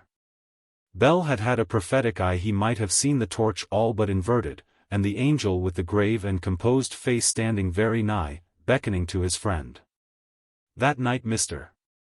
Hale laid his head down upon the pillow on which it never more should stir with life. The servant who entered his room in the morning, received no answer to his speech. Drew near the bed, and saw the calm, beautiful face lying white and cold under the ineffaceable seal of death. The attitude was exquisitely easy, there had been no pain, no struggle. The action of the heart must have ceased as he lay down. Mr. Bell was stunned by the shock, and only recovered when the time came for being angry at every suggestion of his man's. A coroner's inquest? Pooh! You don't think I poisoned him? Dr. Forbes says it is just the natural end of a heart complaint.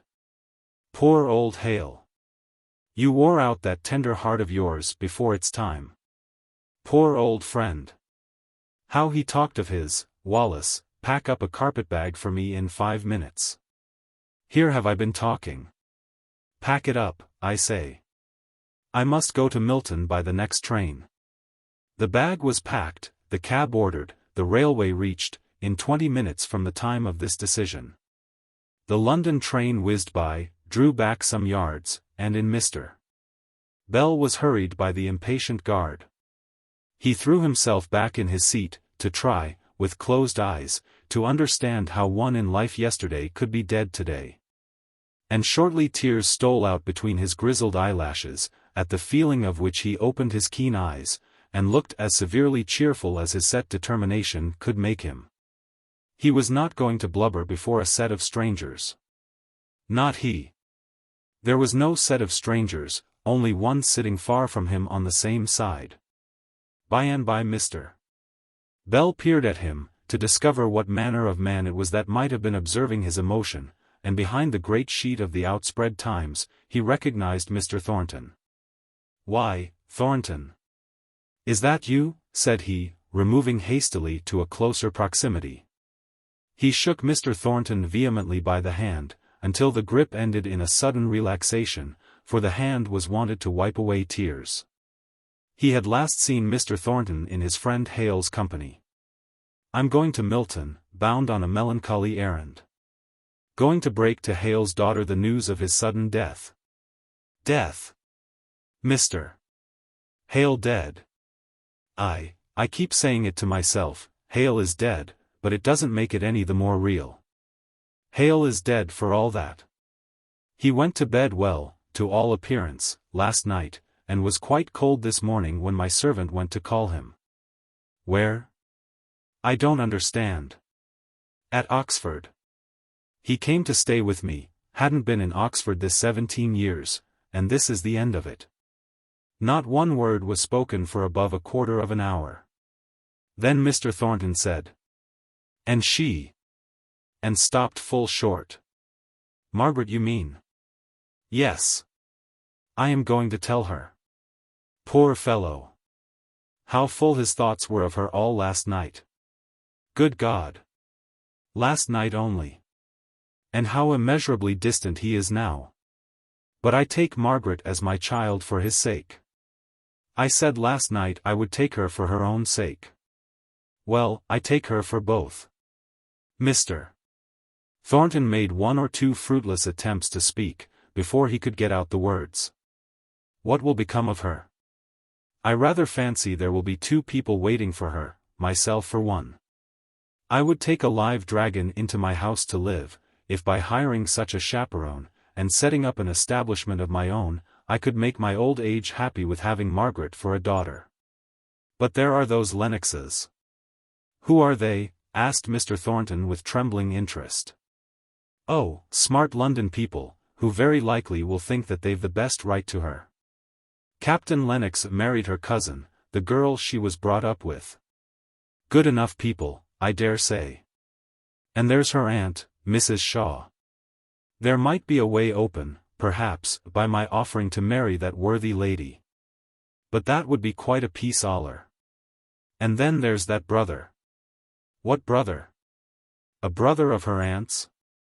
No, no. A clever Lennox, the captain's a fool, you must understand, a young barrister, who will be setting his cap at Margaret. I know he has had her in his mind these 5 years or more. One of his chums told me as much, and he was only kept back by want of fortune. Now that will be done away with.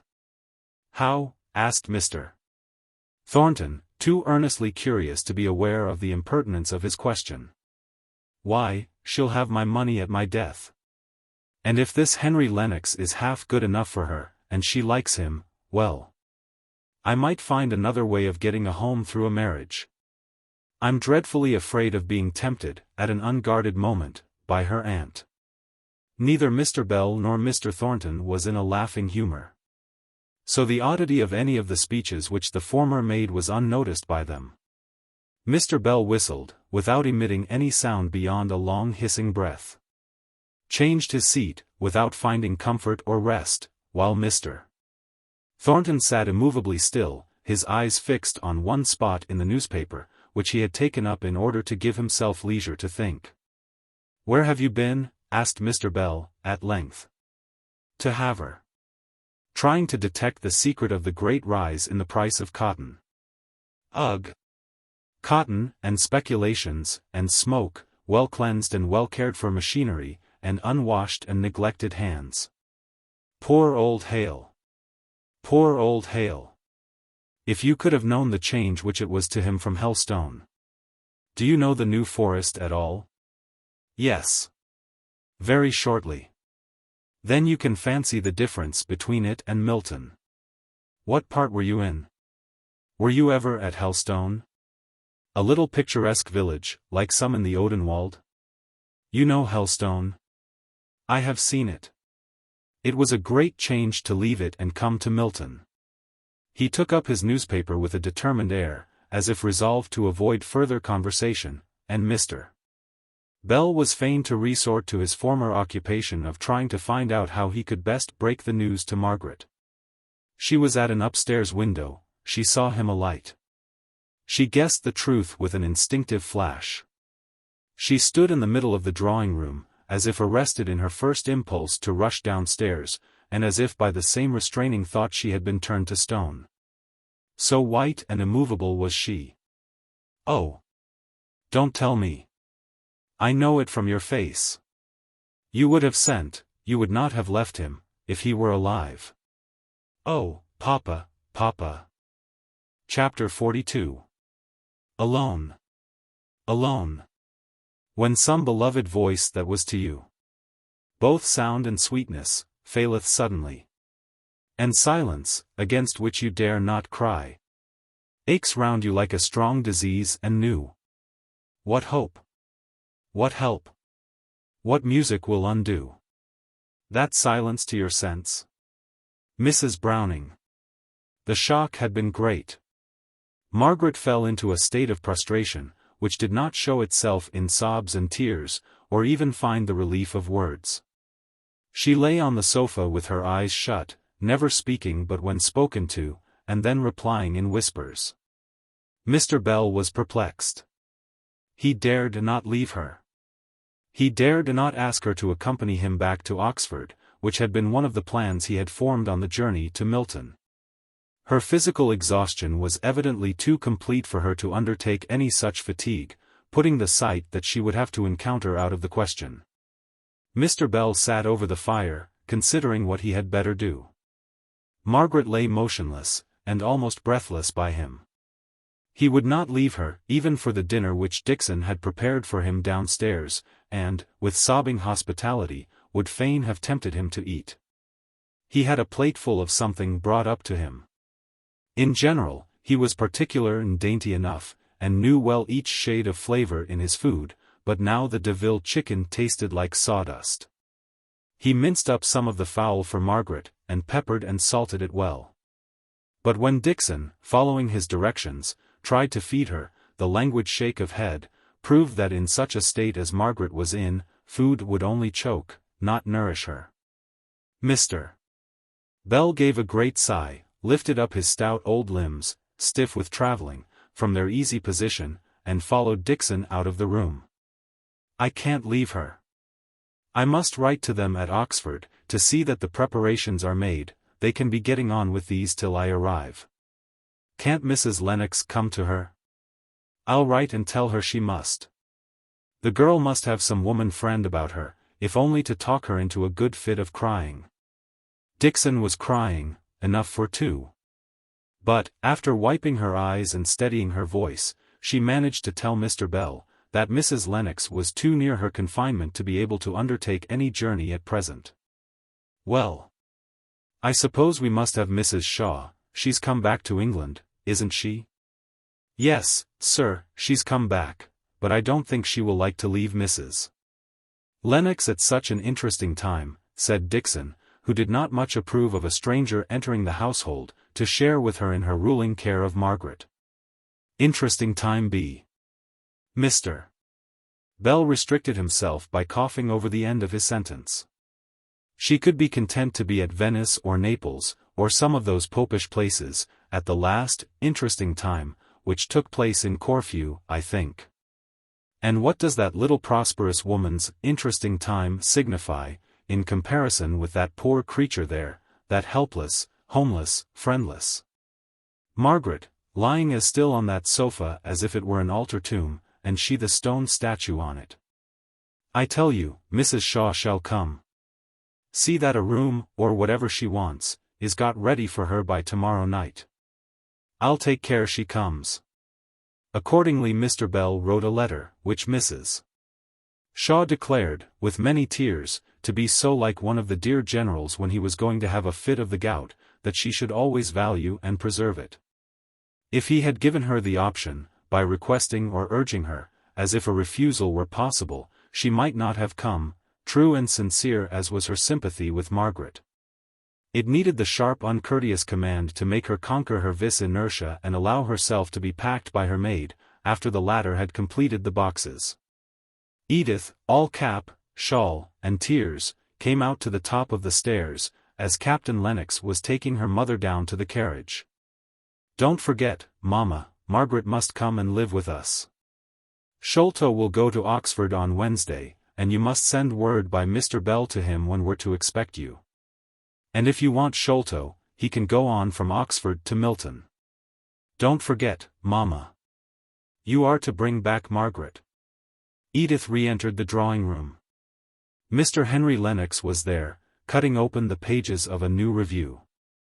Without lifting his head, he said, "If you don't like Sholto to be so long absent from you, Edith, I hope you will let me go down to Milton, and give what assistance I can." "Oh, thank you," said Edith, "I dare say old Mr. Bell will do everything he can, and more help may not be needed. Only one does not look for much savoir-faire from a resident fellow.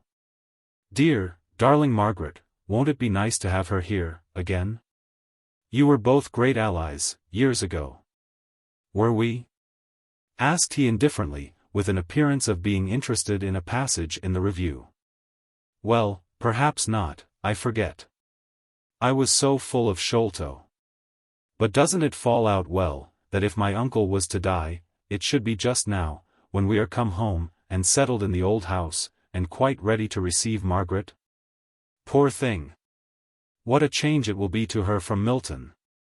I'll have new chintz for her bedroom, and make it look new and bright, and cheer her up a little." In the same spirit of kindness, Mrs. Shaw journeyed to Milton, occasionally dreading the first meeting, and wondering how it would be got over. But more frequently planning how soon she could get Margaret away from that horrid place, and back in the pleasant comforts of Harley Street. "Oh dear," she said to her maid. "Look at those chimneys. My poor sister Hale. I don't think I could have rested at Naples, if I had known what it was. I must have come and fetched her and Margaret away. And to herself she acknowledged, that she had always thought her brother-in-law rather a weak man, but never so weak as now, when she saw for what a place he had exchanged the lovely Helstone home. Margaret had remained in the same state, white, motionless, speechless, tearless. They had told her that her Aunt Shaw was coming. But she had not expressed either surprise or pleasure, or dislike to the idea. Mr. Bell, whose appetite had returned, and who appreciated Dixon's endeavors to gratify it, in vain urged upon her to taste some sweetbreads stewed with oysters. She shook her head with the same quiet obstinacy as on the previous day, and he was obliged to console himself for her rejection, by eating them all himself. But Margaret was the first to hear the stopping of the cab that brought her aunt from the railway station. Her eyelids quivered, her lips colored and trembled. Mr. Bell went down to meet Mrs. Shaw. And when they came up, Margaret was standing, trying to steady her dizzy self. And when she saw her aunt, she went forward to the arms open to receive her, and first found the passionate relief of tears on her aunt's shoulder. All thoughts of quiet habitual love, of tenderness for years, of relationship to the dead, all that inexplicable likeness in look, tone, and gesture, that seemed to belong to one family, and which reminded Margaret so forcibly at this moment of her mother, came in to melt and soften her numbed heart into the overflow of warm tears. Mr. Bell stole out of the room, and went down into the study, where he ordered a fire, and tried to divert his thoughts by taking down and examining the different books. Each volume brought a remembrance or a suggestion of his dead friend. It might be a change of employment from his 2 days' work of watching Margaret, but it was no change of thought. He was glad to catch the sound of Mr. Thornton's voice, making inquiry at the door. Dixon was rather cavalierly dismissing him, for with the appearance of Mrs. Shaw's maid, came visions of former grandeur, of the Beresford blood, of the station, so she was pleased to term it, from which her young lady had been ousted, and to which she was now, please God, to be restored. These visions, which she had been dwelling on with complacency in her conversation with Mrs. Shaw's maid, skillfully eliciting meanwhile all the circumstances of state and consequence connected with the Harley Street establishment, for the edification of the listening Martha, made Dixon rather inclined to be supercilious in her treatment of any inhabitant of Milton. So, though she always stood rather in awe of Mr. Thornton, she was as curt as she durst be in telling him that he could see none of the inmates of the house that night. It was rather uncomfortable to be contradicted in her statement by Mr. Bell's opening the study door, and calling out, "Thornton! Is that you? Come in for a minute or two, I want to speak to you." So Mr. Thornton went into the study, and Dixon had to retreat into the kitchen, and reinstate herself in her own esteem by a prodigious story of Sir John Beresford's coach and six, when he was High Sheriff. I don't know what I wanted to say to you after all. Only it's dull enough to sit in a room where everything speaks to you of a dead friend. Yet Margaret and her aunt must have the drawing-room to themselves. Is her aunt come?" asked Mr. Thornton. "Come? Yes. Maid and all. One would have thought she might have come by herself at such a time. And now I shall have to turn out and find my way to the Clarendon." "You must not go to the Clarendon. We have 5 or 6 empty bedrooms at home. Well aired? I think you may trust my mother for that. Then I'll only run upstairs and wish that one girl good night, and make my bow to her aunt, and go off with you straight." Mr. Bell was some time upstairs. Mr. Thornton began to think it long, for he was full of business, and had hardly been able to spare the time for running up to Crampton, and inquiring how Miss Hale was. When they had set out upon their walk, Mr. Bell said, "I was kept by those women in the drawing-room. Mrs. Shaw is anxious to get home, on account of her daughter, she says, and wants Margaret to go off with her at once. Now she is no more fit for travelling than I am for flying. Besides, she says, and very justly, that she has friends she must see, that she must wish good-bye to several people. And then her aunt worried her about old claims, and was she forgetful of old friends? And she said, with a great burst of crying, she should be glad enough to go from a place where she had suffered so much. Now I must return to Oxford tomorrow, and I don't know on which side of the scale to throw in my voice. He paused, as if asking a question. But he received no answer from his companion, the echo of whose thoughts kept repeating. Where she had suffered so much.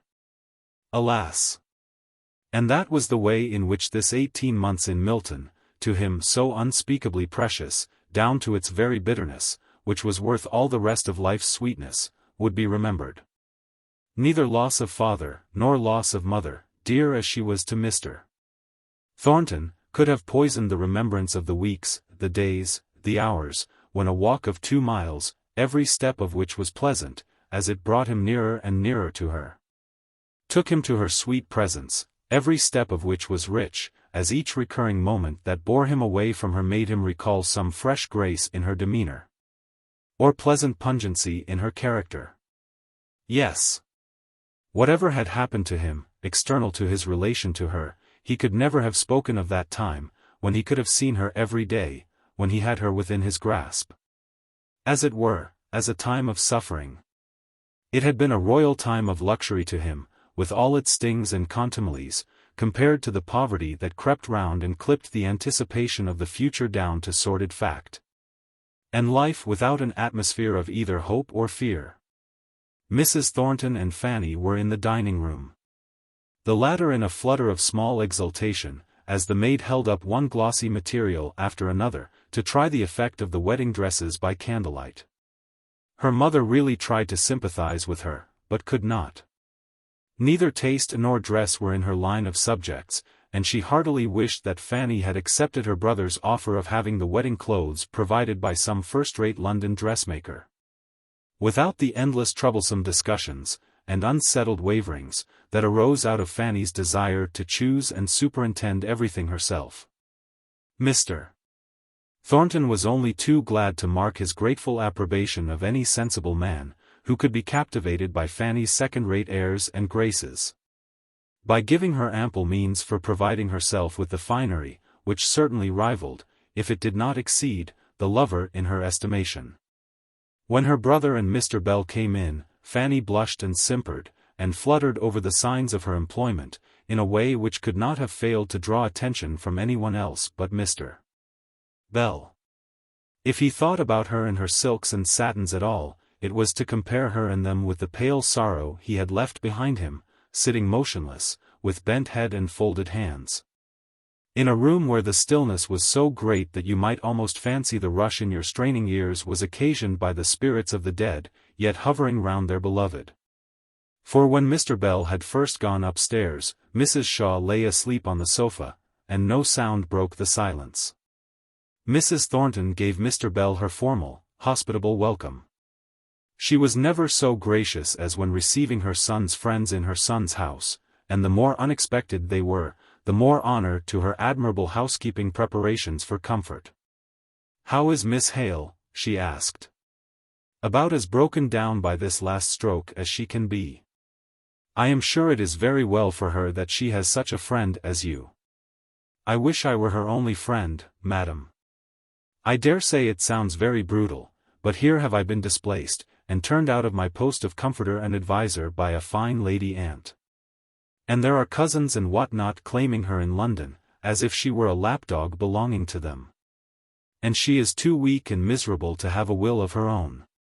"She must indeed be weak," said Mrs. Thornton, with an implied meaning which her son understood well. "But where," continued Mrs.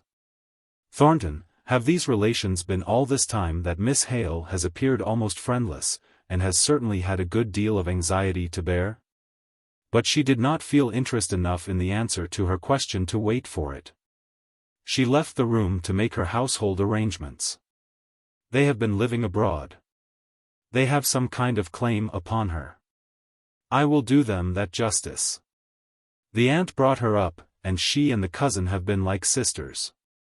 The thing vexing me, you see, is that I wanted to take her for a child of my own, and I am jealous of these people, who don't seem to value the privilege of their right.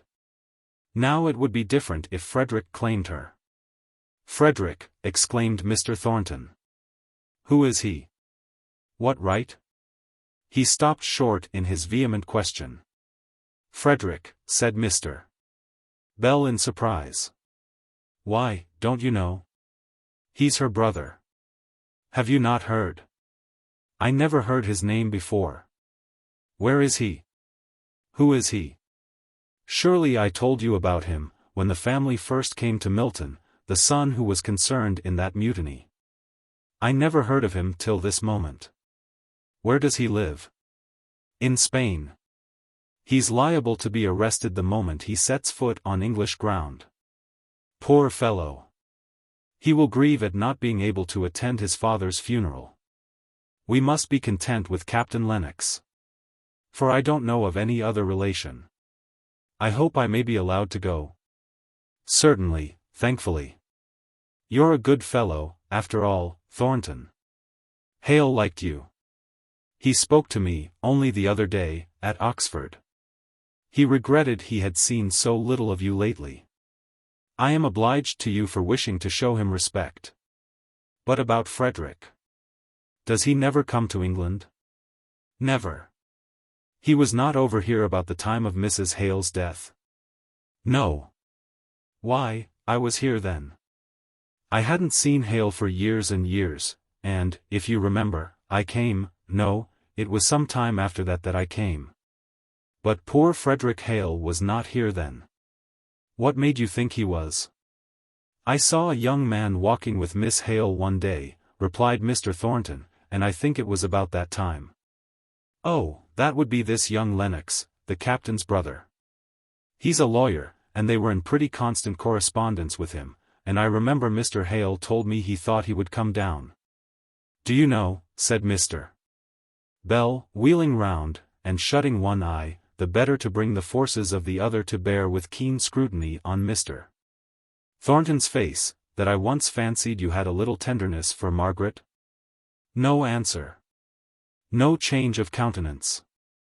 "And so did poor Hale." "Not at first, and not till I had put it into his head. I admired Miss Hale. Everyone must do so." "She is a beautiful creature," said Mr. Thornton, driven to bay by Mr. Bell's pertinacious questioning. "Is that all? You can speak of her in that measured way, as simply a beautiful creature, only something to catch the eye. I did hope you had had nobleness enough in you to make you pay her the homage of the heart. Though I believe, in fact I know, she would have rejected you, still to have loved her without return would have lifted you higher than all those, be they who they may, that have ever known her to love. Beautiful creature, indeed. Do you speak of her as you would of a horse or a dog?" Mr. Thornton's eyes glowed like red embers. "Mr. Bell," said he, "before you speak so, you should remember that all men are not as free to express what they feel as you are. Let us talk of something else." For though his heart leaped up, as at a trumpet call, to every word that Mr.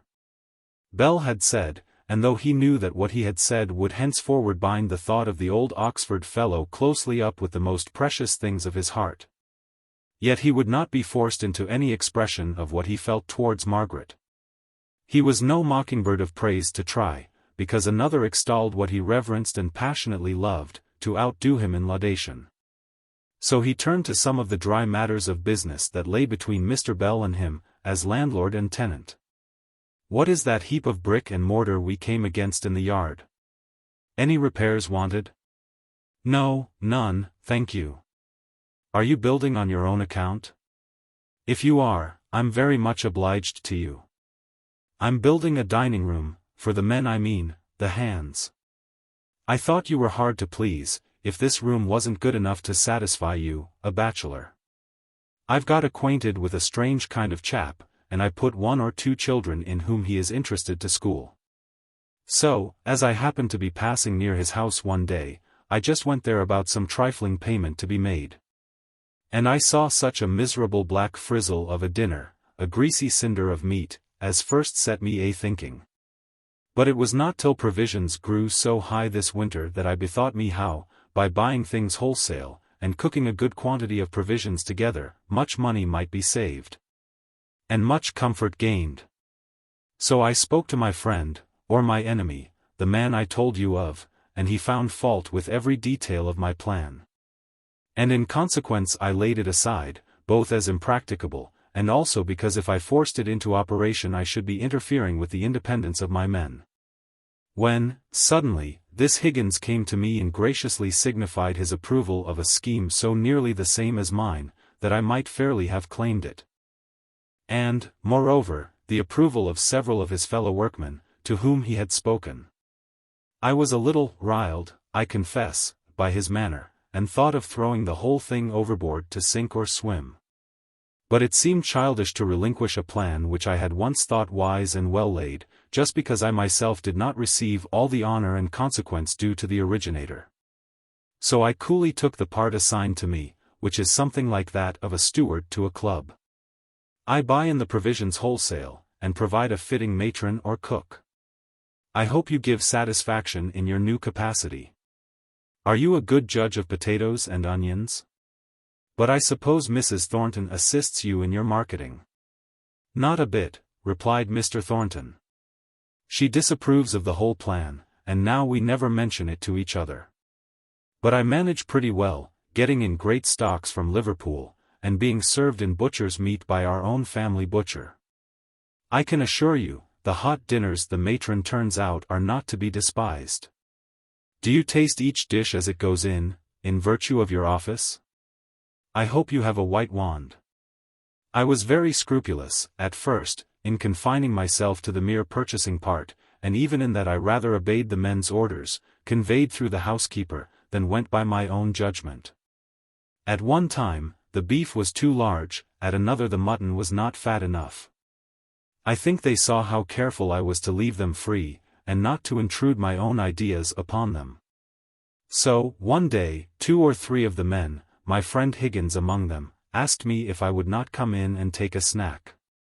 It was a very busy day, but I saw that the men would be hurt if, after making the advance, I didn't meet them halfway, so I went in, and I never made a better dinner in my life. I told them, my next neighbors I mean, for I'm no speechmaker, how much I enjoyed it.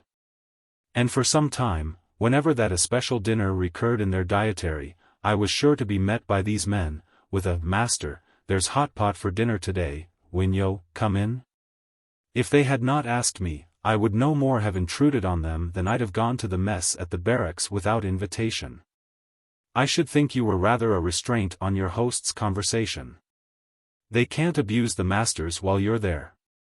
I expect they take it out on non-hot pot days.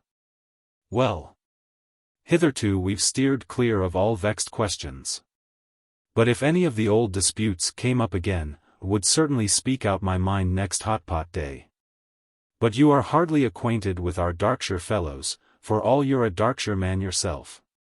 They have such a sense of humor, and such a racy mode of expression. I am getting really to know some of them now, and they talk pretty freely before me. Nothing like the act of eating for equalizing men. Dying is nothing to it. The philosopher dies sententiously, the Pharisee ostentatiously, the simple-hearted humbly, the poor idiot blindly, as the sparrow falls to the ground. The philosopher and idiot, publican and Pharisee, all eat after the same fashion, given an equally good digestion. There's theory for you. Indeed, I have no theory, I hate theories. I beg your pardon. To show my penitence, will you accept a £10 note towards your marketing, and give the poor fellows a feast?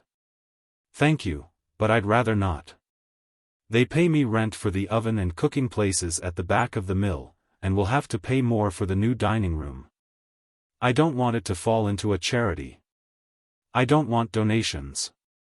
Once let in the principle, and I should have people going and talking, and spoiling the simplicity of the whole thing.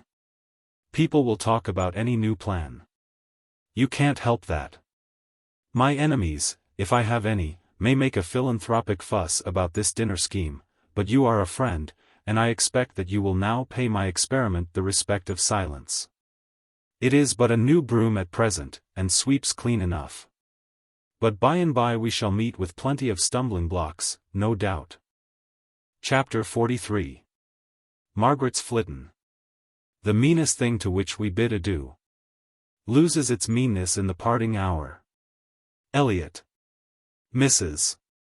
Shaw took as vehement a dislike as it was possible for one of her gentle nature to do, against Milton.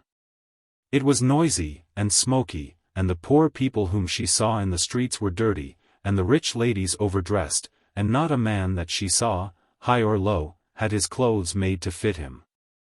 She was sure Margaret would never regain her lost strength while she stayed in Milton, and she herself was afraid of one of her old attacks of the nerves. Margaret must return with her, and that quickly.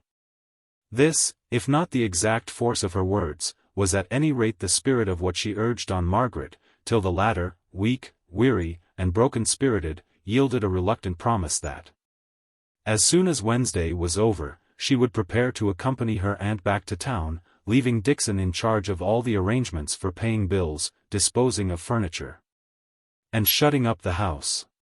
Before that Wednesday, that mournful Wednesday, when Mr. Hale was to be interred, far away from either of the homes he had known in life, and far away from the wife who lay lonely among strangers, and this last was Margaret's great trouble. For she thought that if she had not given way to that overwhelming stupor during the first sad days, she could have arranged things otherwise, before that Wednesday. Margaret received a letter from Mr. Bell. My dear Margaret, I did mean to have returned to Milton on Thursday, but unluckily it turns out to be one of the rare occasions when we, Plymouth Fellows, are called upon to perform any kind of duty, and I must not be absent from my post. Captain Lennox and Mr. Thornton are here. The former seems a smart, well-meaning man, and has proposed to go over to Milton, and assist you in any search for the will. Of course there is none, or you would have found it by this time, if you followed my directions. Then the captain declares he must take you and his mother-in-law home. And, in his wife's present state, I don't see how you can expect him to remain away longer than Friday. However, that Dixon of yours is trusty, and can hold her, or your own, till I come. I will put matters into the hands of my Milton attorney if there is no will, for I doubt this smart captain is no great man of business. Nevertheless, his mustachios are splendid. There will have to be a sale, so select what things you wish to be reserved. Or you can send a list afterwards. Now 2 things more, and I have done. You know, or if you don't, your poor father did, that you are to have my money and goods when I die. Not that I mean to die yet, but I name this just to explain what is coming. These Lennoxes seem very fond of you now, and perhaps may continue to be, perhaps not. So it is best to start with a formal agreement. Namely, that you are to pay to them £250 a year, as long as you and they find it pleasant to live together. This, of course, includes Dixon. Mind you don't be cajoled into paying more for her. Then you won't be thrown adrift, if some day the captain wishes to have his house to himself, but you can carry yourself and your £250 off somewhere else. If, indeed, I have not claimed you to come and keep house for me first. Then as to dress, and Dixon, and personal expenses, and confectionery, all young ladies eat confectionery till wisdom comes by age, I shall consult some lady of my acquaintance. And see how much you will have from your father before fixing this. Now, Margaret, have you flown out before you have read this far, and wondered what right the old man has to settle your affairs for you so cavalierly? I make no doubt you have. Yet the old man has a right. He has loved your father for 35 years, he stood beside him on his wedding day, he closed his eyes in death. Moreover, he is your godfather. And as he cannot do you much good spiritually, having a hidden consciousness of your superiority in such things, he would fain do you the poor good of endowing you materially. And the old man has not a known relation on earth, who is there to mourn for Adam Bell, and his whole heart is set and bent upon this one thing, and Margaret Hale is not the girl to say him nay. Write by return if only 2 lines, to tell me your answer. But no thanks. Margaret took up a pen and scrawled with trembling hand, Margaret Hale is not the girl to say him nay. In her weak state she could not think of any other words, and yet, she was vexed to use these. But she was so much fatigued even by this slight exertion, that if she could have thought of another form of acceptance, she could not have sat up to write a syllable of it. She was obliged to lie down again and try not to think. "My dearest child. Has that letter vexed or troubled you?" "No," said Margaret feebly. "I shall be better when tomorrow is over." "I feel sure, darling, you won't be better till I get you out of this horrid air.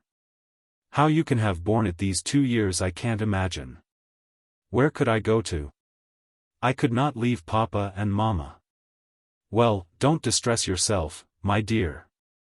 I dare say it was all for the best, only I had no conception of how you were living.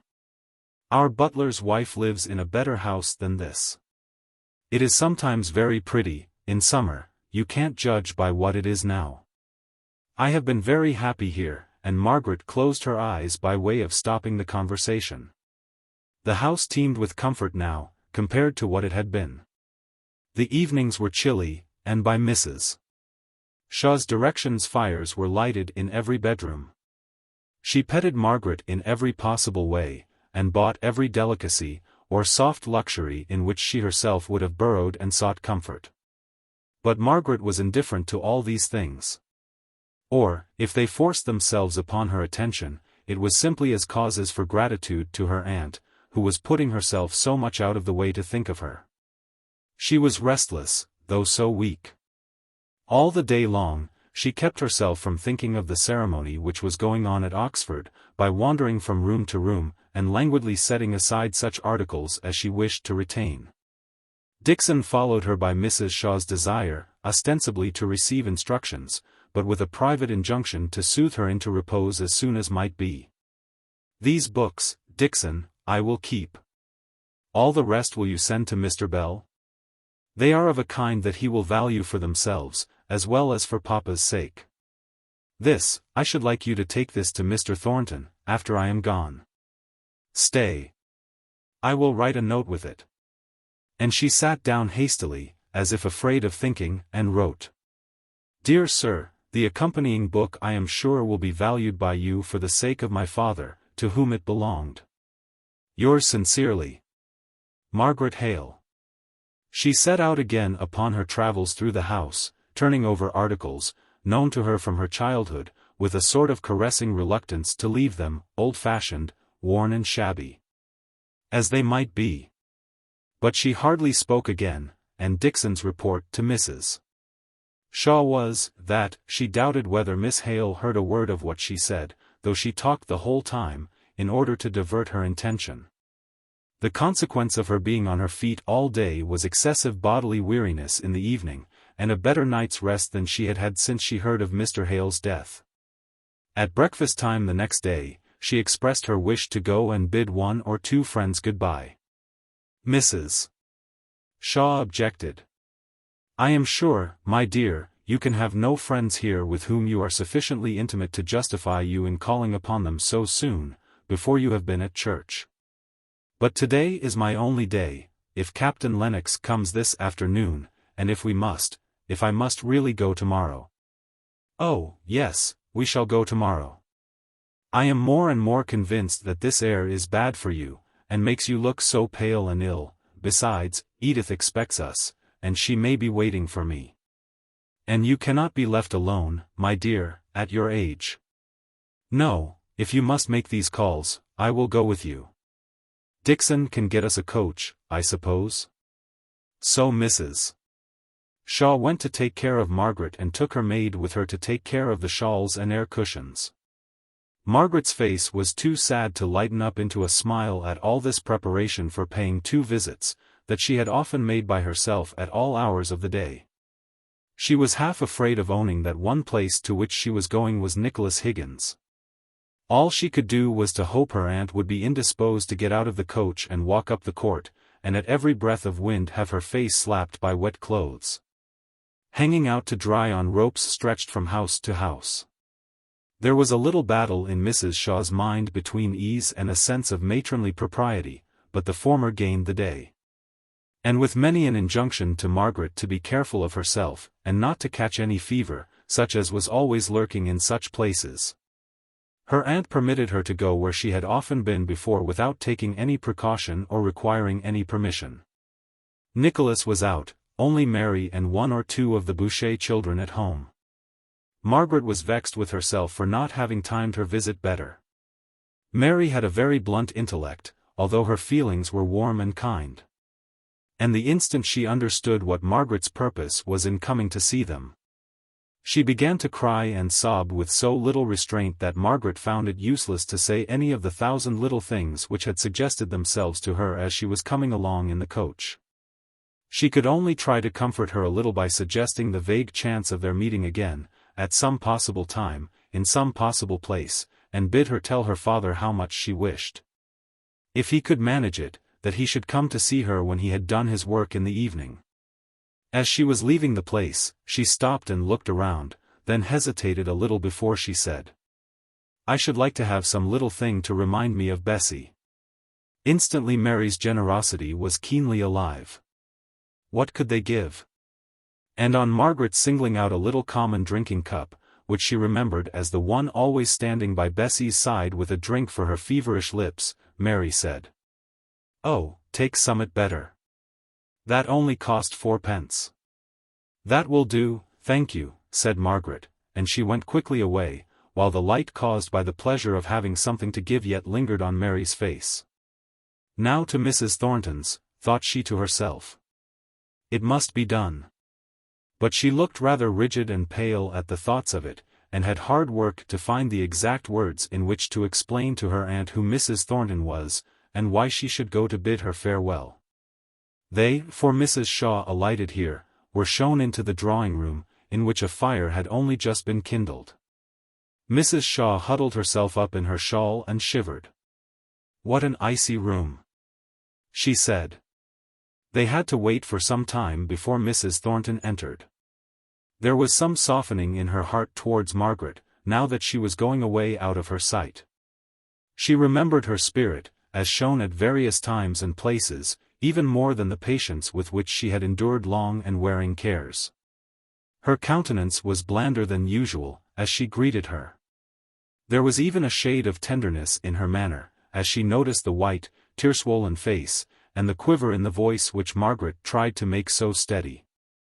"Allow me to introduce my aunt, Mrs. Shaw.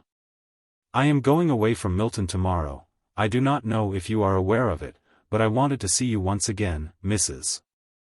Thornton, to apologize for my manner the last time I saw you, and to say that I am sure you meant kindly, however much we may have misunderstood each other."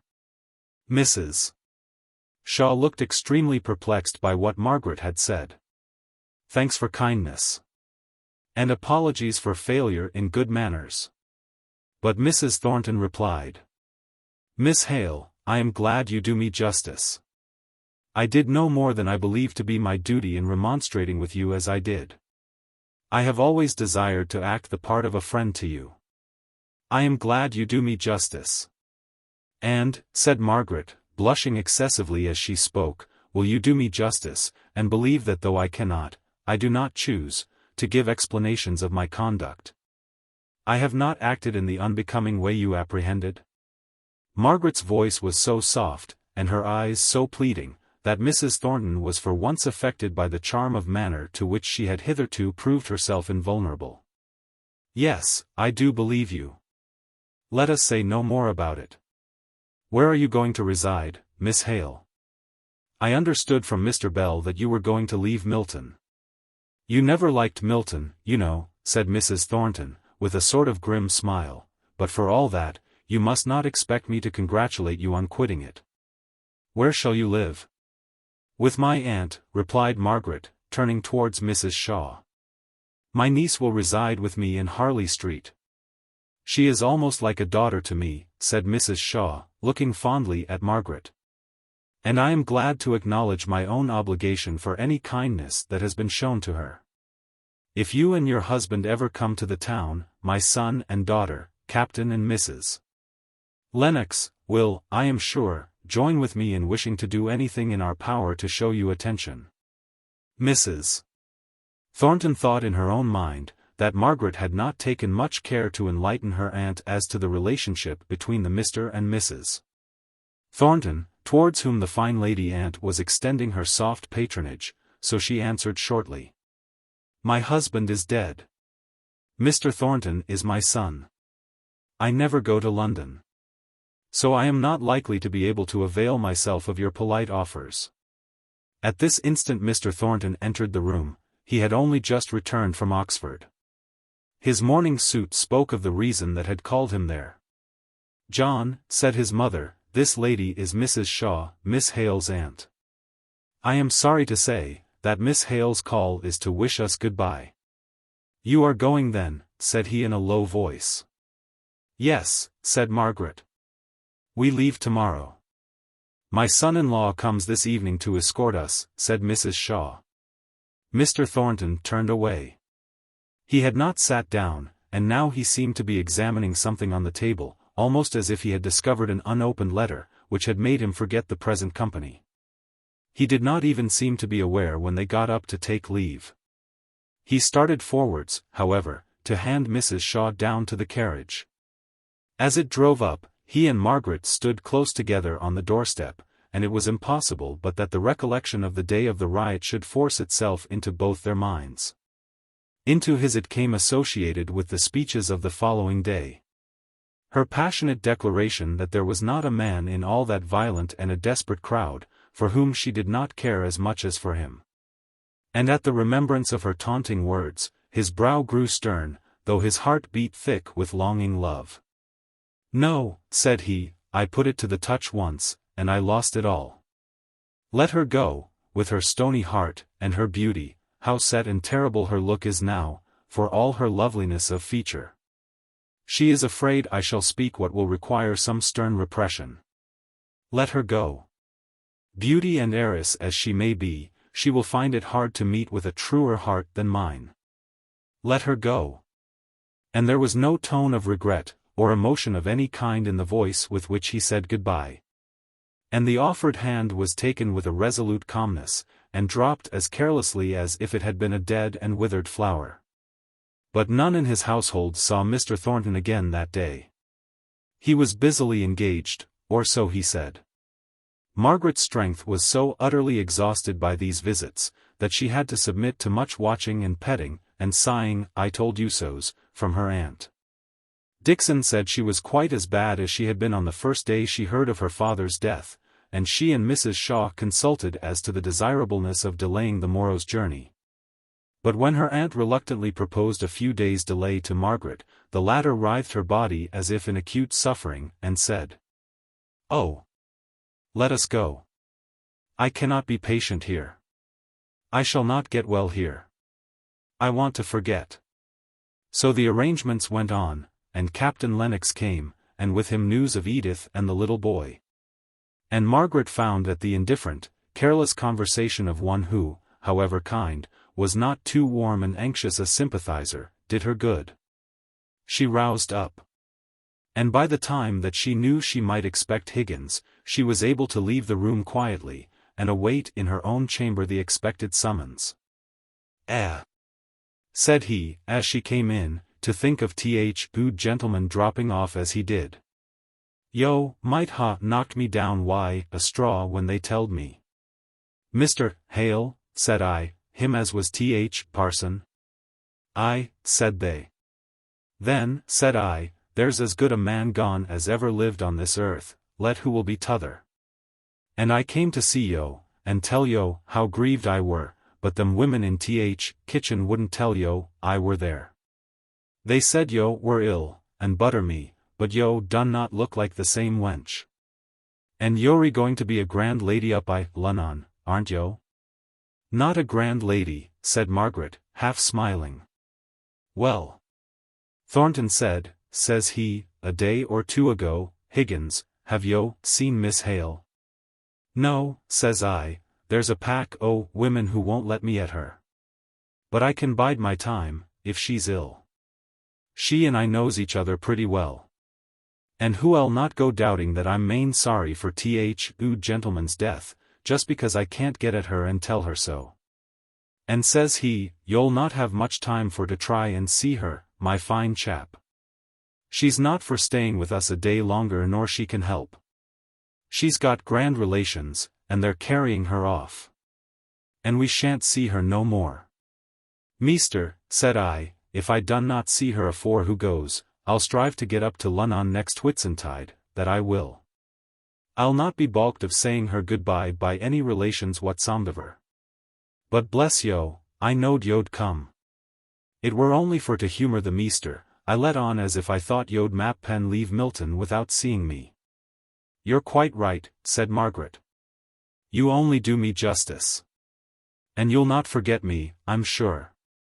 If no one else in Milton remembers me, I'm certain you will, and Papa too. You know how good and tender he was. Look, Higgins. Here is his Bible. I have kept it for you. I can ill spare it, but I know he would have liked you to have it. I'm sure you'll care for it, and study what is in it, for his sake. Yo may say that.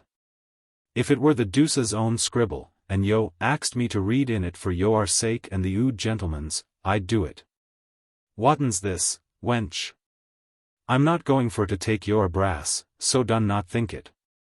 We've been great friends, 'bout the sound o' money passing between us. For the children, for Boucher's children, said Margaret, hurriedly. They may need it. You've no right to refuse it for them. I would not give you 1 penny, she said, smiling, don't think there's any of it for you. Well, wench. I can nobbut say, bless yo. And bless yo. And amen. Chapter 44. Ease not peace. A dull rotation, never at a stay. Yesterday's face twin image of today. Cooper. Of what each one should be, he sees the form and rule. And till he reach to that, his joy can ne'er be full. Ruckert. It was very well for Margaret that the extreme quiet of the Harley Street house, during Edith's recovery from her confinement, gave her the natural rest which she needed. It gave her time to comprehend the sudden change which had taken place in her circumstances within the last 2 months. She found herself at once an inmate of a luxurious house, where the bare knowledge of the existence of every trouble or care seemed scarcely to have penetrated. The wheels of the machinery of daily life were well oiled, and went along with delicious smoothness. Mrs. Shaw and Edith could hardly make enough of Margaret, on her return to what they persisted in calling her home. And she felt that it was almost ungrateful in her to have a secret feeling that the Helstone vicarage, nay, even the poor little house at Milton, with her anxious father and her invalid mother, and all the small household cares of comparative poverty, composed her idea of home. Edith was impatient to get well, in order to fill Margaret's bedroom with all the soft comforts, and pretty knickknacks, with which her own abounded. Mrs. Shaw and her maid found plenty of occupation in restoring Margaret's wardrobe to a state of elegant variety. Captain Lennox was easy, kind, and gentlemanly. Sat with his wife in her dressing-room an hour or 2 every day, played with his little boy for another hour, and lounged away the rest of his time at his club, when he was not engaged out to dinner. Just before Margaret had recovered from her necessity for quiet and repose, before she had begun to feel her life wanting and dull, Edith came downstairs and resumed her usual part in the household. And Margaret fell into the old habit of watching, and admiring, and ministering to her cousin. She gladly took all charge of the semblances of duties off Edith's hands. Answered notes, reminded her of engagements, tended her when no gaiety was in prospect, and she was consequently rather inclined to fancy herself ill. But all the rest of the family were in the full business of the London season, and Margaret was often left alone. Then her thoughts went back to Milton, with a strange sense of the contrast between the life there, and here. She was getting surfeited of the eventless ease in which no struggle or endeavor was required. She was afraid lest she should even become sleepily deadened into forgetfulness of anything beyond the life which was lapping her round with luxury. There might be toilers and moilers there in London, but she never saw them. The very servants lived in an underground world of their own, of which she knew neither the hopes nor the fears. They only seemed to start into existence when some want or whim of their master and mistress needed them. There was a strange unsatisfied vacuum in Margaret's heart and mode of life. And, once when she had dimly hinted this to Edith, the latter, wearied with dancing the night before, languidly stroked Margaret's cheek as she sat by her in the old attitude, she on a footstool by the sofa where Edith lay. "Poor child," said Edith. "It is a little sad for you to be left, night after night, just at this time when all the world is so gay. But we shall be having our dinner parties soon as Henry comes back from circuit, and then there will be a little pleasant variety for you. No wonder it is moped, poor darling." Margaret did not feel as if the dinner parties would be a panacea. But Edith piqued herself on her dinner parties, so different, as she said, from the old dowager dinners under Mamma's regime. And Mrs. Shaw herself seemed to take exactly the same kind of pleasure in the very different arrangements and circle of acquaintances which were to Captain and Mrs. Lennox's taste, as she did in the more formal and ponderous entertainments which she herself used to give. Captain Lennox was always extremely kind and brotherly to Margaret. She was really very fond of him, excepting when he was anxiously attentive to Edith's dress and appearance, with a view to her beauty making a sufficient impression on the world. Then all the latent Vashti in Margaret was roused, and she could hardly keep herself from expressing her feelings. The course of Margaret's day was this: a quiet hour or two before a late breakfast. An unpunctual meal, lazily eaten by weary and half-awake people, but yet at which, in all its dragged-out length, she was expected to be present, because, directly afterwards, came a discussion of plans, at which, although they none of them concerned her, she was expected to give her sympathy, if she could not assist with her advice. An endless number of notes to write, which Edith invariably left to her, with many caressing compliments as to her eloquence du billet. A little play with Sholto as he returned from his morning's walk, besides the care of the children during the servants' dinner, a drive or callers, and some dinner or morning engagement for her aunt and cousins, which left Margaret free, it is true, but rather wearied with the inactivity of the day, coming upon depressed spirits and delicate health. She looked forward with longing, though unspoken interest to the homely object of Dixon's return from Milton, where, until now, the old servant had been busily engaged in winding up all the affairs of the Hale family. It had appeared a sudden famine to her heart, this entire cessation of any news respecting the people among whom she had lived so long. It was true, that Dixon, in her business-like letters, quoted, every now and then, an opinion of Mr. Thornton's as to what she had better do about the furniture, or how act in regard to the landlord of the Crampton Terrace house. But it was only here and there that the name came in, or any Milton name, indeed.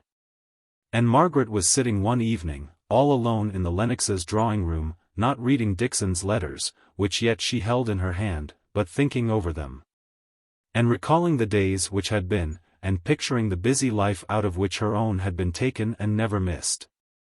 Wondering if all went on in that world just as if she and her father had never been. Questioning within herself, if no one in all the crowd missed her, not Higgins, she was not thinking of him, when, suddenly Mr. Bell was announced. And Margaret hurried the letters into her work-basket, and started up, blushing as if she had been doing some guilty thing. "Oh, Mr. Bell! I never thought of seeing you. But you give me a welcome, I hope, as well as that very pretty start of surprise. Have you dined? How did you come? Let me order you some dinner, if you're going to have any. Otherwise, you know, there is no one who cares less for eating than I do. But where are the others? Gone out to dinner? Left you alone? Oh yes. And it is such a rest. I was just thinking, but will you run the risk of dinner?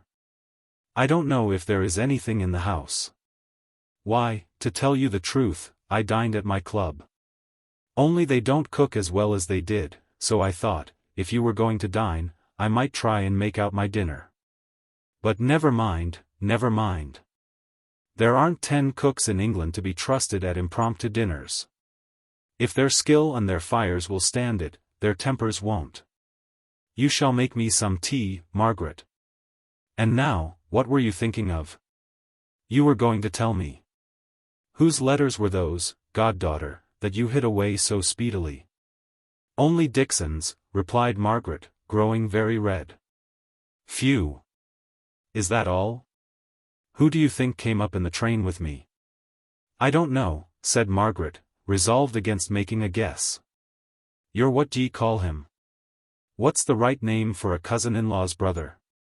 Mr. Henry Lennox, asked Margaret. Yes, replied Mr. Bell. You knew him formerly, didn't you? What sort of a person is he, Margaret? I liked him long ago, said Margaret, glancing down for a moment. And then she looked straight up and went on in her natural manner. You know we have been corresponding about Frederick since. But I have not seen him for nearly 3 years, and he may be changed. What did you think of him? I don't know. He was so busy trying to find out who I was, in the first instance, and what I was in the second, that he never let out what he was. Unless indeed that veiled curiosity of his as to what manner of man he had to talk to was not a good piece, and a fair indication of his character. Do you call him good-looking, Margaret? No. Certainly not. Do you? Not I. But I thought perhaps you might. Is he a great deal here? I fancy he is when he is in town. He has been on circuit now since I came. But, Mr. Bell, have you come from Oxford or from Milton? From Milton. Don't you see I'm smoke-dried? Certainly. But I thought that it might be the effect of the antiquities of Oxford. Come now, be a sensible woman. In Oxford, I could have managed all the landlords in the place, and had my own way, with half the trouble your Milton landlord has given me, and defeated me after all. He won't take the house off our hands till next June 12th. Luckily, Mr. Thornton found a tenant for it. Why don't you ask after Mr. Thornton, Margaret? He has proved himself a very active friend of yours, I can tell you. Taken more than half the trouble off my hands. And how is he? How is Mrs. Thornton? Asked Margaret hurriedly and below her breath, though she tried to speak out. I suppose they're well. I've been staying at their house till I was driven out of it by the perpetual clack about that Thornton girl's marriage. It was too much for Thornton himself, though she was his sister. He used to go and sit in his own room perpetually. He's getting past the age for caring for such things, either as principal or accessory. I was surprised to find the old lady falling into the current, and carried away by her daughter's enthusiasm for orange blossoms and lace. I thought Mrs. Thornton had been made of sterner stuff. She would put on any assumption of feeling to veil her daughter's weakness, said Margaret in a low voice. Perhaps so. You've studied her, have you? She doesn't seem over fond of you, Margaret. I know it, said Margaret.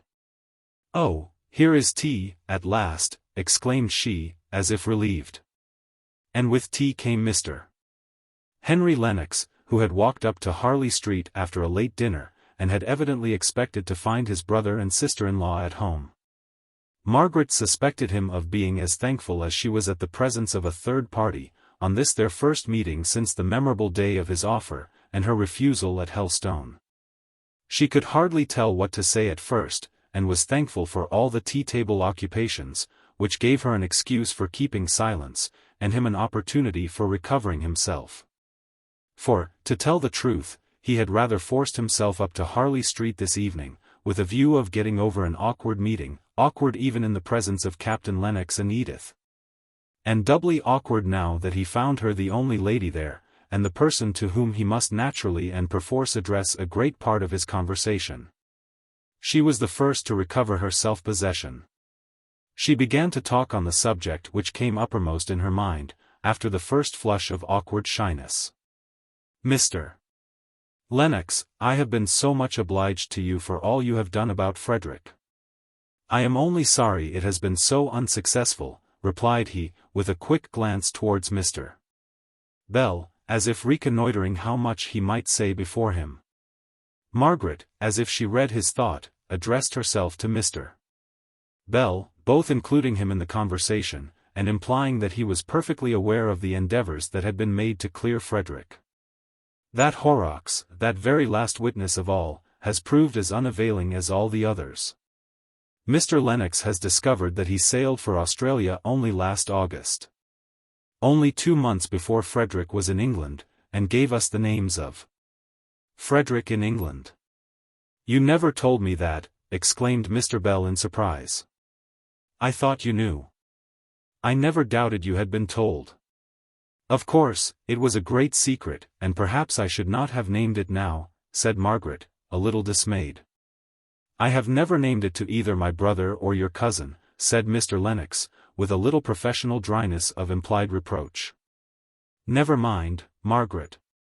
I am not living in a talking, babbling world, nor yet among people who are trying to worm facts out of me. You needn't look so frightened because you have let the cat out of the bag to a faithful old hermit like me. I shall never name his having been in England. I shall be out of temptation, for no one will ask me. Stay. Interrupting himself rather abruptly. Was it at your mother's funeral?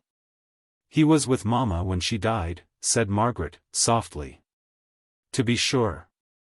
To be sure. Why, someone asked me if he had not been over then, and I denied it stoutly, not many weeks ago. Who could it have been? Oh. I recollect. But he did not say the name. And although Margaret would have given much to know if her suspicions were right, and it had been Mr. Thornton who had made the inquiry, she could not ask the question of Mr. Bell, much as she longed to do so. There was a pause for a moment or two. Then Mr. Lennox said, addressing himself to Margaret, I suppose as Mr. Bell is now acquainted with all the circumstances attending your brother's unfortunate dilemma. I cannot do better than inform him exactly how the research into the evidence we once hoped to produce in his favor stands at present. So, if he will do me the honor to breakfast with me tomorrow, we will go over the names of these missing gentry. I should like to hear all the particulars, if I may. Cannot you come here? I dare not ask you both to breakfast, though I am sure you would be welcome. But let me know all you can about Frederick, even though there may be no hope at present. I have an engagement at 11:30. But I will certainly come if you wish it, replied Mr. Lennox with a little afterthought of extreme willingness, which made Margaret shrink into herself, and almost wish that she had not proposed her natural request. Mr. Bell got up and looked around him for his hat, which had been removed to make room for tea. Well, said he, I don't know what Mr. Lennox is inclined to do, but I'm disposed to be moving off homewards. I've been a journey today, and journeys begin to tell upon my 60-and-odd years. I believe I shall stay and see my brother and sister, said Mr. Lennox, making no movement of departure. Margaret was seized with a shy awkward dread of being left alone with him. The scene on the little terrace in the Helstone garden was so present to her, that she could hardly help believing it was so with him. Don't go yet, please Mr. Bell, said she, hastily. I want you to see Edith, and I want Edith to know you. Please, said she, laying a light but determined hand on his arm. He looked at her, and saw the confusion stirring in her countenance. He sat down again, as if her little touch had been possessed of resistless strength. You see how she overpowers me, Mr. Lennox, said he. And I hope you notice the happy choice of her expressions. She wants me to see this cousin Edith, who, I am told, is a great beauty. But she has the honesty to change her word when she comes to me. Mrs. Lennox is to know me. I suppose I am not much to see, Margaret. He joked, to give her time to recover from the slight flutter which he had detected in her manner on his proposal to leave, and she caught the tone, and threw the ball back. Mr. Lennox wondered how his brother, the captain, could have reported her as having lost all her good looks. To be sure, in her quiet black dress, she was a contrast to Edith, dancing in her white crepe mourning, and long floating golden hair, all softness and glitter.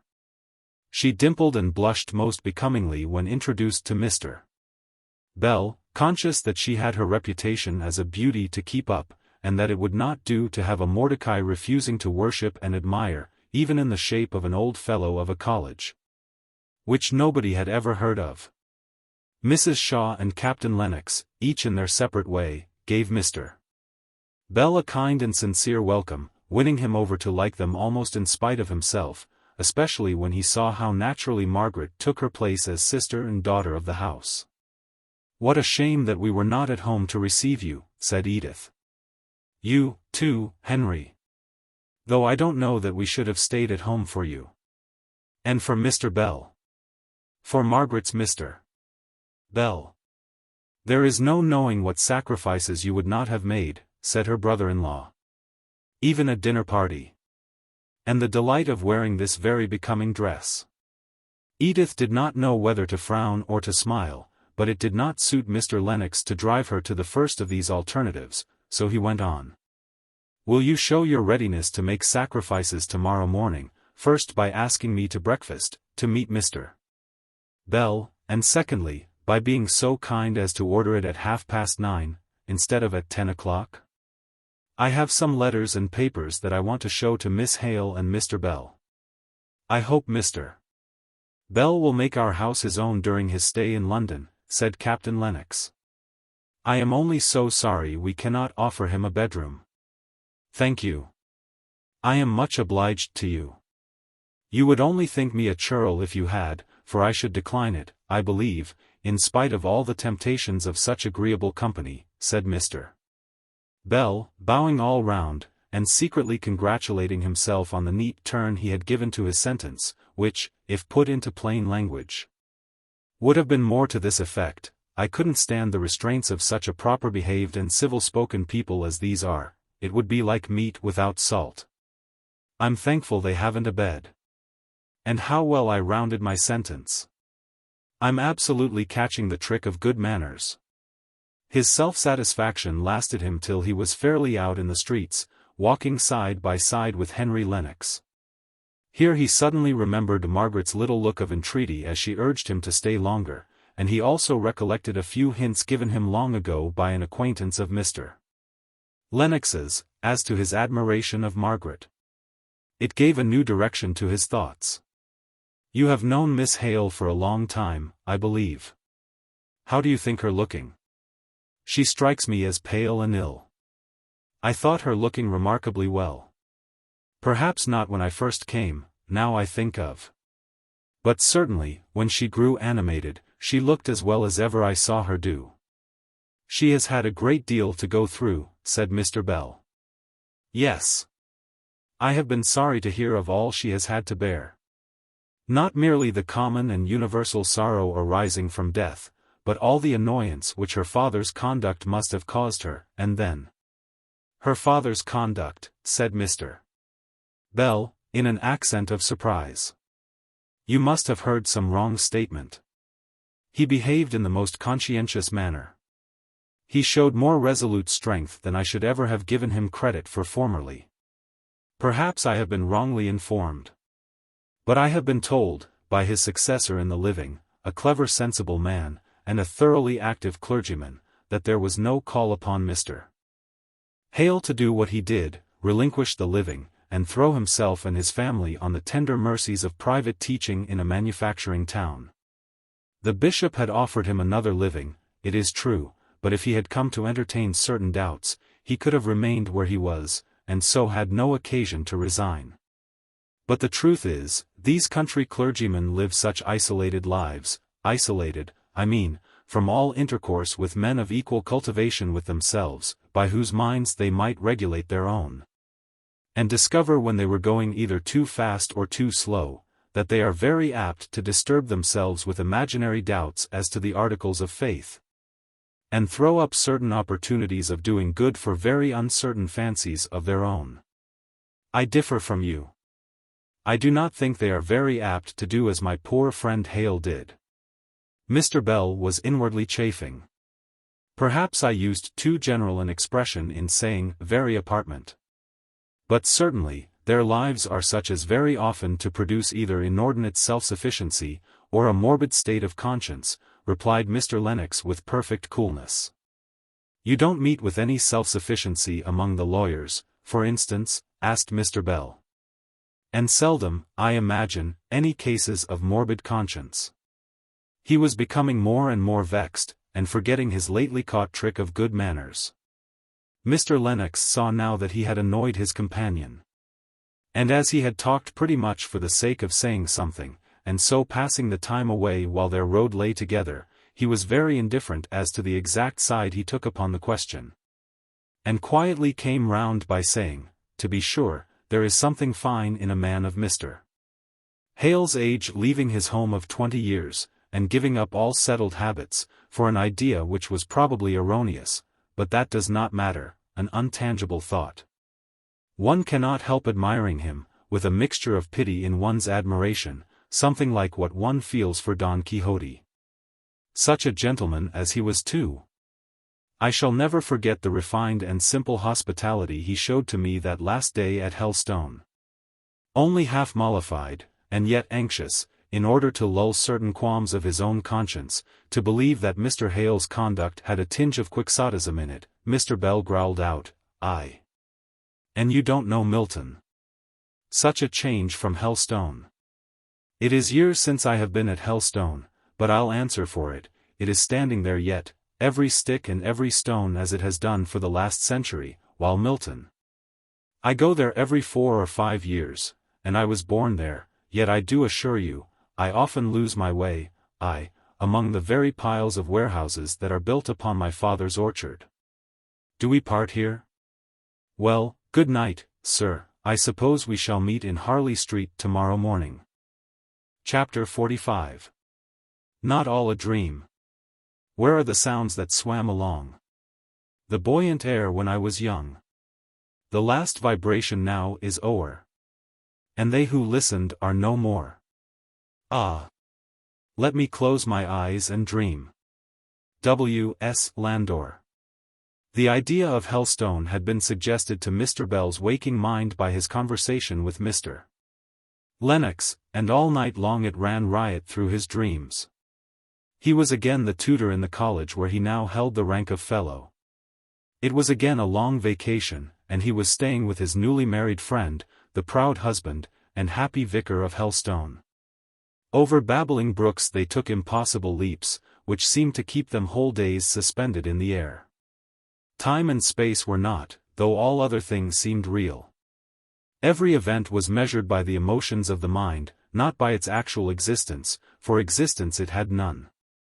But the trees were gorgeous in their autumnal leafiness, the warm odors of flower and herb came sweet upon the sense, the young wife moved about the house with just that mixture of annoyance at her position.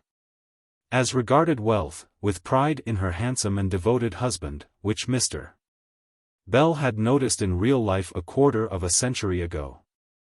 The dream was so like life that, when he awoke, his present life seemed a dream. Where was he?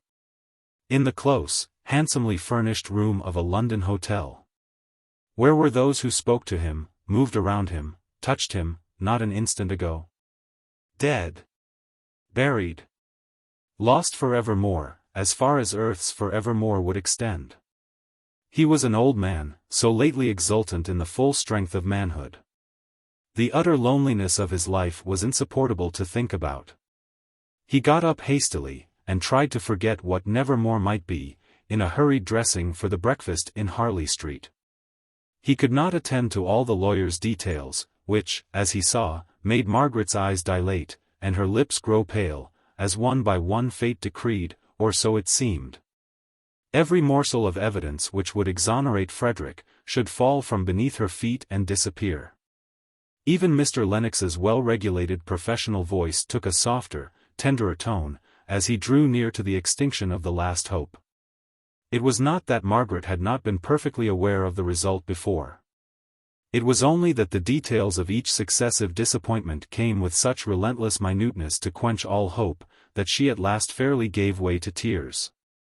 Mr. Lennox stopped reading. "I had better not go on," said he, in a concerned voice. "It was a foolish proposal of mine." Lieutenant Hale, and even this giving him the title of the service from which he had so harshly been expelled, was soothing to Margaret. Lieutenant Hale is happy now. More secure in fortune and future prospects than he could ever have been in the Navy, and has, doubtless, adopted his wife's country as his own. That is it, said Margaret. It seems so selfish in me to regret it, trying to smile, and yet he is lost to me, and I am so lonely. Mr. Lennox turned over his papers, and wished that he were as rich and prosperous as he believed he should be some day.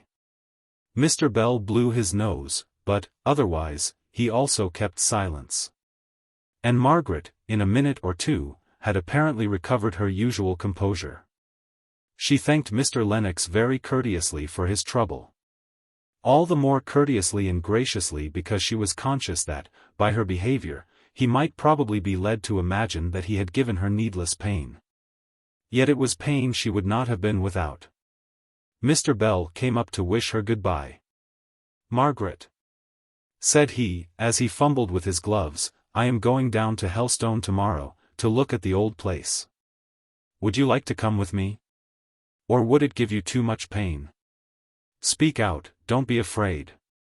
"Oh, Mr. Bell," said she, and could say no more. But she took his old gouty hand, and kissed it. "Come, come, that's enough," said he, reddening with awkwardness. "I suppose your Aunt Shaw will trust you with me. We'll go tomorrow morning, and we shall get there about 2 o'clock, I fancy. We'll take a snack, and order dinner at the little inn, the Leonard Arms, it used to be, and go and get an appetite in the forest. Can you stand it, Margaret? It will be a trial, I know, to both of us, but it will be a pleasure to me, at least. And there we'll dine, it will be but doe venison, if we can get it at all, and then I'll take my nap, while you go out and see old friends. I'll give you back safe and sound, barring railway accidents, and I'll insure your life for £1,000 before starting, which may be some comfort to your relations. But otherwise, I'll bring you back to Mrs. Shaw by lunch-time on Friday. So, if you say yes, I'll just go upstairs and propose it. It's no use my trying to say how much I shall like it," said Margaret, through her tears. "Well, then, prove your gratitude by keeping those fountains of yours dry for the next 2 days. If you don't, I shall feel queer myself about the lachrymal ducts, and I don't like that." "I won't cry a drop," said Margaret, winking her eyes to shake the tears off her eyelashes, and forcing a smile. "There's my good girl. Then we'll go upstairs and settle it all." Margaret was in a state of almost trembling eagerness, while Mr. Bell discussed his plan with her Aunt Shaw, who was first startled, then doubtful and perplexed, and in the end, yielding rather to the rough force of Mr. Bell's words than to her own conviction. For to the last, whether it was right or wrong, proper or improper, she could not settle to her own satisfaction, till Margaret's safe return, the happy fulfillment of the project, gave her decision enough to say, she was sure it had been a very kind thought of Mr. Bell's, and just what she herself had been wishing for Margaret, as giving her the very change which she required, after all the anxious time she had had. Chapter 46. Once and Now. So on those happy days of yore. Oft as I dare to dwell once more, still must I miss the friends so tried, whom death has severed from my side. But ever when true friendship binds, spirit it is that spirit finds. In spirit then our bliss we found, in spirit yet to them I'm bound. Ulant. Margaret was ready long before the appointed time, and had leisure enough to cry a little, quietly, when unobserved, and to smile brightly when anyone looked at her.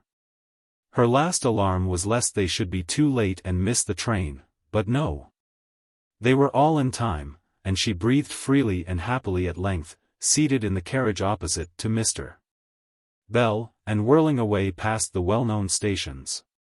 Seeing the old south country towns and hamlets sleeping in the warm light of the pure sun, which gave a yet ruddier color to their tiled roofs, so different to the cold slates of the north. Broods of pigeons hovered around these peaked quaint gables, slowly settling here and there, and ruffling their soft, shiny feathers, as if exposing every fiber to the delicious warmth. There were few people about at the stations, it almost seemed as if they were too lazily content to wish to travel. None of the bustle and stir that Margaret had noticed in her 2 journeys on the London and North Western line. Later on in the year, this line of railway should be stirring and alive with rich pleasure-seekers. But as to the constant going to and fro of busy tradespeople, it would always be widely different from the northern lines. Here a spectator or two stood lounging at nearly every station, with his hands in his pockets, so absorbed in the simple act of watching, that it made the travellers wonder what he could find to do when the train whirled away, and only the blank of a railway, some sheds, and a distant field or two were left for him to gaze upon. The hot air danced over the golden stillness of the land, farm after farm was left behind, each reminding Margaret of German idyls, of Hermann and Dorothea, of Evangeline. From this waking dream she was roused. It was the place to leave the train and take the fly to Helstone. And now sharper feelings came shooting through her heart, whether pain or pleasure she could hardly tell. Every mile was redolent of associations, which she would not have missed for the world, but each of which made her cry upon the days that are no more, with ineffable longing. The last time she had passed along this road was when she had left it with her father and mother. The day, the season, had been gloomy, and she herself hopeless, but they were there with her. Now she was alone, an orphan, and they, strangely, had gone away from her, and vanished from the face of the earth. It hurt her to see the Helstone road so flooded in the sunlight, and every turn and every familiar tree so precisely the same in its summer glory as it had been in former years. Nature felt no change and was ever young. Mr. Bell knew something of what would be passing through her mind, and wisely and kindly held his tongue. They drove up to the Leonard Arms. Half farmhouse, half inn, standing a little apart from the road, as much as to say, that the host did not so depend on the custom of travellers, as to have to court it by any obtrusiveness. They, rather, must seek him out. The house fronted the village green, and right before it stood an immemorial lime tree benched all round, in some hidden recesses of whose leafy wealth hung the grim escutcheon of the Leonards. The door of the inn stood wide open, but there was no hospitable hurry to receive the travellers. When the landlady did appear, and they might have abstracted many an article first, she gave them a kind welcome, almost as if they had been invited guests, and apologized for her coming having been so delayed, by saying, that it was hay time, and the provisions for the men had to be sent afield. And she had been too busy packing up the baskets to hear the noise of wheels over the road, which, since they left the highway, ran over soft short turf. "Why, bless me," exclaimed she, as at the end of her apology a glint of sunshine showed her Margaret's face, hitherto unobserved in that shady parlour. "It's Miss Hale, Jenny," said she, running to the door, and calling to her daughter. "Come here, come directly, it's Miss Hale." And then she went up to Margaret, and shook hands with motherly fondness. "And how are you all? How's the vicar and Miss Dixon? The vicar above all. God bless him. We've never ceased to be sorry that he left." Margaret tried to speak and tell her of her father's death. Of her mother's it was evident that Mrs. Purkis was aware, from her omission of her name. But she choked in the effort, and could only touch her deep mourning, and say the one word, "Papa." "Surely, sir, it's never so," said Mrs. Purkis, turning to Mr. Bell for confirmation of the sad suspicion that now entered her mind. "There was a gentleman here in the spring, might have been as long ago as last winter, who told us a deal of Mr. Hale and Miss Margaret, and he said Mrs. Hale was gone, poor lady. But never a word of the vicar's being ailing. It is so, however," said Mr. Bell. "He died quite suddenly, when on a visit to me at Oxford. He was a good man, Mrs. Purkis, and there's many of us that might be thankful to have as common end as his. Come, Margaret, my dear. Her father was my oldest friend, and she's my goddaughter, so I thought we would just come down together and see the old place. And I know of old you can give us comfortable rooms and a capital dinner. You don't remember me, I see, but my name is Bell, and once or twice when the parsonage has been full, I've slept here, and tasted your good ale. To be sure, I ask your pardon. But you see I was taken up with Miss Hale. Let me show you to a room, Miss Margaret, where you can take off your bonnet, and wash your face. It's only this very morning I plunged some fresh-gathered roses head downward in the water jug, for thought I, perhaps someone will be coming. And there's nothing so sweet as spring water scented by a musk rose or two. To think of the vicar being dead. Well, to be sure, we must all die, only that gentleman said, he was quite picking up after his trouble about Mrs. Hale's death. Come down to me, Mrs. Purkis, after you have attended to Miss Hale. I want to have a consultation with you about dinner. The little casement window in Margaret's bedchamber was almost filled up with rose and vine branches. But, pushing them aside, and stretching a little out, she could see the tops of the parsonage chimneys above the trees, and distinguish many a well-known line through the leaves. "Aye," said Mrs. Purkis, smoothing down the bed, and dispatching Jenny for an armful of lavender-scented towels, "times is changed, miss. Our new vicar has 7 children, and is building a nursery ready for more, just where the arbor and tool-house used to be in old times. And he has had new grates put in, and a plate-glass window in the drawing-room. He and his wife are stirring people, and have done a deal of good, at least they say it's doing good. If it were not, I should call it turning things upside down for very little purpose. The new vicar is a teetotaler, miss, and a magistrate, and his wife has a deal of receipts for economical cooking, and is for making bread without yeast. And they both talk so much, and both at a time, that they knock one down as it were, and it's not till they're gone, and one's a little at peace, that one can think that there were things one might have said on one's own side of the question. He'll be after the men's cans in the hayfield, and peeping in, and then there'll be an ado because it's not ginger beer, but I can't help it. My mother and my grandmother before me sent good malt liquor to haymakers, and took salts and senna when anything ailed them, and I must e'en go on in their ways, though Mrs. Hepworth does want to give me comfits instead of medicine, which, as she says, is a deal pleasanter, only I've no faith in it. But I must go, miss, though I'm wanting to hear many a thing. I'll come back to you before long. Mr. Bell had strawberries and cream, a loaf of brown bread, and a jug of milk, together with a Stilton cheese and a bottle of port for his own private refreshment, ready for Margaret on her coming downstairs. And after this rustic luncheon they set out for a walk, hardly knowing in what direction to turn, so many old familiar inducements were there in each. "Shall we go past the vicarage?" asked Mr. Bell. "No, not yet. We will go this way, and make a round so as to come back by it," said Margaret. Here and there old trees had been felled the autumn before. Or a squatter's cottage roughly built and decaying cottage had disappeared. Margaret missed them each and all, and grieved over them like old friends. They came past the spot where she and Mr. Lennox had sketched the white, lightning-scarred trunk of the venerable beech, among whose roots they had sat down. Was there no more? The old man, the inhabitant of the ruinous cottage, was dead. The cottage had been pulled down, and a new one, tidy and respectable, had been built in its stead. There was a small garden on the place where the beech tree had been. "I did not think I had been so old," said Margaret after a pause of silence, and she turned away sighing. "Yes," said Mr. Bell. "It is the first changes among familiar things that make such a mystery of time to the young, afterwards we lose the sense of the mysterious. I take changes in all I see as a matter of course.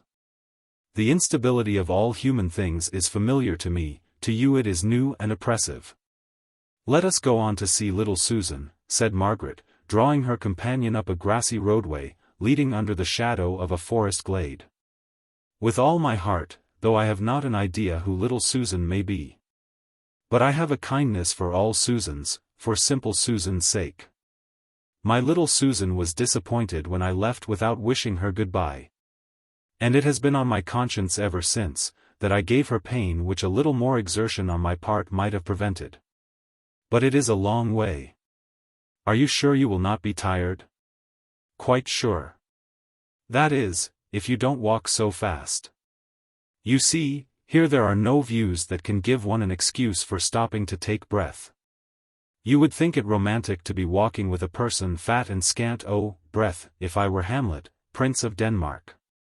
Have compassion on my infirmities for his sake. I will walk slower for your own sake. I like you 20 times better than Hamlet. On the principle that a living ass is better than a dead lion? Perhaps so. I don't analyze my feelings. I am content to take your liking me, without examining too curiously into the materials it is made of. Only we need not walk at a snail's pace. Very well. Walk at your own pace, and I will follow. Or stop still and meditate, like the Hamlet you compare yourself to, if I go too fast. Thank you. But as my mother has not murdered my father, and afterwards married my uncle, I shouldn't know what to think about, unless it were balancing the chances of our having a well-cooked dinner or not. What do you think? I am in good hopes. She used to be considered a famous cook as far as Helstone opinion went. But have you considered the distraction of mind produced by all this haymaking? Margaret felt all Mr. Bell's kindness in trying to make cheerful talk about nothing, to endeavor to prevent her from thinking too curiously about the past. But she would rather have gone over these dear-loved walks in silence, if indeed she were not ungrateful enough to wish that she might have been alone. They reached the cottage where Susan's widowed mother lived. Susan was not there. She was gone to the parochial school. Margaret was disappointed, and the poor woman saw it, and began to make a kind of apology. "Oh. It is quite right," said Margaret. "I am very glad to hear it. I might have thought of it. Only she used to stop at home with you." "Yes, she did, and I miss her sadly. I used to teach her what little I knew at nights. It were not much to be sure. But she were getting such a handy girl, that I miss her sore. But she's a deal above me in learning now." And the mother sighed. "I'm all wrong," growled Mr. Bell. "Don't mind what I say. I'm 100 years behind the world. But I should say, that the child was getting a better and simpler, and more natural education stopping at home, and helping her mother. And learning to read a chapter in the New Testament every night by her side, than from all the schooling under the sun." Margaret did not want to encourage him to go on by replying to him, and so prolonging the discussion before the mother. So she turned to her and asked, "How is old Betty Barnes?" "I don't know," said the woman rather shortly. "We not friends." "Why not?" asked Margaret, who had formerly been the peacemaker of the village. "She stole my cat." "Did she know it was yours?" "I don't know." "I reckon not." "Well. Could not you get it back again when you told her it was yours?" "No. For she'd burnt it." "Burnt it!" exclaimed both Margaret and Mr. Bell. "Roasted it," explained the woman. It was no explanation.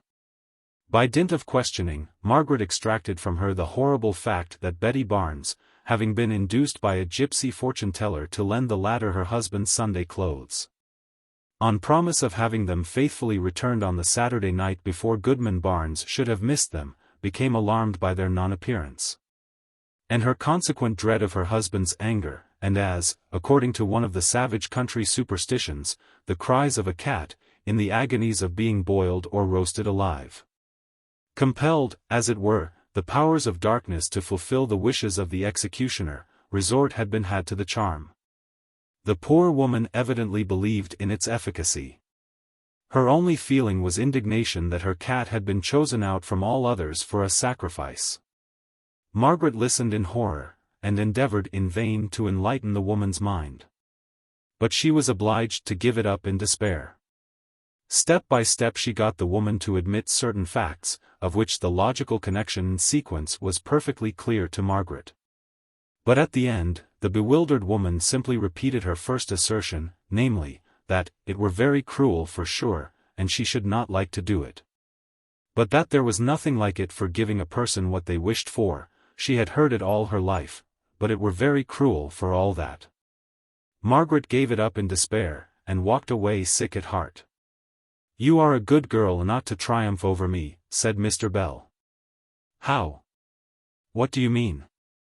"I own I am wrong about schooling. Anything rather than have that child brought up in such practical paganism." "Oh. I remember. Poor little Susan. I must go and see her. Would you mind calling at the school?" "Not a bit. I am curious to see something of the teaching she is to receive." They did not speak much more, but thridded their way through many a bosky dell, whose soft green influence could not charm away the shock and the pain in Margaret's heart, caused by the recital of such cruelty. A recital too, the manner of which betrayed such utter want of imagination, and therefore of any sympathy with the suffering animal. The buzz of voices, like the murmur of a hive of busy human bees, made itself heard as soon as they emerged from the forest on the more open village green on which the school was situated. The door was wide open, and they entered. A brisk lady in black, here, there, and everywhere, perceived them, and bade them welcome with somewhat of the hostess air which, Margaret remembered, her mother was wont to assume. Only in a more soft and languid manner, when any rare visitors strayed in to inspect the school. She knew at once it was the present vicar's wife, her mother's successor, and she would have drawn back from the interview had it been possible. But in an instant she had conquered this feeling, and modestly advanced, meeting many a bright glance of recognition, and hearing many a half-suppressed murmur of, "It's Miss Hale." The vicar's lady heard the name, and her manner at once became more kindly. Margaret wished she could have helped feeling that it also became more patronizing. The lady held out a hand to Mr. Bell, with, "Your father, I presume, Miss Hale. I see it by the likeness. I am sure I am very glad to see you, sir, and so will the vicar be." Margaret explained that it was not her father, and stammered out the fact of his death, wondering all the time how Mr. Hale could have borne coming to revisit Helstone, if it had been as the vicar's lady supposed. She did not hear what Mrs. Hepworth was saying, and left it to Mr. Bell to reply, looking round, meanwhile, for her old acquaintances. "Ah. I see you would like to take a class, Miss Hale. I know it by myself. First class stand up for a parsing lesson with Miss Hale." Poor Margaret, whose visit was sentimental, not in any degree inspective, felt herself taken in. But as in some way bringing her in contact with little eager faces, once well known, and who had received the solemn rite of baptism from her father, she sat down. Half losing herself in tracing out the changing features of the girls, and holding Susan's hand for a minute or two, unobserved by all, while the first class sought for their books. And the vicar's lady went as near as a lady could towards holding Mr. Bell by the button, while she explained the phonetic system to him, and gave him a conversation she had had with the inspector about it. Margaret bent over her book, and seeing nothing but that, hearing the buzz of children's voices, old times rose up, and she thought of them, and her eyes filled with tears. Till all at once there was a pause. One of the girls was stumbling over the apparently simple word a, uncertain what to call it. An indefinite article," said Margaret, mildly. "I beg your pardon," said the vicar's wife, all eyes and ears, "but we are taught by Mr. Milsom to call an, who can remember?" "An adjective absolute," said half a dozen voices at once. And Margaret sat abashed. The children knew more than she did. Mr. Bell turned away, and smiled. Margaret spoke no more during the lesson. But after it was over, she went quietly round to one or two old favorites, and talked to them a little. They were growing out of children into great girls. Passing out of their recollection in their rapid development, as she, by her 3 years' absence, was vanishing from theirs. Still she was glad to have seen them all again, though a tinge of sadness mixed itself with her pleasure. When school was over for the day, it was yet early in the summer afternoon, and Mrs. Hepworth proposed to Margaret that she and Mr. Bell should accompany her to the parsonage, and see. The word improvements had half slipped out of her mouth. But she substituted the more cautious term alterations, which the present vicar was making. Margaret did not care a straw about seeing the alterations, which jarred upon her fond recollection of what her home had been.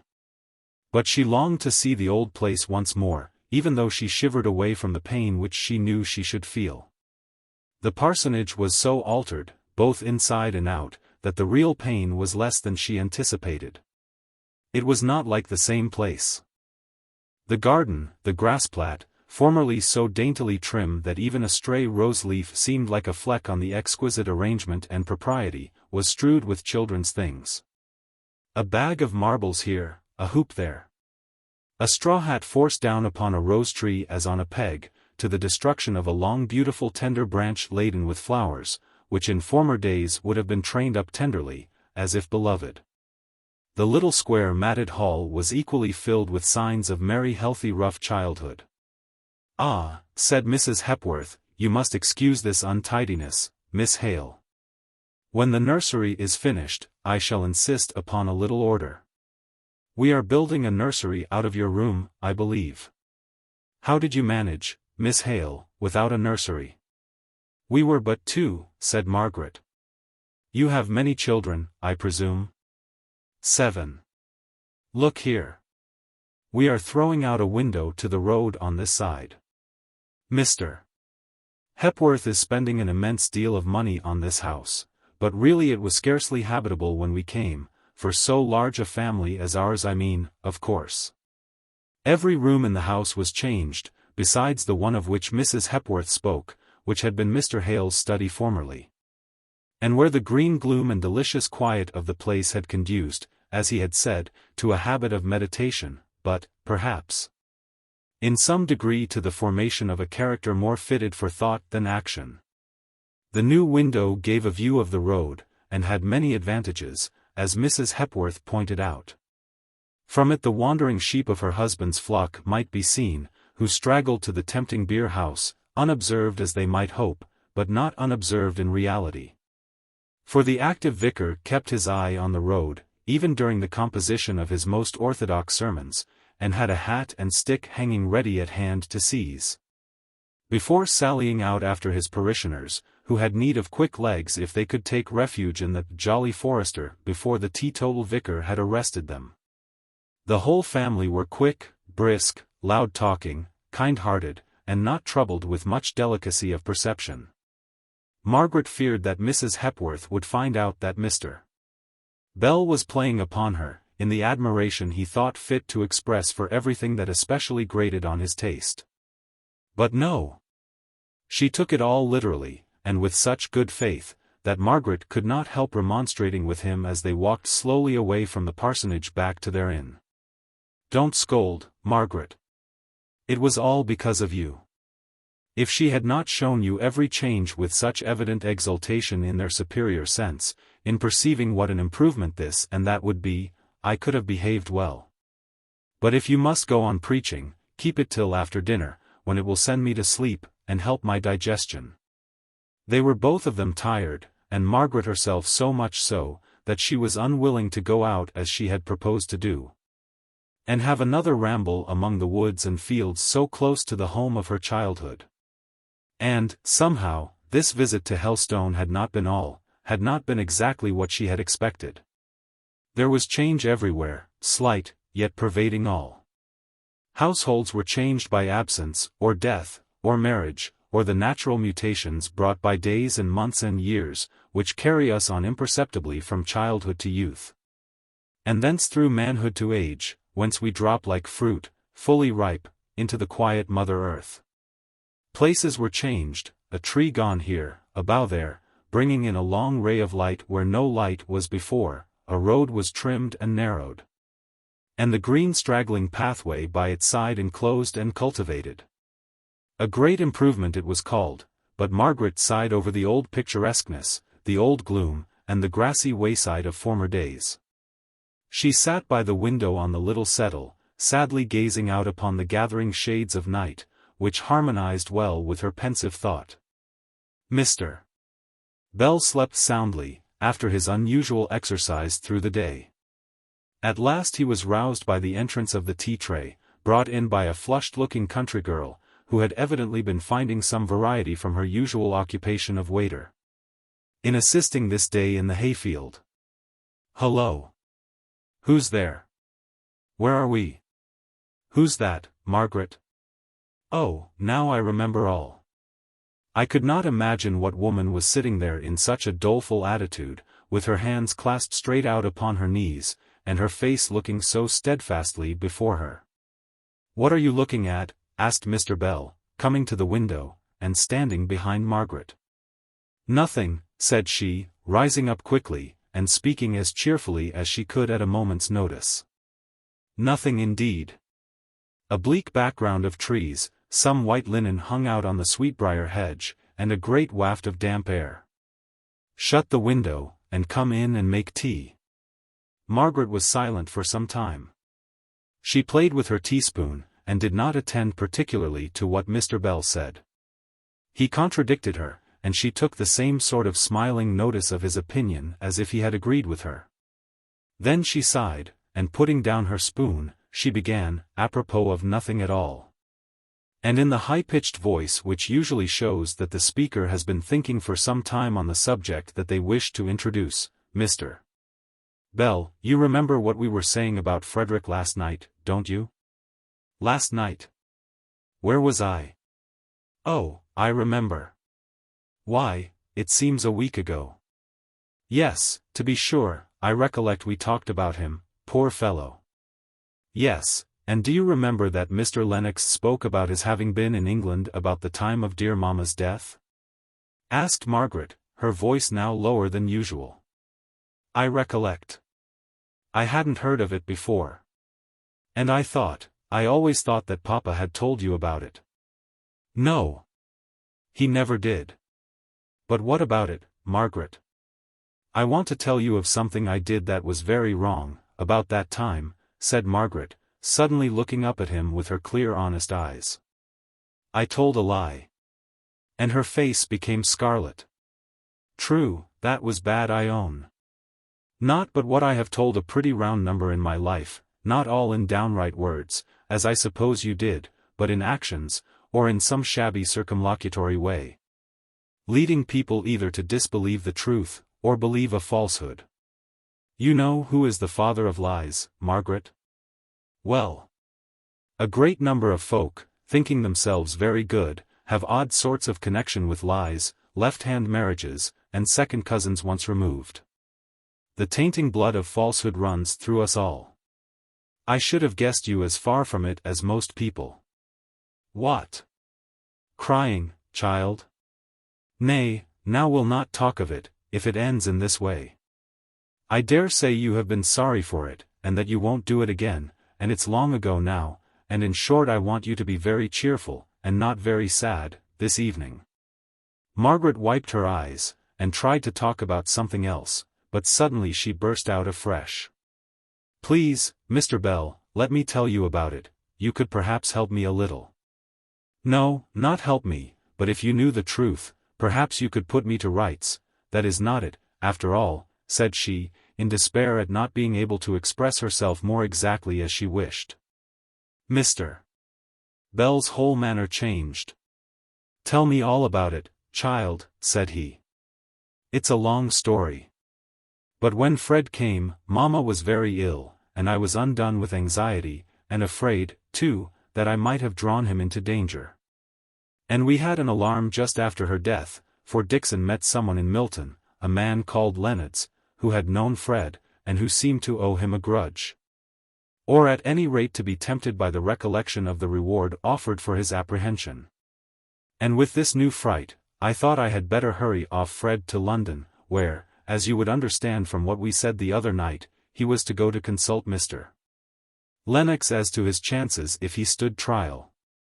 So we, that is, he and I, went to the railway station. It was one evening, and it was just getting rather dusk, but still light enough to recognize and be recognized, and we were too early, and went out to walk in a field just close by. I was always in a panic about this Lennox, who was, I knew, somewhere in the neighborhood. And then, when we were in the field, the low red sunlight just in my face, someone came by on horseback in the road just below the field stile on which we stood. I saw him look at me, but I did not know who it was at first, the sun was so in my eyes, but in an instant the dazzle went off, and I saw it was Mr. Thornton, and we bowed. And he saw Frederick, of course, said Mr. Bell, helping her on with her story, as he thought. Yes. And then at the station a man came up, tipsy and reeling, and he tried to collar Fred, and overbalanced himself as Fred wrenched himself away, and fell over the hedge of the platform. Not far, not deep, not above 3 feet, but oh! Mr. Bell, somehow that fall killed him. How awkward. It was this Leonard's, I suppose. And how did Fred get off? Oh! He went off immediately after the fall, which we never thought could have done the poor fellow any harm, it seemed so slight an injury. Then he did not die directly? No. Not for 2 or 3 days. And then, oh, Mr. Bell. Now comes the bad part, said she, nervously twining her fingers together. A police inspector came and taxed me with having been a companion of the young man, whose push or blow had occasioned Leonard's death. That was a false accusation, you know, but we had not heard that Fred had sailed, he might still be in London and liable to be arrested on this false charge. And his identity with the Lieutenant Hale, accused of causing the mutiny, discovered, he might be shot. All this flashed through my mind, and I said it was not me. I was not at the railway station that night. I knew nothing about it. I had no conscience or thought but to save Frederick. I say it was right. I should have done the same. You forgot yourself in thought for another. I hope I should have done the same. No, you would not. It was wrong, disobedient, faithless. At that very time Fred was safely out of England, and in my blindness I forgot that there was another witness who could testify to my being there. Who? Mr. Thornton. You know he had seen me close to the station, we had bowed to each other. Well. He would know nothing of this riot, about the drunken fellow's death. I suppose the injury never came to anything. No. The proceedings they had begun to talk about on the inquest were stopped. Mr. Thornton did know all about it. He was a magistrate, and he found out that it was not the fall that had caused the death. But not before he knew what I had said. Oh, Mr. Bell. She suddenly covered her face with her hands, as if wishing to hide herself from the presence of the recollection. Did you have any explanation with him? Did you ever tell him the strong, instinctive motive? The instinctive want of faith, and clutching at a sin to keep myself from sinking, said she bitterly. No. How could I? He knew nothing of Frederick.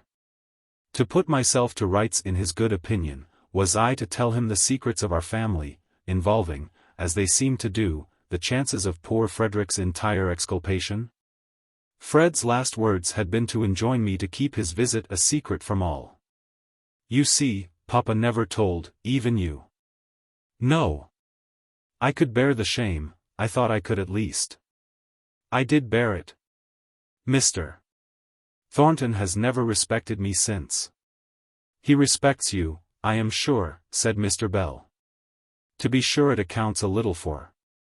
But he always speaks of you with regard and esteem, though now I understand certain reservations in his manner. Margaret did not speak, did not attend to what Mr. Bell had to say. Lost all sense of it. By and by she said. Will you tell me what you refer to about reservations in his manner of speaking to me? Oh. Simply he has annoyed me by not joining in my praises of you. Like an old fool, I thought that everyone would have the same opinion as I had, and he evidently could not agree with me. I was puzzled at the time. But he must be perplexed, if the affair has never been in the least explained. There was first your walking out with a young man in the dark. But it was my brother, said Margaret, surprised. True. But how was he to know that? I don't know. I never thought anything of that kind, said Margaret, reddening, and looking hurt and offended. And perhaps he never would, but for the lie, which, under the circumstances, I maintain, was necessary. It was not. I know it now. I bitterly repent it. There was a long pause of silence. Margaret was the first to speak. I am not likely ever to see Mr. Thornton again, and there she stopped. There are many things more unlikely, I should say, replied Mr. Bell. But I believe I never shall. Still, somehow one does not like to have sunk so low in a friend's opinion as I have done in his. Her eyes were full of tears, but her voice was steady, and Mr. Bell was not looking at her. And now that Frederick has given up all hope, and almost all wish of ever clearing himself, and returning to England, it would be only doing myself justice to have all this explained. If you please, and if you can, if there is a good opportunity, don't force an explanation upon him, pray, but if you can, will you tell him the whole circumstances? And tell him also that I gave you leave to do so, because I felt that for poor papa's sake I should not like to lose his respect, though we may never be likely to meet again? Certainly. I think he ought to know. I do not like you to rest even under a shadow of an impropriety. He would not know what to think of seeing you alone with a young man. As for that, said Margaret, rather haughtily, I hold it is, honi soit que mal y pense, yet still I should choose to have it explained, if any natural opportunity for easy explanation occurs.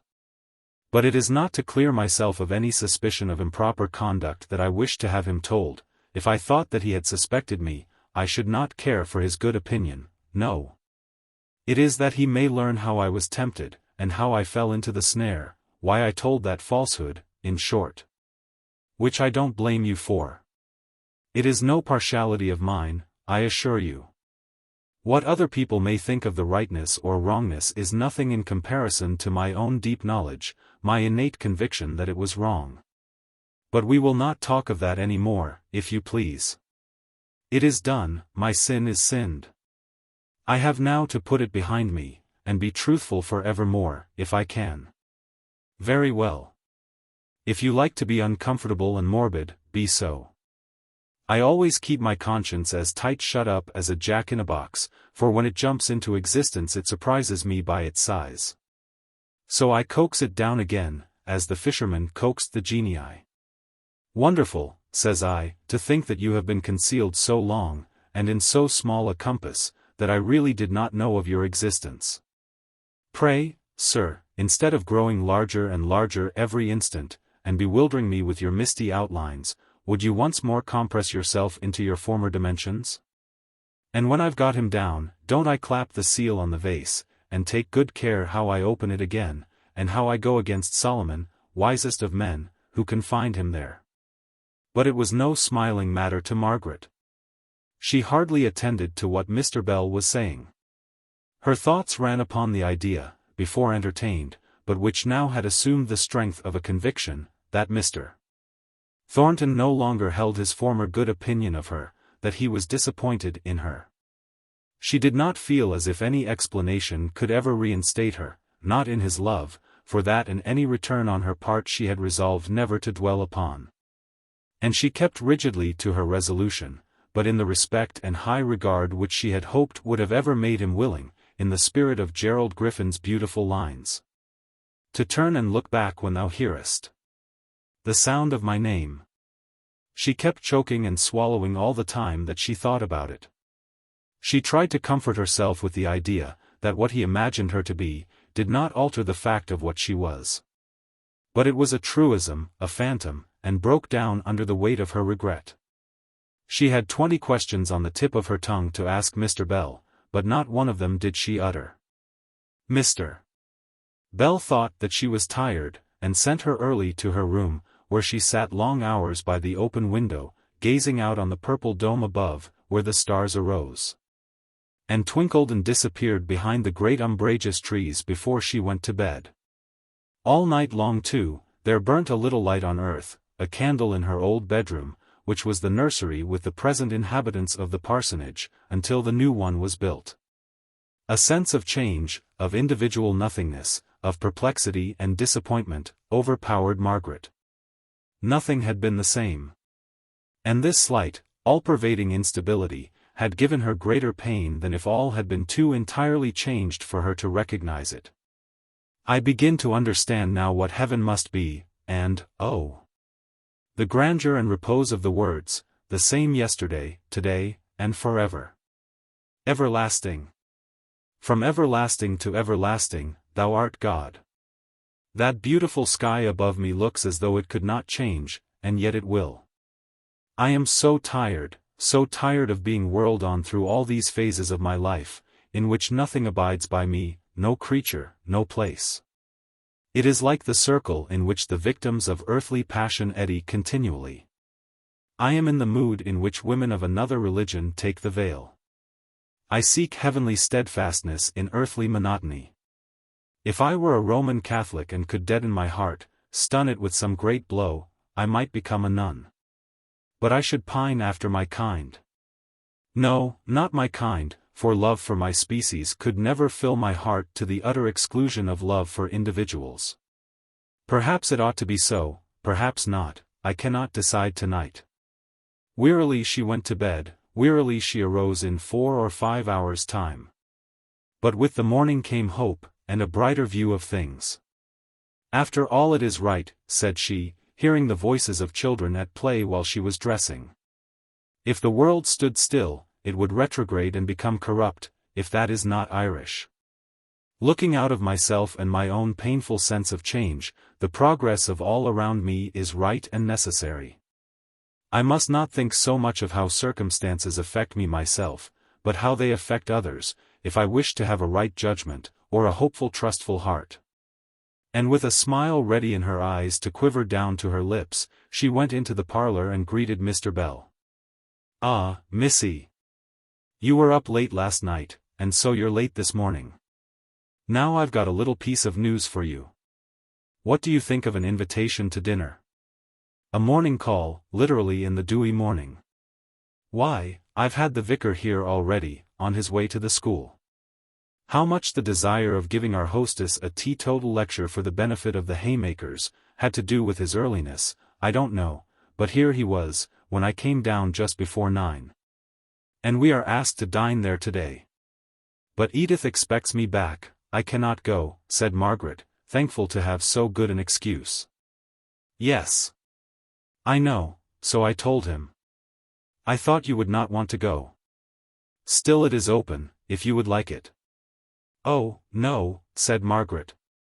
"Let us keep to our plan. Let us start at 12. It is very good and kind of them. But indeed I could not go." "Very well. Don't fidget yourself, and I'll arrange it all." Before they left, Margaret stole round to the back of the vicarage garden, and gathered a little straggling piece of honeysuckle. She would not take a flower the day before, for fear of being observed, and her motives and feelings commented upon. But as she returned across the common, the place was reinvested with the old enchanting atmosphere.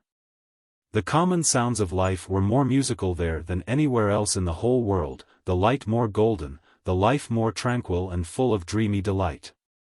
As Margaret remembered her feelings yesterday, she said to herself, "And I too change perpetually, now this, now that, now disappointment and peevish because all is not exactly as I had pictured it. And now suddenly discovering that the reality is far more beautiful than I had imagined it. Oh, Helstone! I shall never love any place like you." A few days afterwards, she had found her level, and decided that she was very glad to have been there, and that she had seen it again.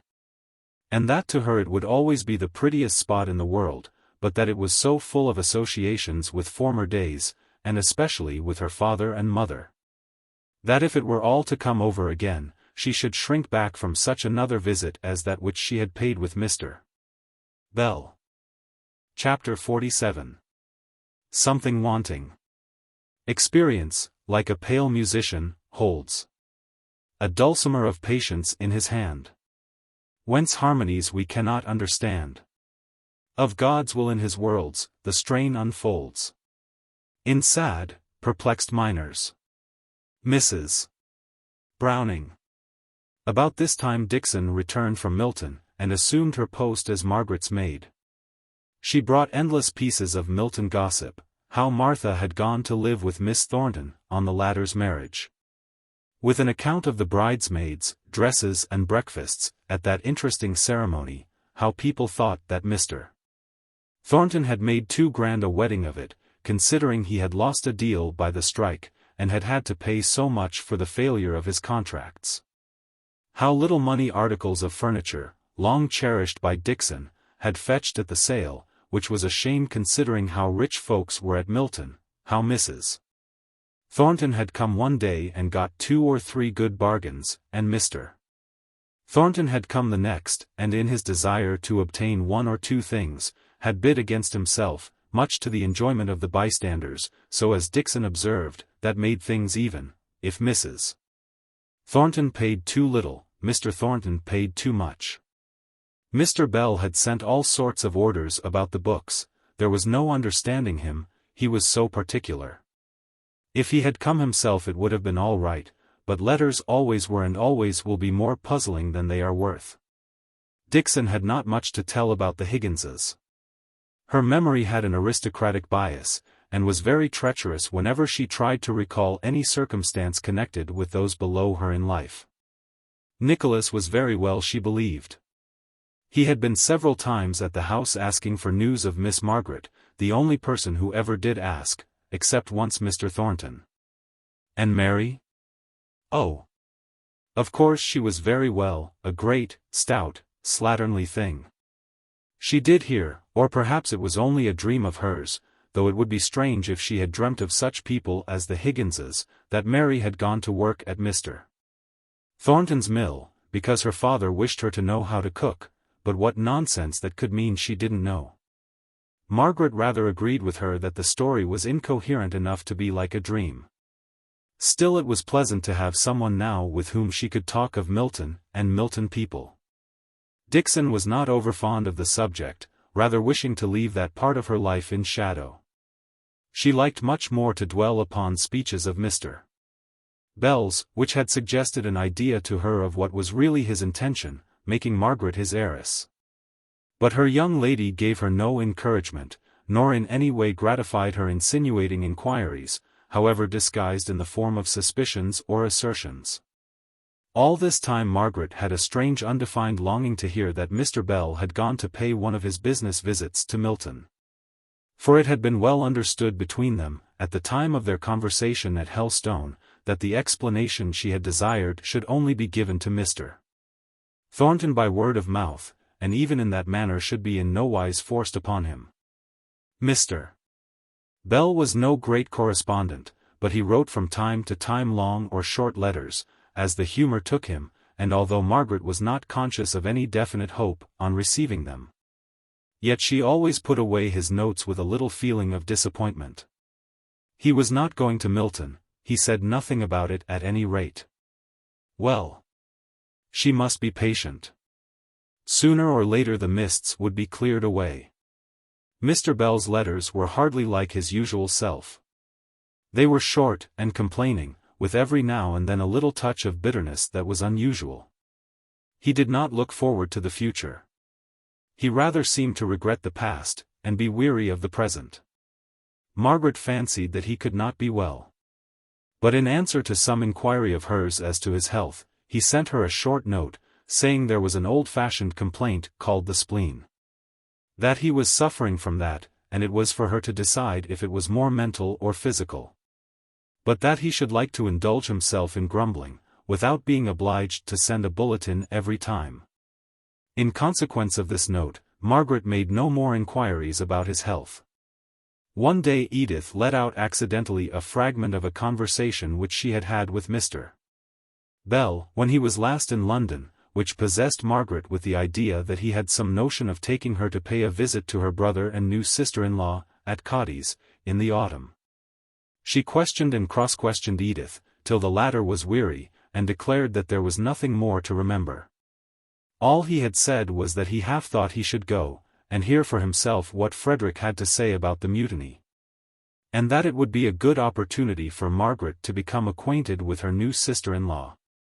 That he always went somewhere during the long vacation, and did not see why he should not go to Spain as well as anywhere else. That was all. Edith hoped Margaret did not want to leave them, that she was so anxious about all this. And then, having nothing else particular to do, she cried, and said that she knew she cared much more for Margaret than Margaret did for her.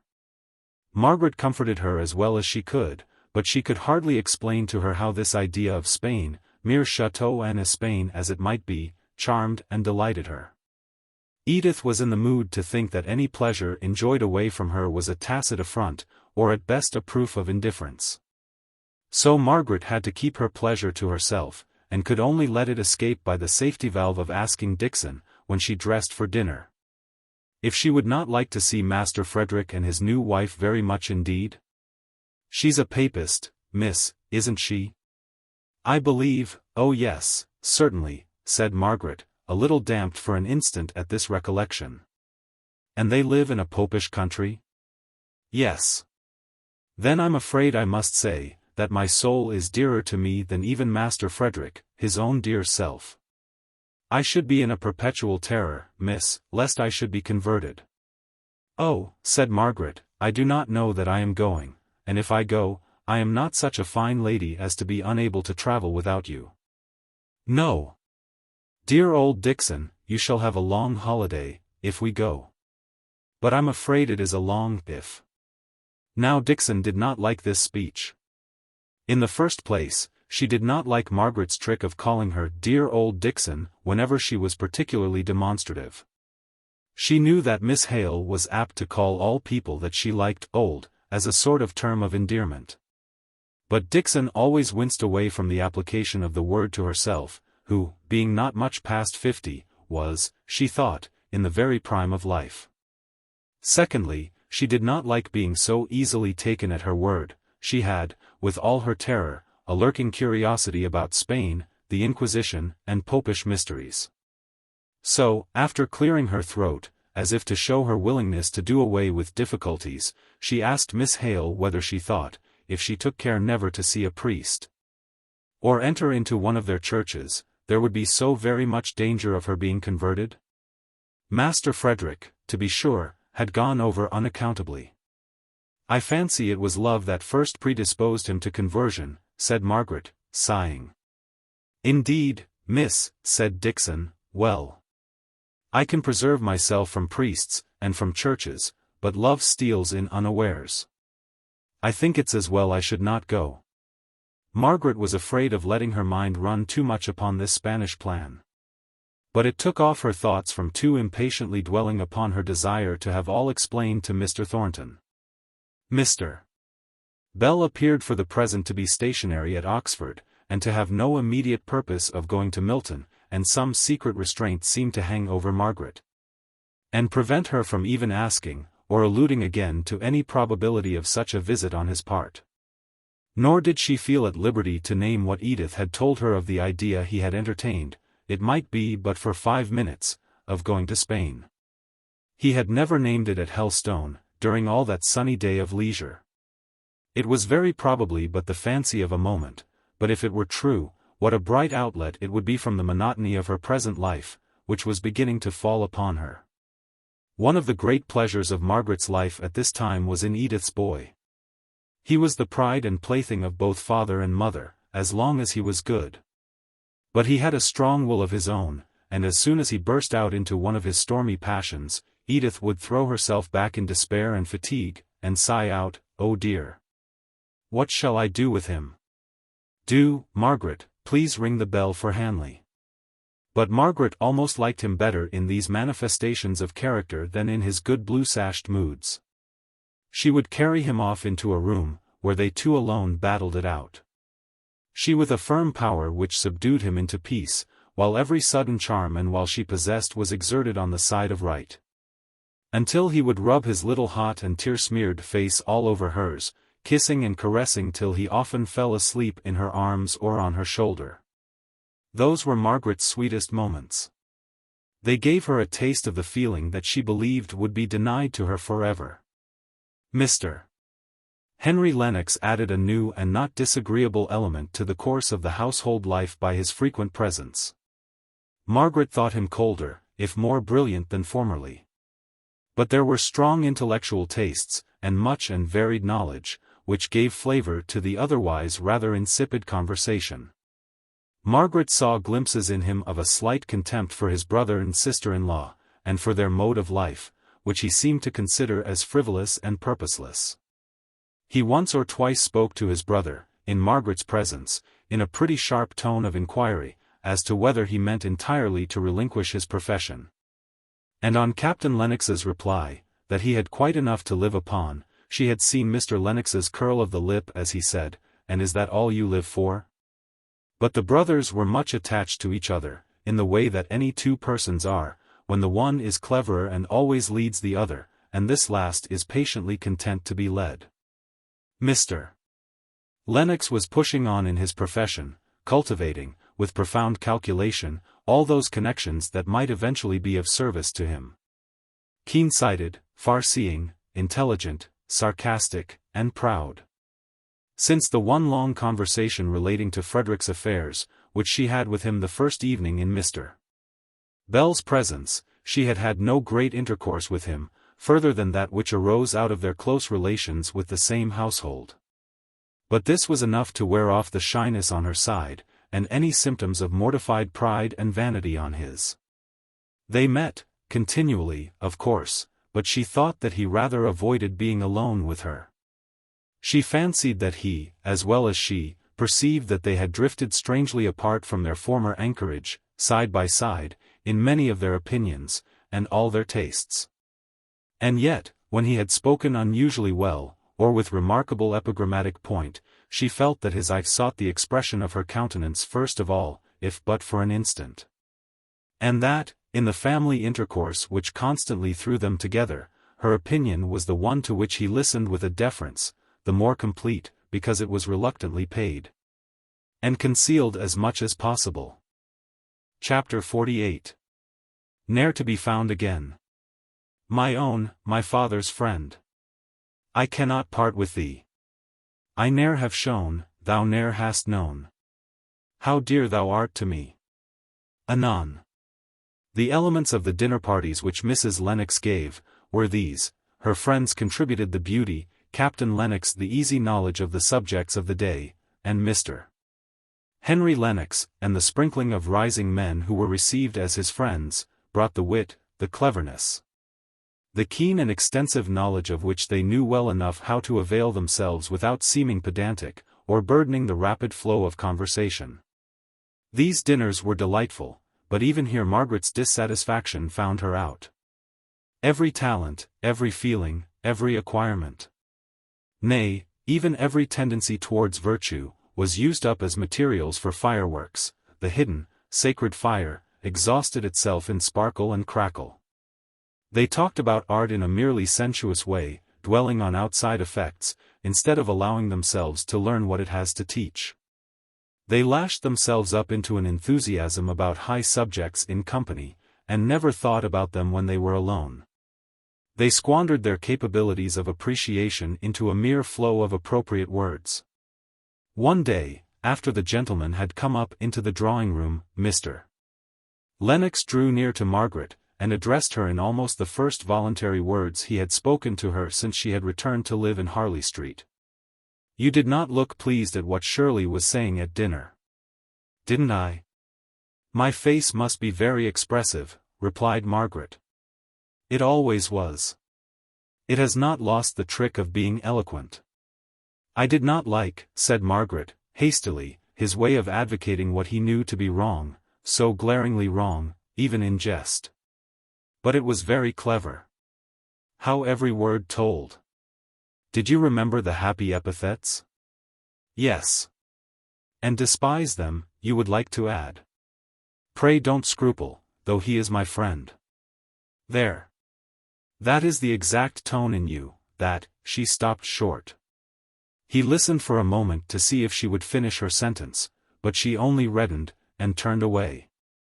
Before she did so, however, she heard him say, in a very low, clear voice, "If my tones, or modes of thought, are what you dislike, will you do me the justice to tell me so? And so give me the chance of learning to please you." All these weeks there was no intelligence of Mr. Bell's going to Milton. He had spoken of it at Helstone as of a journey which he might have to take in a very short time from then. But he must have transacted his business by writing. Margaret thought, ere now, and she knew that if he could, he would avoid going to a place which he disliked.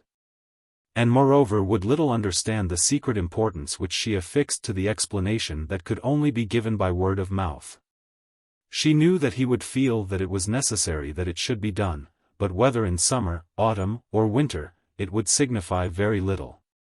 It was now August, and there had been no mention of the Spanish journey to which he had alluded to Edith, and Margaret tried to reconcile herself to the fading away of this illusion. But one morning she received a letter, saying that next week he meant to come up to town. He wanted to see her about a plan which he had in his head. And, moreover, he intended to treat himself to a little doctoring, as he had begun to come round to her opinion, that it would be pleasanter to think that his health was more in fault than he. When he found himself irritable and cross. There was altogether a tone of forced cheerfulness in the letter, as Margaret noticed afterwards, but at the time her attention was taken up by Edith's exclamations. Coming up to town. Oh dear! And I am so worn out by the heat that I don't believe I have strength enough in me for another dinner. Besides, everybody has left but our dear stupid selves, who can't settle where to go to. There would be nobody to meet him. I'm sure he would much rather come and dine with us quite alone than with the most agreeable strangers you could pick up. Besides, if he is not well he won't wish for invitations. I am glad he has owned it at last. I was sure he was ill from the whole tone of his letters, and yet he would not answer me when I asked him, and I had no third person to whom I could apply for news. Oh! He is not very ill, or he would not think of Spain. He never mentioned Spain. No. But his plan that is to be proposed evidently relates to that. But would you really go in such weather as this? Oh, it will get cooler every day. Yes. Think of it. I am only afraid I have thought and wished too much, in that absorbing wilful way which is sure to be disappointed, or else gratified, to the letter, while in the spirit it gives no pleasure. But that's superstitious, I'm sure, Margaret. No, I don't think it is. Only it ought to warn me, and check me from giving way to such passionate wishes. It is a sort of, give me children, or else I die. I'm afraid my cry is, let me go to Cadiz, or else I die. My dear Margaret. You'll be persuaded to stay there, and then what shall I do? Oh!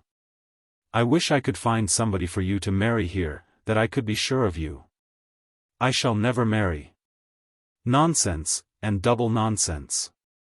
Why, as Sholto says, you're such an attraction to the house, that he knows ever so many men who will be glad to visit here next year for your sake. Margaret drew herself up haughtily. Do you know, Edith, I sometimes think your Corfu life has taught you. Well. Just a shade or two of coarseness.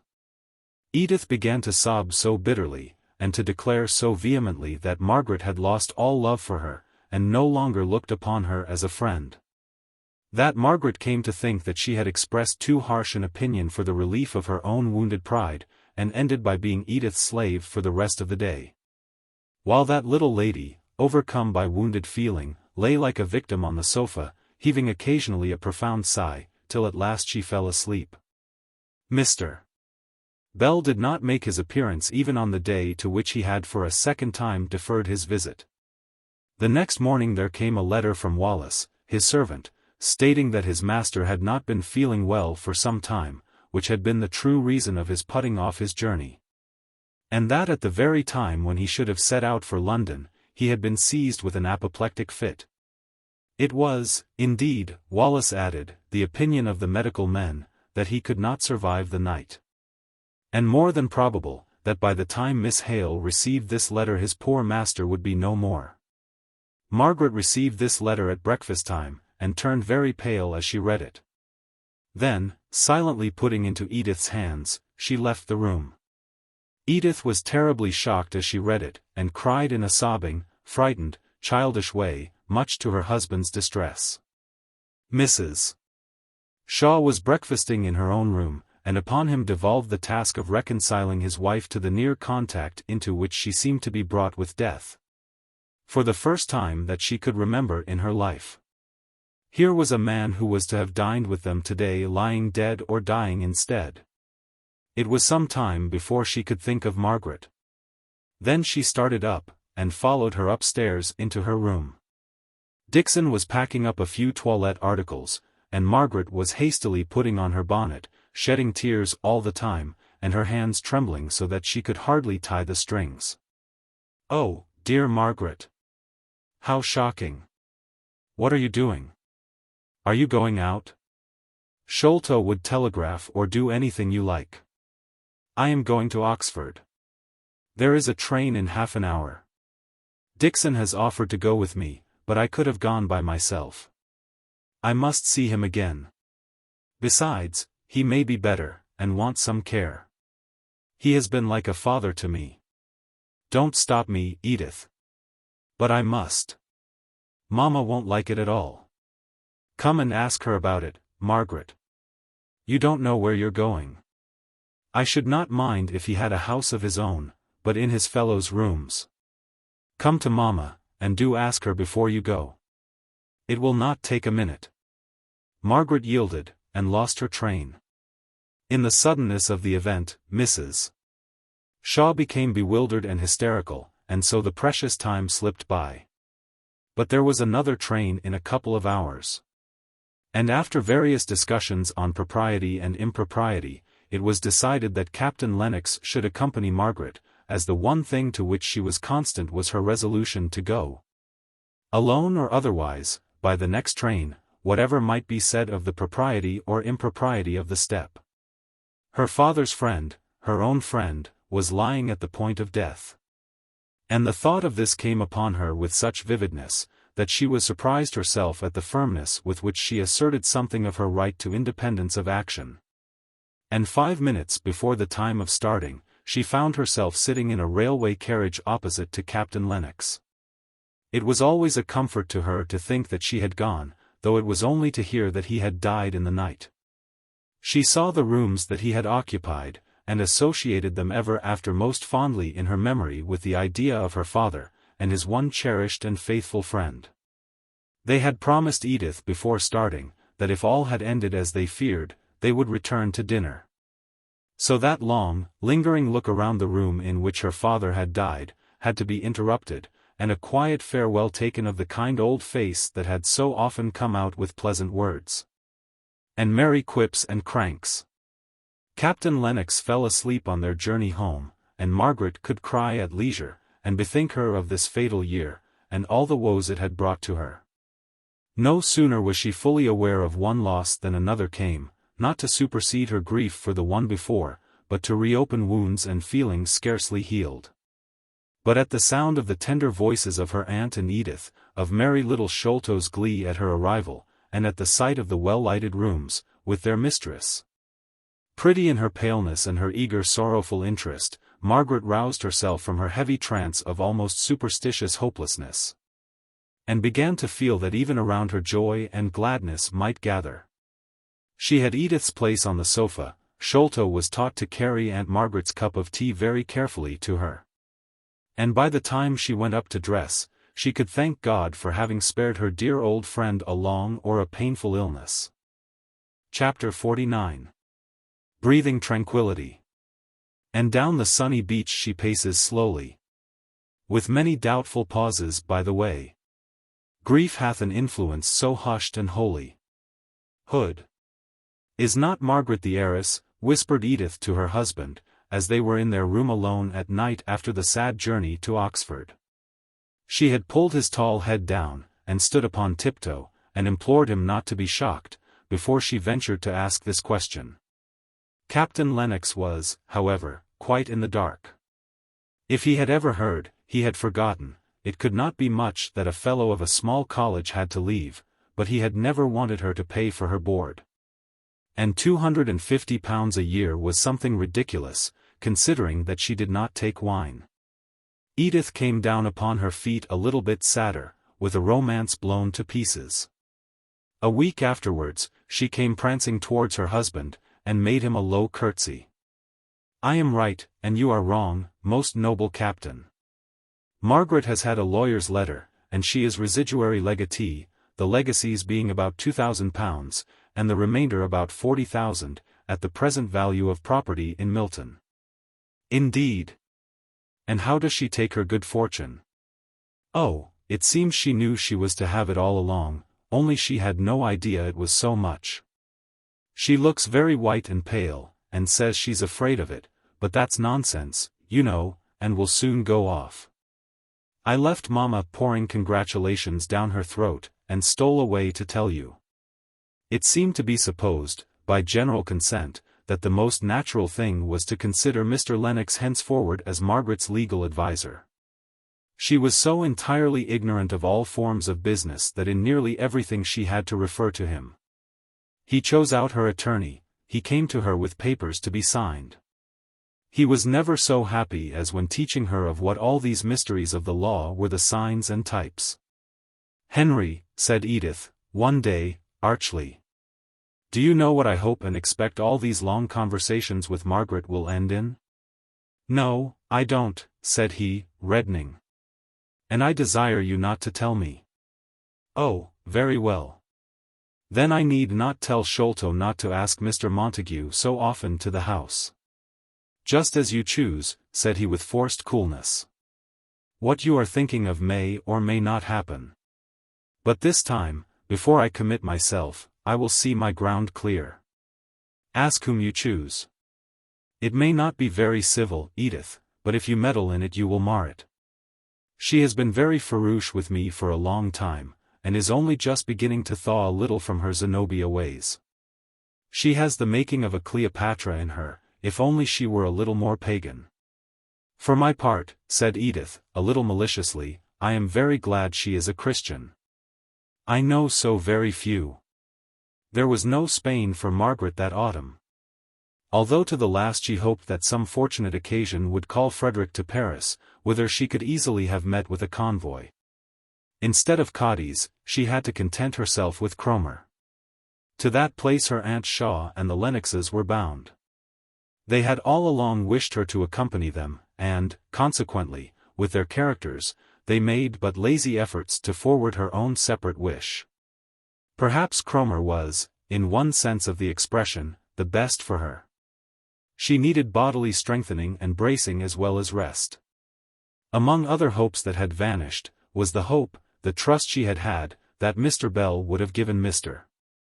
Thornton the simple facts of the family circumstances which had preceded the unfortunate accident that led to Leonard's death. Whatever opinion, however changed it might be from what Mr. Thornton had once entertained, she had wished it to be based upon a true understanding of what she had done, and why she had done it. It would have been a pleasure to her, would have given her rest on a point on which she should now all her life be restless, unless she could resolve not to think upon it. It was now so long after the time of these occurrences, that there was no possible way of explaining them save the one which she had lost by Mr. Bell's death. She might just submit, like many another, to be misunderstood. But, though reasoning herself into the belief that in this hers was no uncommon lot, her heart did not ache the less with longing that some time, years and years hence, before he died at any rate, he might know how much she had been tempted. She thought that she did not want to hear that all was explained to him, if only she could be sure that he would know. But this wish was vain, like so many others. And when she had schooled herself into this conviction, she turned with all her heart and strength to the life that lay immediately before her, and resolved to strive and make the best of that.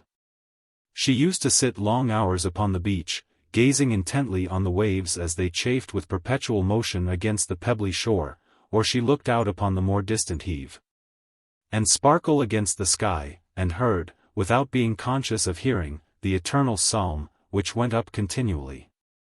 She was soothed without knowing how or why. Listlessly she sat there, on the ground, her hands clasped round her knees, while her Aunt Shaw did small shoppings, and Edith and Captain Lennox rode far and wide on shore and inland. The nurses, sauntering on with their charges, would pass and repass her, and wonder in whispers what she could find to look at so long, day after day. And when the family gathered at dinner time, Margaret was so silent and absorbed that Edith voted her moped, and hailed a proposal of her husband's with great satisfaction, that Mr. Henry Lennox should be asked to take Cromer for a week, on his return from Scotland in October. But all this time for thought enabled Margaret to put events in their right places, as to origin and significance, both as regarded her past life and her future. Those hours by the seaside were not lost, as anyone might have seen who had had the perception to read, or the care to understand, the look that Margaret's face was gradually acquiring. Mr. Henry Lennox was excessively struck by the change. "The sea has done Miss Hale an immense deal of good, I should fancy," said he, when she first left the room after his arrival in their family circle. "She looks 10 years younger than she did in Harley Street."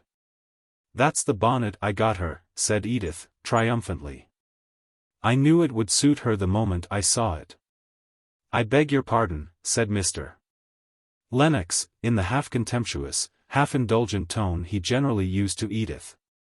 "But I believe I know the difference between the charms of a dress and the charms of a woman. No mere bonnet would have made Miss Hale's eyes so lustrous and yet so soft, or her lips so ripe and red, and her face altogether so full of peace and light. She is like, and yet more," he dropped his voice, "like the Margaret Hale of Helstone." From this time the clever and ambitious man bent all his powers to gaining Margaret. He loved her sweet beauty. He saw the latent sweep of her mind, which could easily, he thought, be led to embrace all the objects on which he had set his heart. He looked upon her fortune only as a part of the complete and superb character of herself and her position. Yet he was fully aware of the rise which it would immediately enable him, the poor barrister, to take. Eventually he would earn such success, and such honors, as would enable him to pay her back, with interest, that first advance in wealth which he should owe to her. He had been to Milton on business connected with her property, on his return from Scotland.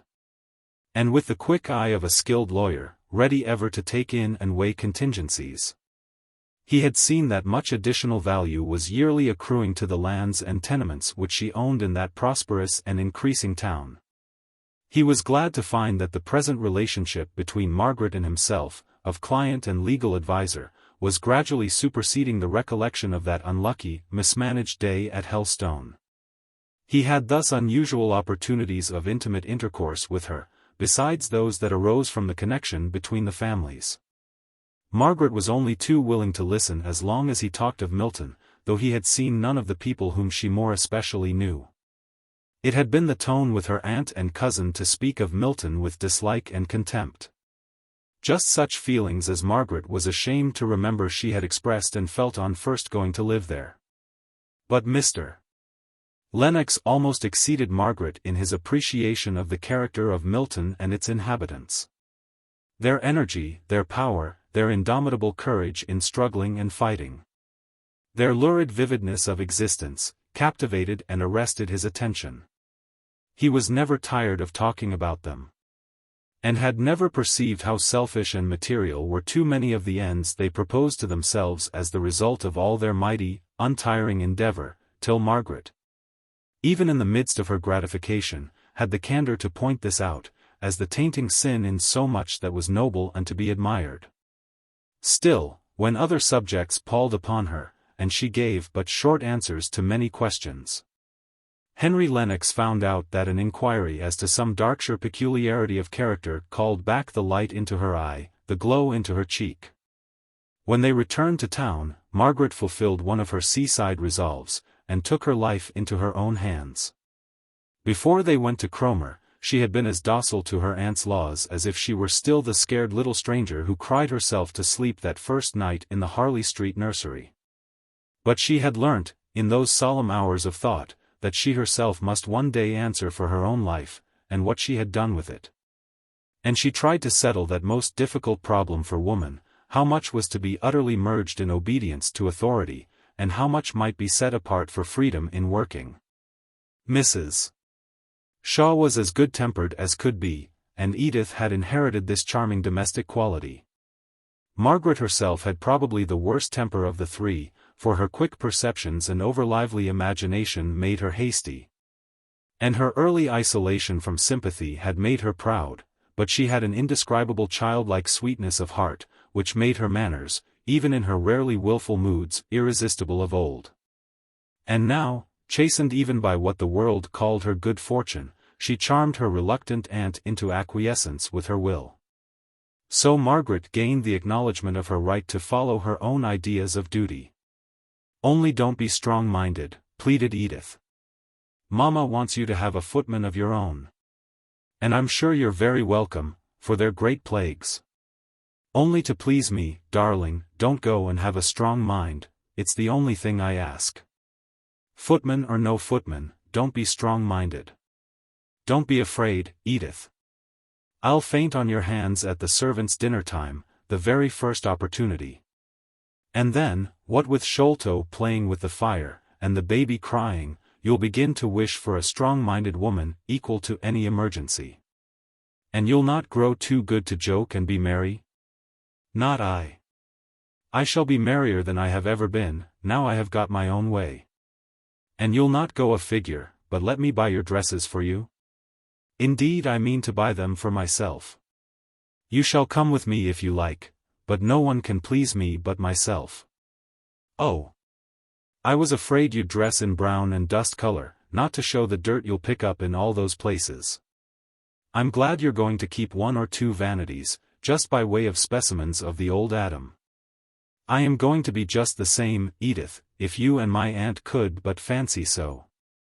Only as I have neither husband nor child to give me natural duties, I must make myself some, in addition to ordering my gowns."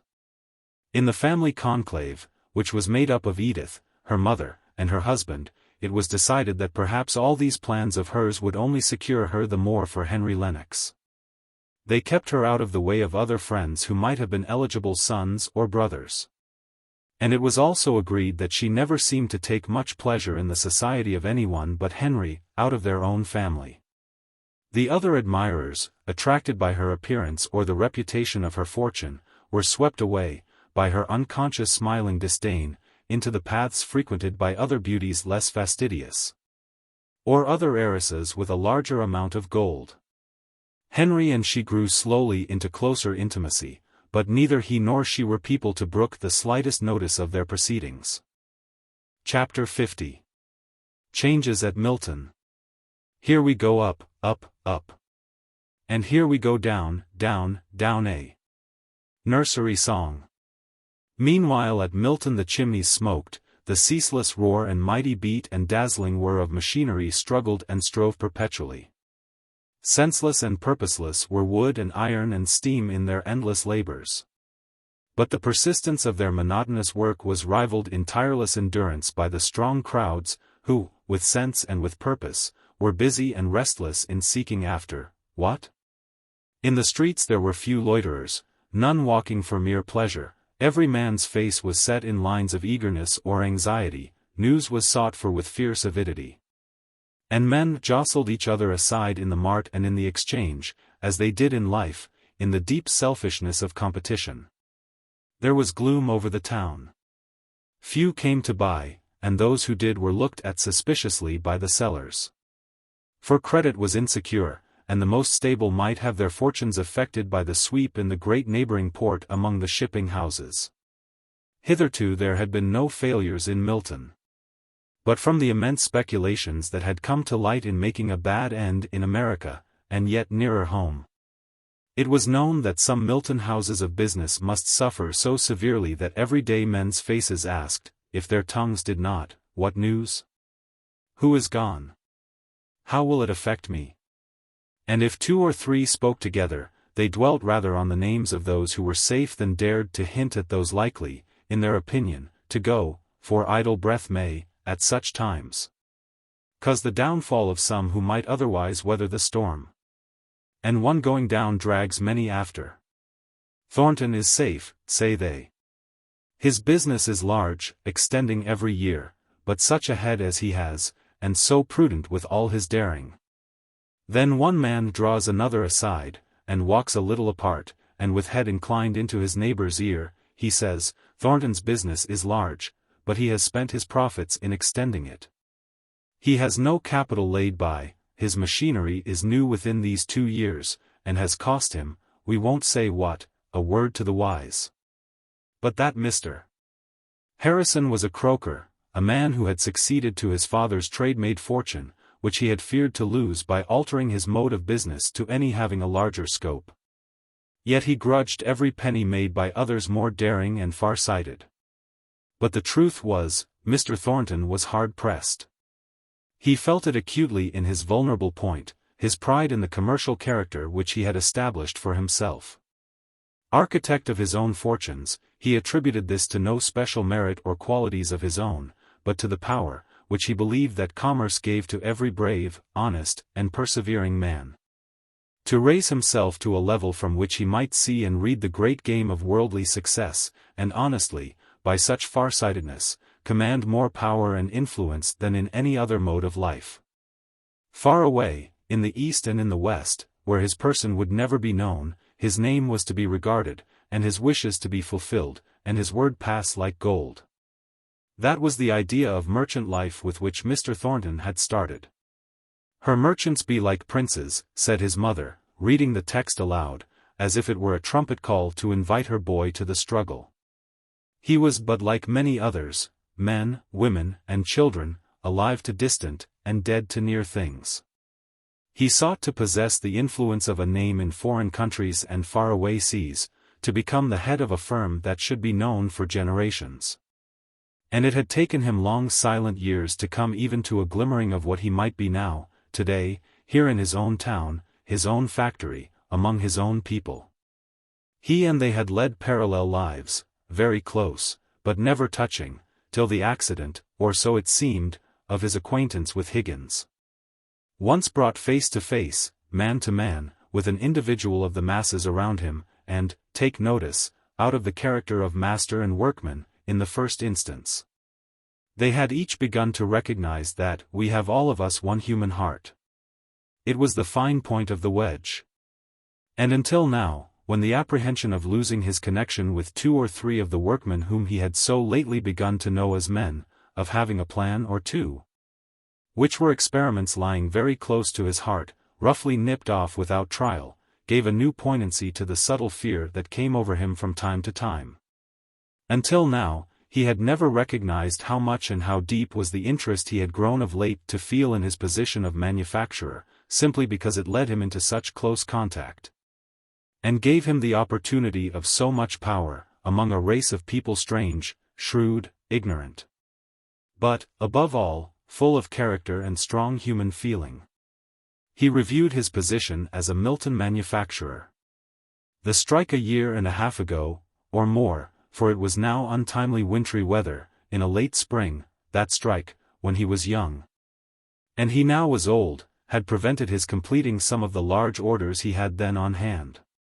He had locked up a good deal of his capital in new and expensive machinery, and he had also bought cotton largely, for the fulfillment of these orders, taken under contract. That he had not been able to complete them, was owing in some degree to the utter want of skill on the part of the Irish hands whom he had imported. Much of their work was damaged and unfit to be sent forth by a house which prided itself on turning out nothing but first-rate articles. For many months, the embarrassment caused by the strike had been an obstacle in Mr. Thornton's way. And often, when his eye fell on Higgins, he could have spoken angrily to him without any present cause, just from feeling how serious was the injury that had arisen from this affair in which he was implicated. But when he became conscious of this sudden, quick resentment, he resolved to curb it.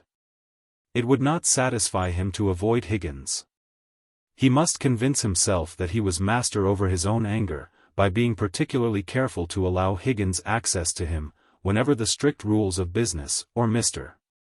Thornton's leisure permitted.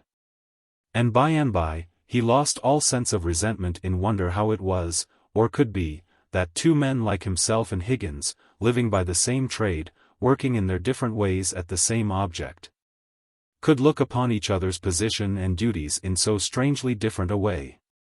And thence arose that intercourse, which, though it might not have the effect of preventing all future clash of opinion and action, when the occasion arose, would, at any rate, enable both master and man to look upon each other with far more charity and sympathy, and bear with each other more patiently and kindly.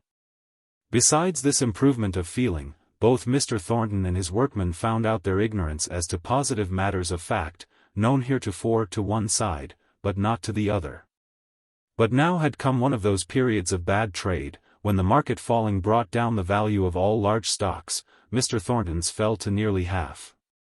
No orders were coming in. So he lost the interest of the capital he had locked up in machinery. Indeed, it was difficult to get payment for the orders completed. Yet there was the constant drain of expenses for working the business. Then the bills became due for the cotton he had purchased. And money being scarce, he could only borrow at exorbitant interest, and yet he could not realize any of his property. But he did not despair. He exerted himself day and night to foresee and to provide for all emergencies. He was as calm and gentle to the women in his home as ever. To the workmen in his mill he spoke not many words, but they knew him by this time. And many a curt, decided answer was received by them rather with sympathy for the care they saw pressing upon him, than with the suppressed antagonism which had formerly been smoldering, and ready for hard words and hard judgments on all occasions. "Meester's a deal to potter him," said Higgins, one day, as he heard Mr. Thornton's short, sharp inquiry, why such a command had not been obeyed, and caught the sound of the suppressed sigh which he heaved in going past the room where some of the men were working. Higgins and another man stopped over hours that night, unknown to anyone, to get the neglected piece of work done, and Mr. Thornton never knew but that the overlooker, to whom he had given the command in the first instance, had done it himself.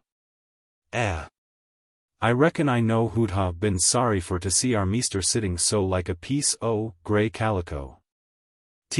Ood parson would ha' fretted his woman's heart out, if he'd seen the woeful looks I have seen on our meester's face," thought Higgins, one day, as he was approaching Mr. Thornton in Marlborough Street. "Meester," said he, stopping his employer in his quick resolved walk, and causing that gentleman to look up with a sudden annoyed start, as if his thoughts had been far away. "Have yo' heerd aught of Miss Margaret lately?" "Miss, who?" replied Mr. Thornton. "Miss Margaret, Miss Hale, Ood parson's daughter. Yo' known who I mean well enough. If you'll only think a bit." There was nothing disrespectful in the tone in which this was said. "Oh yes." And suddenly the wintry frost-bound look of care had left Mr. Thornton's face, as if some soft summer gale had blown all anxiety away from his mind. And though his mouth was as much compressed as before, his eyes smiled out benignly on his questioner. "She's my landlord now, you know, Higgins. I hear of her through her agent here, every now and then. She's well and among friends, thank you, Higgins." That "thank you" lingered after the other words, and yet came with so much warmth of feeling, let in a new light to the acute Higgins. It might be but a will-o'-the-wisp, but he thought he would follow it and ascertain whither it would lead him. "And she's not get married, meester?" "Not yet." The face was cloudy once more. "There is some talk of it, as I understand, with a connection of the family. Then she'll not be for coming to Milton again, I reckon." "No." "Stop a minute, meester." Then going up confidentially close, he said, "Is young gentleman cleared?" He enforced the depth of his intelligence by a wink of the eye, which only made things more mysterious to Mr. Thornton. Young gentleman, I mean, Master Frederick, they caught him, her brother as was over here, yo, known. Over here. Aye, to be sure, at Missis's death. Yo need not be feared of my telling. For Mary and me, we knowed it all along, only we held our peace, for we got it through Mary working in house. And he was over. It was her brother. Sure enough, and I reckoned yo knowed it, or I'd never let on. Yo knowed she had a brother? Yes, I know all about him. And he was over at Mrs. Hale's death? Nay. I'm not going for to tell more. I've maybe get 10 them into mischief already, for they kept it very close. I nobbut wanted to know if they'd get 10 him cleared. Not that I know of. I know nothing. I only hear of Miss Hale, now, as my landlord, and through her lawyer. He broke off from Higgins, to follow the business on which he had been bent when the latter first accosted him, leaving Higgins baffled in his endeavor. It was her brother, said Mr. Thornton to himself. I am glad. I may never see her again, but it is a comfort, a relief, to know that much. I knew she could not be unmaidenly, and yet I yearned for conviction. Now I am glad. It was a little golden thread running through the dark web of his present fortunes, which were growing ever gloomier and more gloomy. His agent had largely trusted a house in the American trade, which went down, along with several others, just at this time, like a pack of cards, the fall of one compelling other failures. What were Mr. Thornton's engagements? Could he stand? Night after night he took books and papers into his own private room, and sat up there long after the family were gone to bed.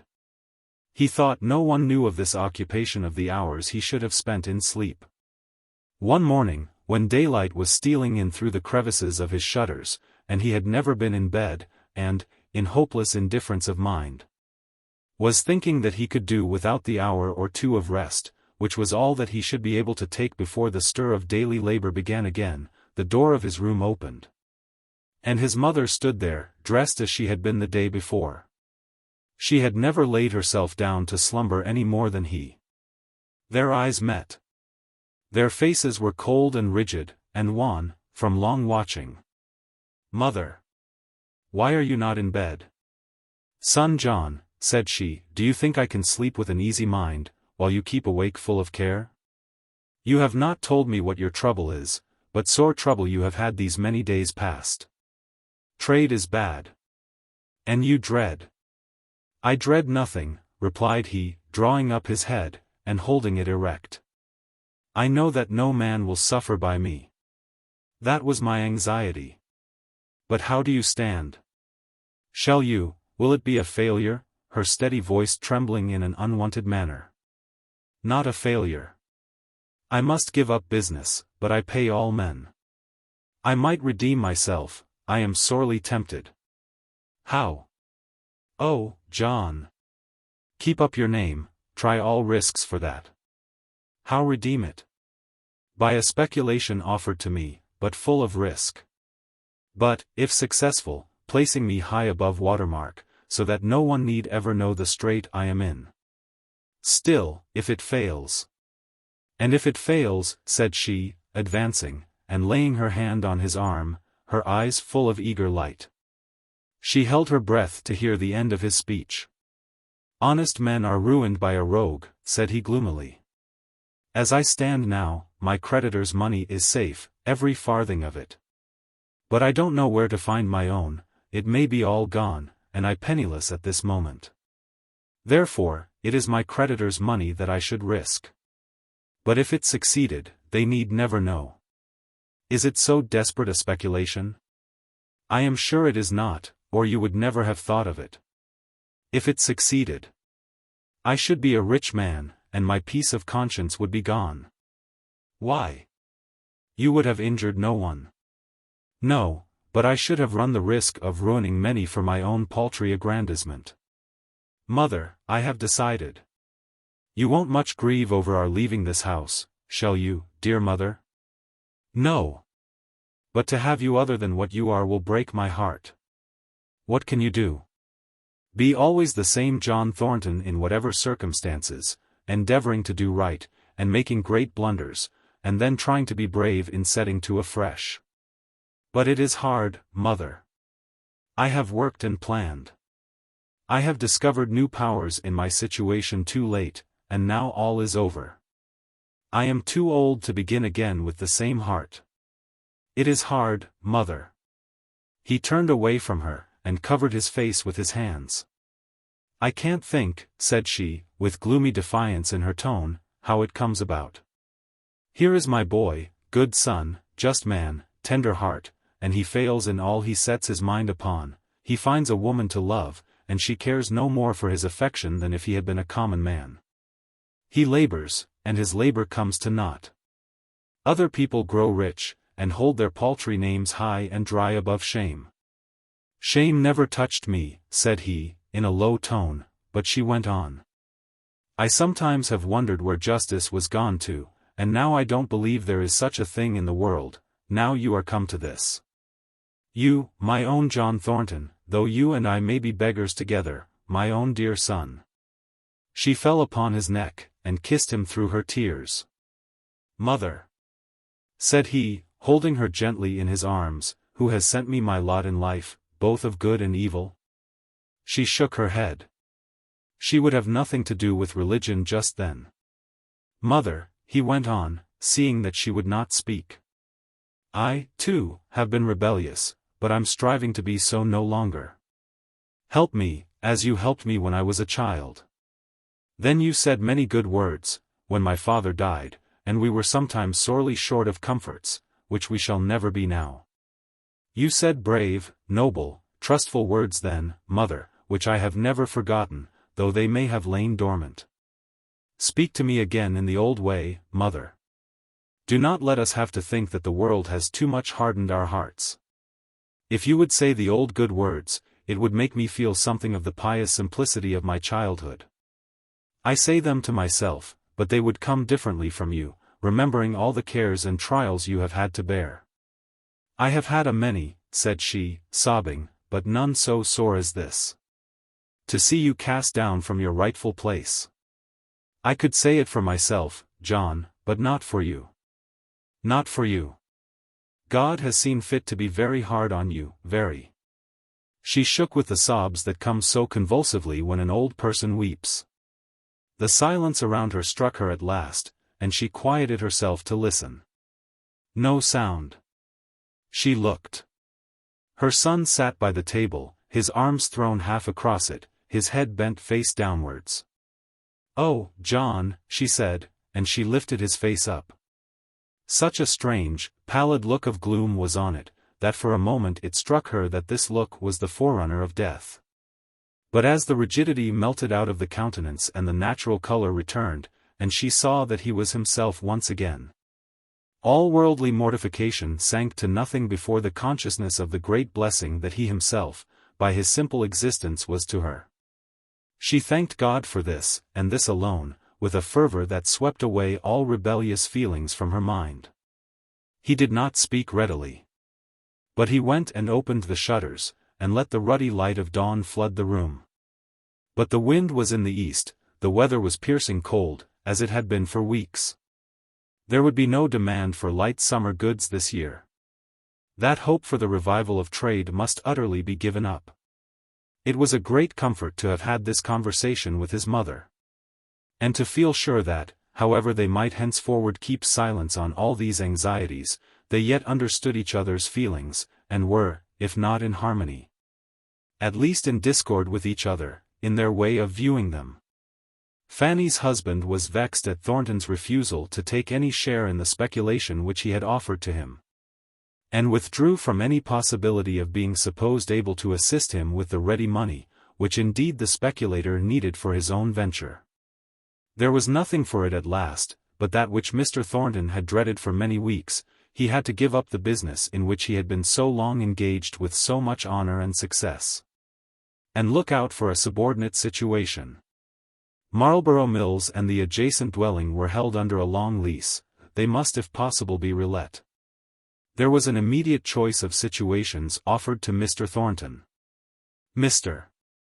Hamper would have been only too glad to have secured him as a steady and experienced partner for his son, whom he was setting up with a large capital in a neighboring town.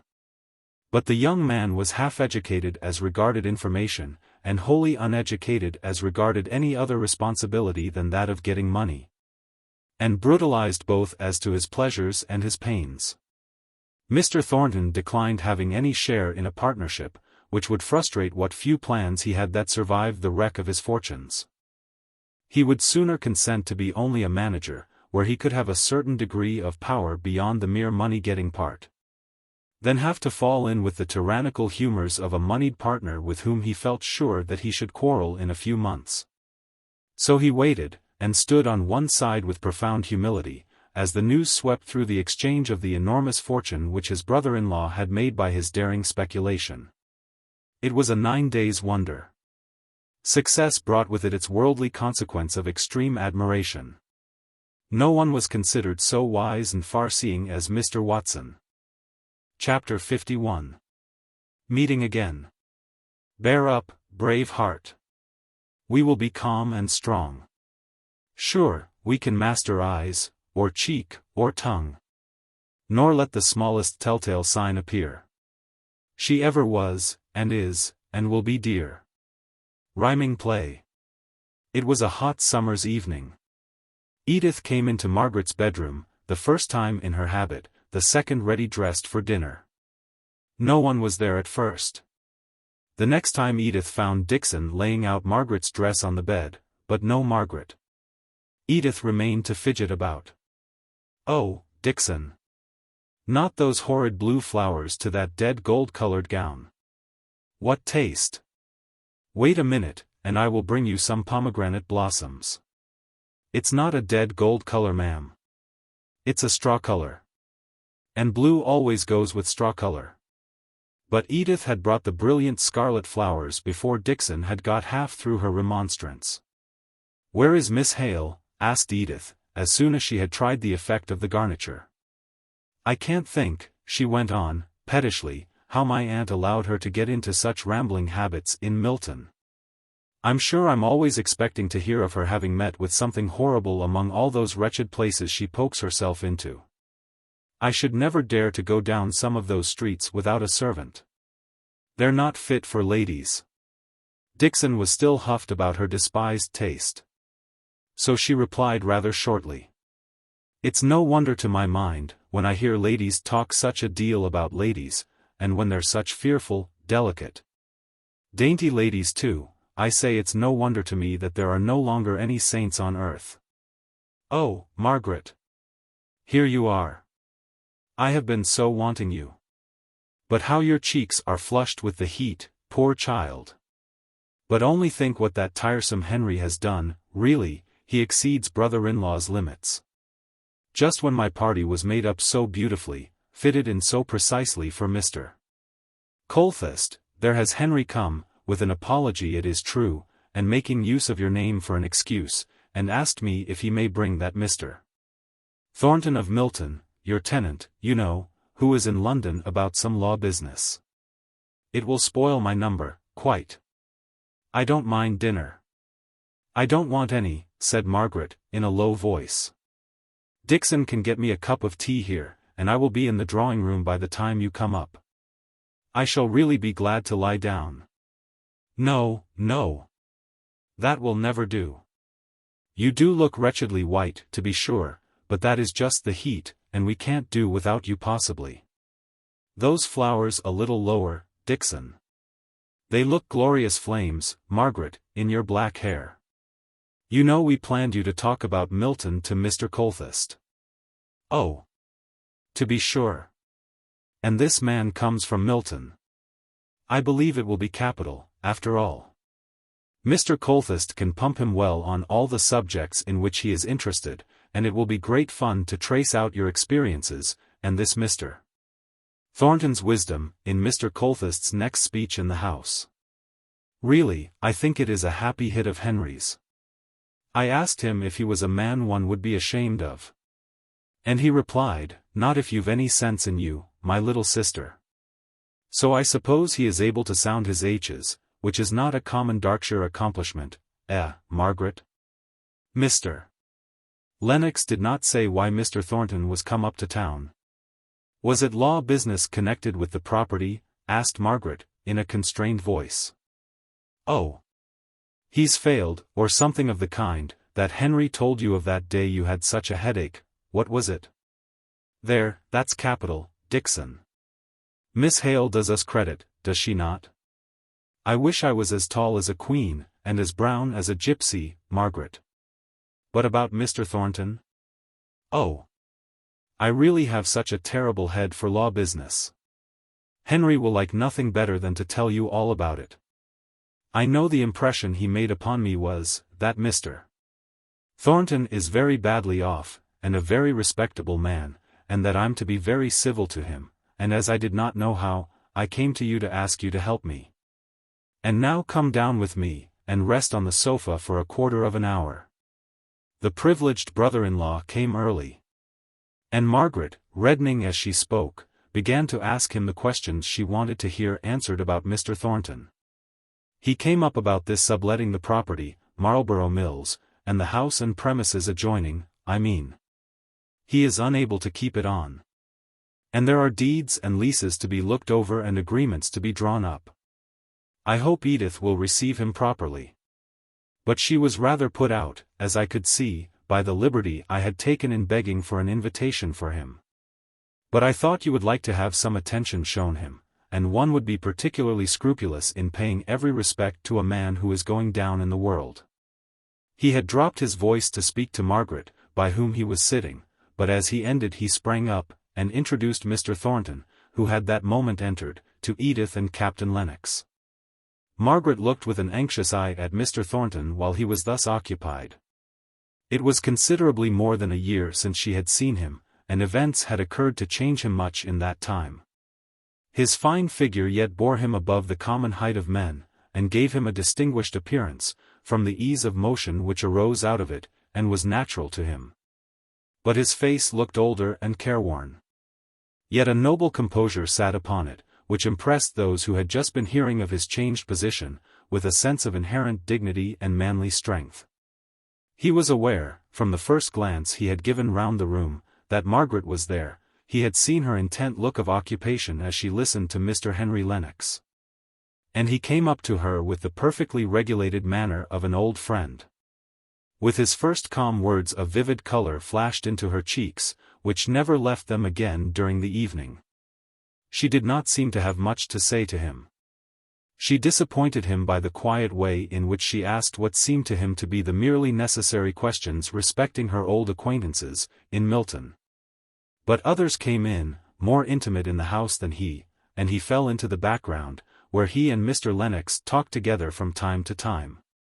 "You think Miss Hale looking well," said Mr. Lennox, "don't you?" Milton didn't agree with her, I imagine, for when she first came to London, I thought I had never seen anyone so much changed. Tonight she is looking radiant. But she is much stronger. Last autumn she was fatigued with a walk of a couple of miles. On Friday evening we walked up to Hampstead and back. Yet on Saturday she looked as well as she does now. We. Who? They two alone. Mr. Colthurst was a very clever man, and a rising member of Parliament. He had a quick eye at discerning character, and was struck by a remark which Mr. Thornton made at dinner time. He inquired from Edith who that gentleman was, and, rather to her surprise, she found, from the tone of his, indeed, that Mr. Thornton of Milton was not such an unknown name to him as she had imagined it would be. Her dinner was going off well. Henry was in good humor, and brought out his dry caustic wit admirably. Mr. Thornton and Mr. Colthurst found one or two mutual subjects of interest, which they could only touch upon then, reserving them for more private after-dinner talk. Margaret looked beautiful in the pomegranate flowers, and if she did lean back in her chair and speak but little, Edith was not annoyed, for the conversation flowed on smoothly without her. Margaret was watching Mr. Thornton's face. He never looked at her, so she might study him unobserved, and note the changes which even this short time had wrought in him. Only at some unexpected emotif of Mr. Lennox's, his face flashed out into the old look of intense enjoyment, the merry brightness returned to his eyes, the lips just parted to suggest the brilliant smile of former days. And for an instant, his glance instinctively sought hers, as if he wanted her sympathy. But when their eyes met, his whole countenance changed, he was grave and anxious once more. And he resolutely avoided even looking near her again during dinner. There were only two ladies beside their own party, and as these were occupied in conversation by her aunt and Edith, when they went up into the drawing-room. Margaret languidly employed herself about some work. Presently the gentlemen came up, Mr. Colthurst and Mr. Thornton in close conversation. Mr. Lennox drew near to Margaret, and said in a low voice, "I really think Edith owes me thanks for my contribution to her party. You've no idea what an agreeable, sensible fellow this tenant of yours is. He has been the very man to give Colthurst all the facts he wanted coaching in. I can't conceive how he contrived to mismanage his affairs. With his powers and opportunities you would have succeeded," said Margaret. He did not quite relish the tone in which she spoke, although the words but expressed a thought which had passed through his own mind. As he was silent, they caught a swell in the sound of conversation going on near the fireplace between Mr. Colthurst and Mr. Thornton. "I assure you, I heard it spoken of with great interest, curiosity as to its result, perhaps I should rather say. I heard your name frequently mentioned during my short stay in the neighborhood." Then they lost some words, and when next they could hear Mr. Thornton was speaking. "I have not the elements for popularity. If they spoke of me in that way, they were mistaken. I fall slowly into new projects, and I find it difficult to let myself be known, even by those whom I desire to know, and with whom I would fain have no reserve. Yet, even with all these drawbacks, I felt that I was on the right path, and that, starting from a kind of friendship with one, I was becoming acquainted with many. The advantages were mutual, we were both unconsciously and consciously teaching each other." "You say were. I trust you are intending to pursue the same course." "I must stop Colthurst," said Henry Lennox, hastily. And by an abrupt, yet apropos question, he turned the current of the conversation, so as not to give Mr. Thornton the mortification of acknowledging his want of success and consequent change of position. But as soon as the newly started subject had come to a close, Mr. Thornton resumed the conversation just where it had been interrupted, and gave Mr. Colthurst the reply to his inquiry. "I have been unsuccessful in business, and have had to give up my position as a master. I am on the lookout for a situation in Milton, where I may meet with employment under someone who will be willing to let me go along my own way in such matters as these. I can depend upon myself for having no go-ahead theories that I would rashly bring into practice. My only wish is to have the opportunity of cultivating some intercourse with the hands beyond the mere cash nexus. But it might be the point Archimedes sought from which to move the earth, to judge by the importance attached to it by some of our manufacturers, who shake their heads and look grave as soon as I name the one or two experiments that I should like to try." "You call them experiments, I notice," said Mr. Colthurst, with a delicate increase of respect in his manner. "Because I believe them to be such. I am not sure of the consequences that may result from them. But I am sure they ought to be tried. I have arrived at the conviction that no mere institutions, however wise, and however much thought may have been required to organize and arrange them, can attach class to class as they should be attached, unless the working out of such institutions bring the individuals of the different classes into actual personal contact. Such intercourse is the very breath of life. A working man can hardly be made to feel and know how much his employer may have labored in his study at plans for the benefit of his workpeople. A complete plan emerges like a piece of machinery, apparently fitted for every emergency. But the hands accept it as they do machinery, without understanding the intense mental labor and forethought required to bring it to such perfection. But I would take an idea, the working out of which would necessitate personal intercourse. It might not go well at first, but at every hitch interest would be felt by an increasing number of men, and at last its success in working come to be desired by all, as all had borne a part in the formation of the plan. And even then I am sure that it would lose its vitality, cease to be living, as soon as it was no longer carried on by that sort of common interest which invariably makes people find means and ways of seeing each other, and becoming acquainted with each other's characters and persons, and even tricks of temper and modes of speech. We should understand each other better, and I'll venture to say we should like each other more. And you think they may prevent recurrence of strikes? Not at all. My utmost expectation only goes as far as this, that they may render strikes and not the bitter, venomous sources of hatred they have hitherto been. A more hopeful man might imagine that a closer and more genial intercourse between classes might do away with strikes. But I am not a hopeful man. Suddenly, as if a new idea had struck him, he crossed over to where Margaret was sitting, and began, without preface, as if he knew she had been listening to all that had passed. Miss Hale. I had a round-robin from some of my men, I suspect in Higgins' handwriting, stating their wish to work for me, if ever I was in a position to employ men again on my own behalf. That was good, wasn't it? Yes. Just right. I am glad of it, said Margaret, looking up straight into his face with her speaking eyes, and then dropping them under his eloquent glance.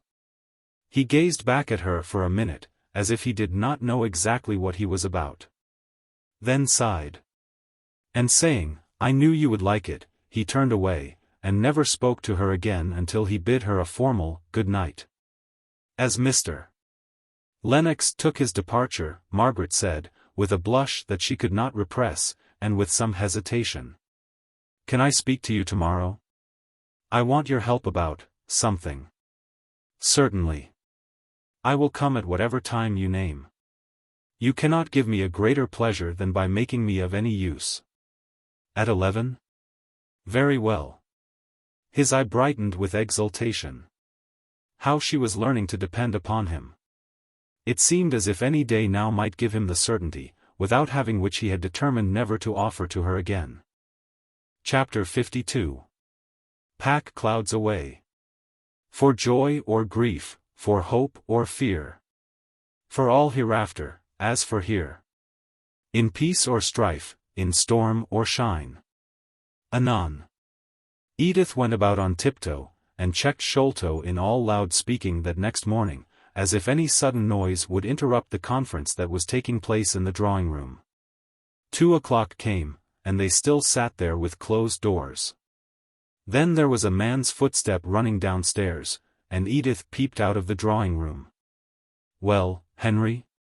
said she, with a look of interrogation. "Well," said he, rather shortly. "Come in to lunch." "No, thank you, I can't. I've lost too much time here already." "Then it's not all settled?" said Edith, despondingly. "No. Not at all.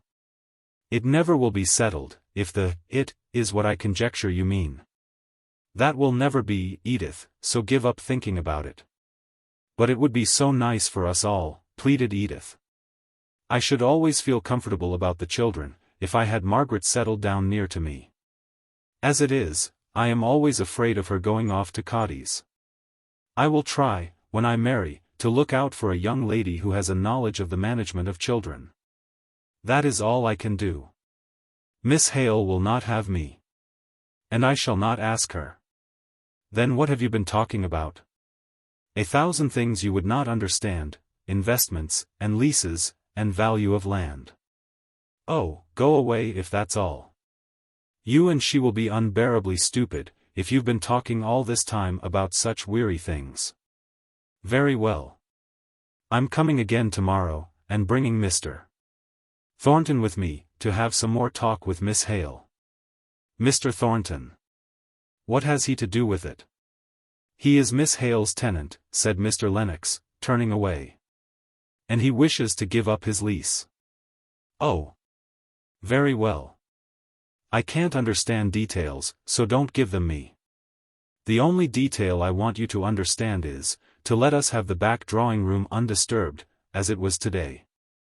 In general, the children and servants are so in and out, that I can never get any business satisfactorily explained, and the arrangements we have to make tomorrow are of importance." No one ever knew why Mr. Lennox did not keep to his appointment on the following day. Mr. Thornton came true to his time. And after keeping him waiting for nearly an hour, Margaret came in looking very white and anxious. She began hurriedly. "I am so sorry Mr. Lennox is not here, he could have done it so much better than I can. He is my adviser in this. I am sorry that I came, if it troubles you. Shall I go to Mr. Lennox's chambers and try and find him? No, thank you.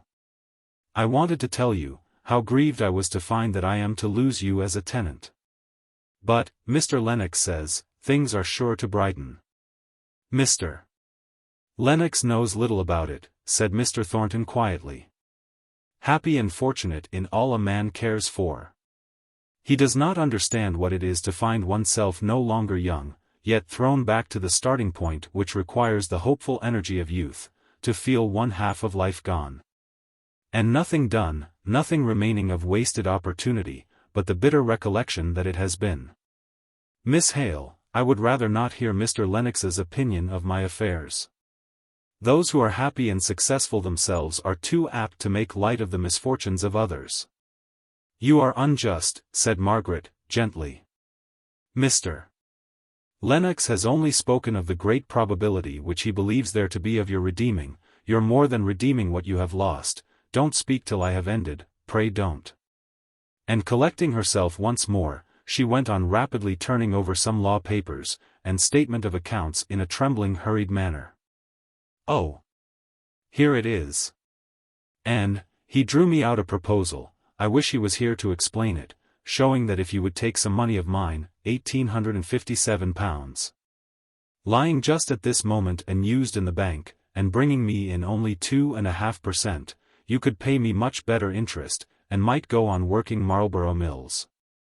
Her voice had cleared itself and become more steady. Mr. Thornton did not speak, and she went on looking for some paper on which were written down the proposals for security. For she was most anxious to have it all looked upon in the light of a mere business arrangement, in which the principal advantage would be on her side. While she sought for this paper, her very heart-pulse was arrested by the tone in which Mr. Thornton spoke. His voice was hoarse, and trembling with tender passion, as he said, Margaret. For an instant she looked up, and then sought to veil her luminous eyes by dropping her forehead on her hands. Again, stepping nearer, he besought her with another tremulous eager call upon her name. Margaret.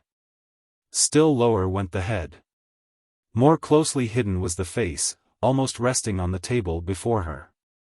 He came close to her.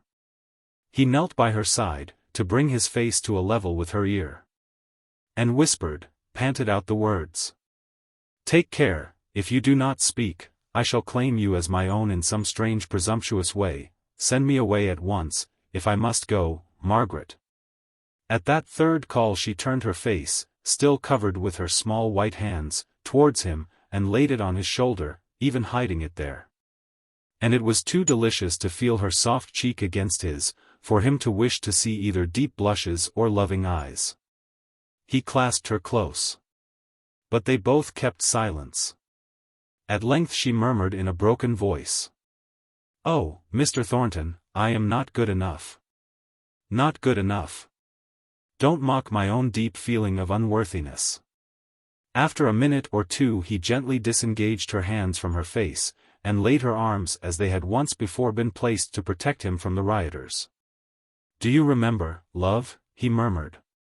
And how I requited you with my insolence the next day?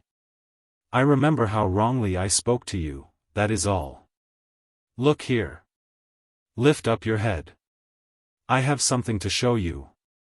She slowly faced him, glowing with beautiful shame. Do you know these roses? He said, drawing out his pocketbook, in which were treasured up some dead flowers. No. She replied, with innocent curiosity. Did I give them to you? No. Vanity, you did not. You may have worn sister roses very probably. She looked at them, wondering for a minute, then she smiled a little as she said. They are from Helstone, are they not? I know the deep indentations round the leaves. Oh. Have you been there? When were you there? I wanted to see the place where Margaret grew to what she is, even at the worst time of all, when I had no hope of ever calling her mine. I went there on my return from Havre. You must give them to me, she said, trying to take them out of his hand with gentle violence. Very well. Only you must pay me for them. How shall I ever tell Aunt Shaw? She whispered, after some time of delicious silence. Let me speak to her. Oh, no. I owe to her, but what will she say? I can guess. Her first exclamation will be, "That man." "Hush," said Margaret, "or I shall try and show you your mother's indignant tones as she says, 'That woman.'"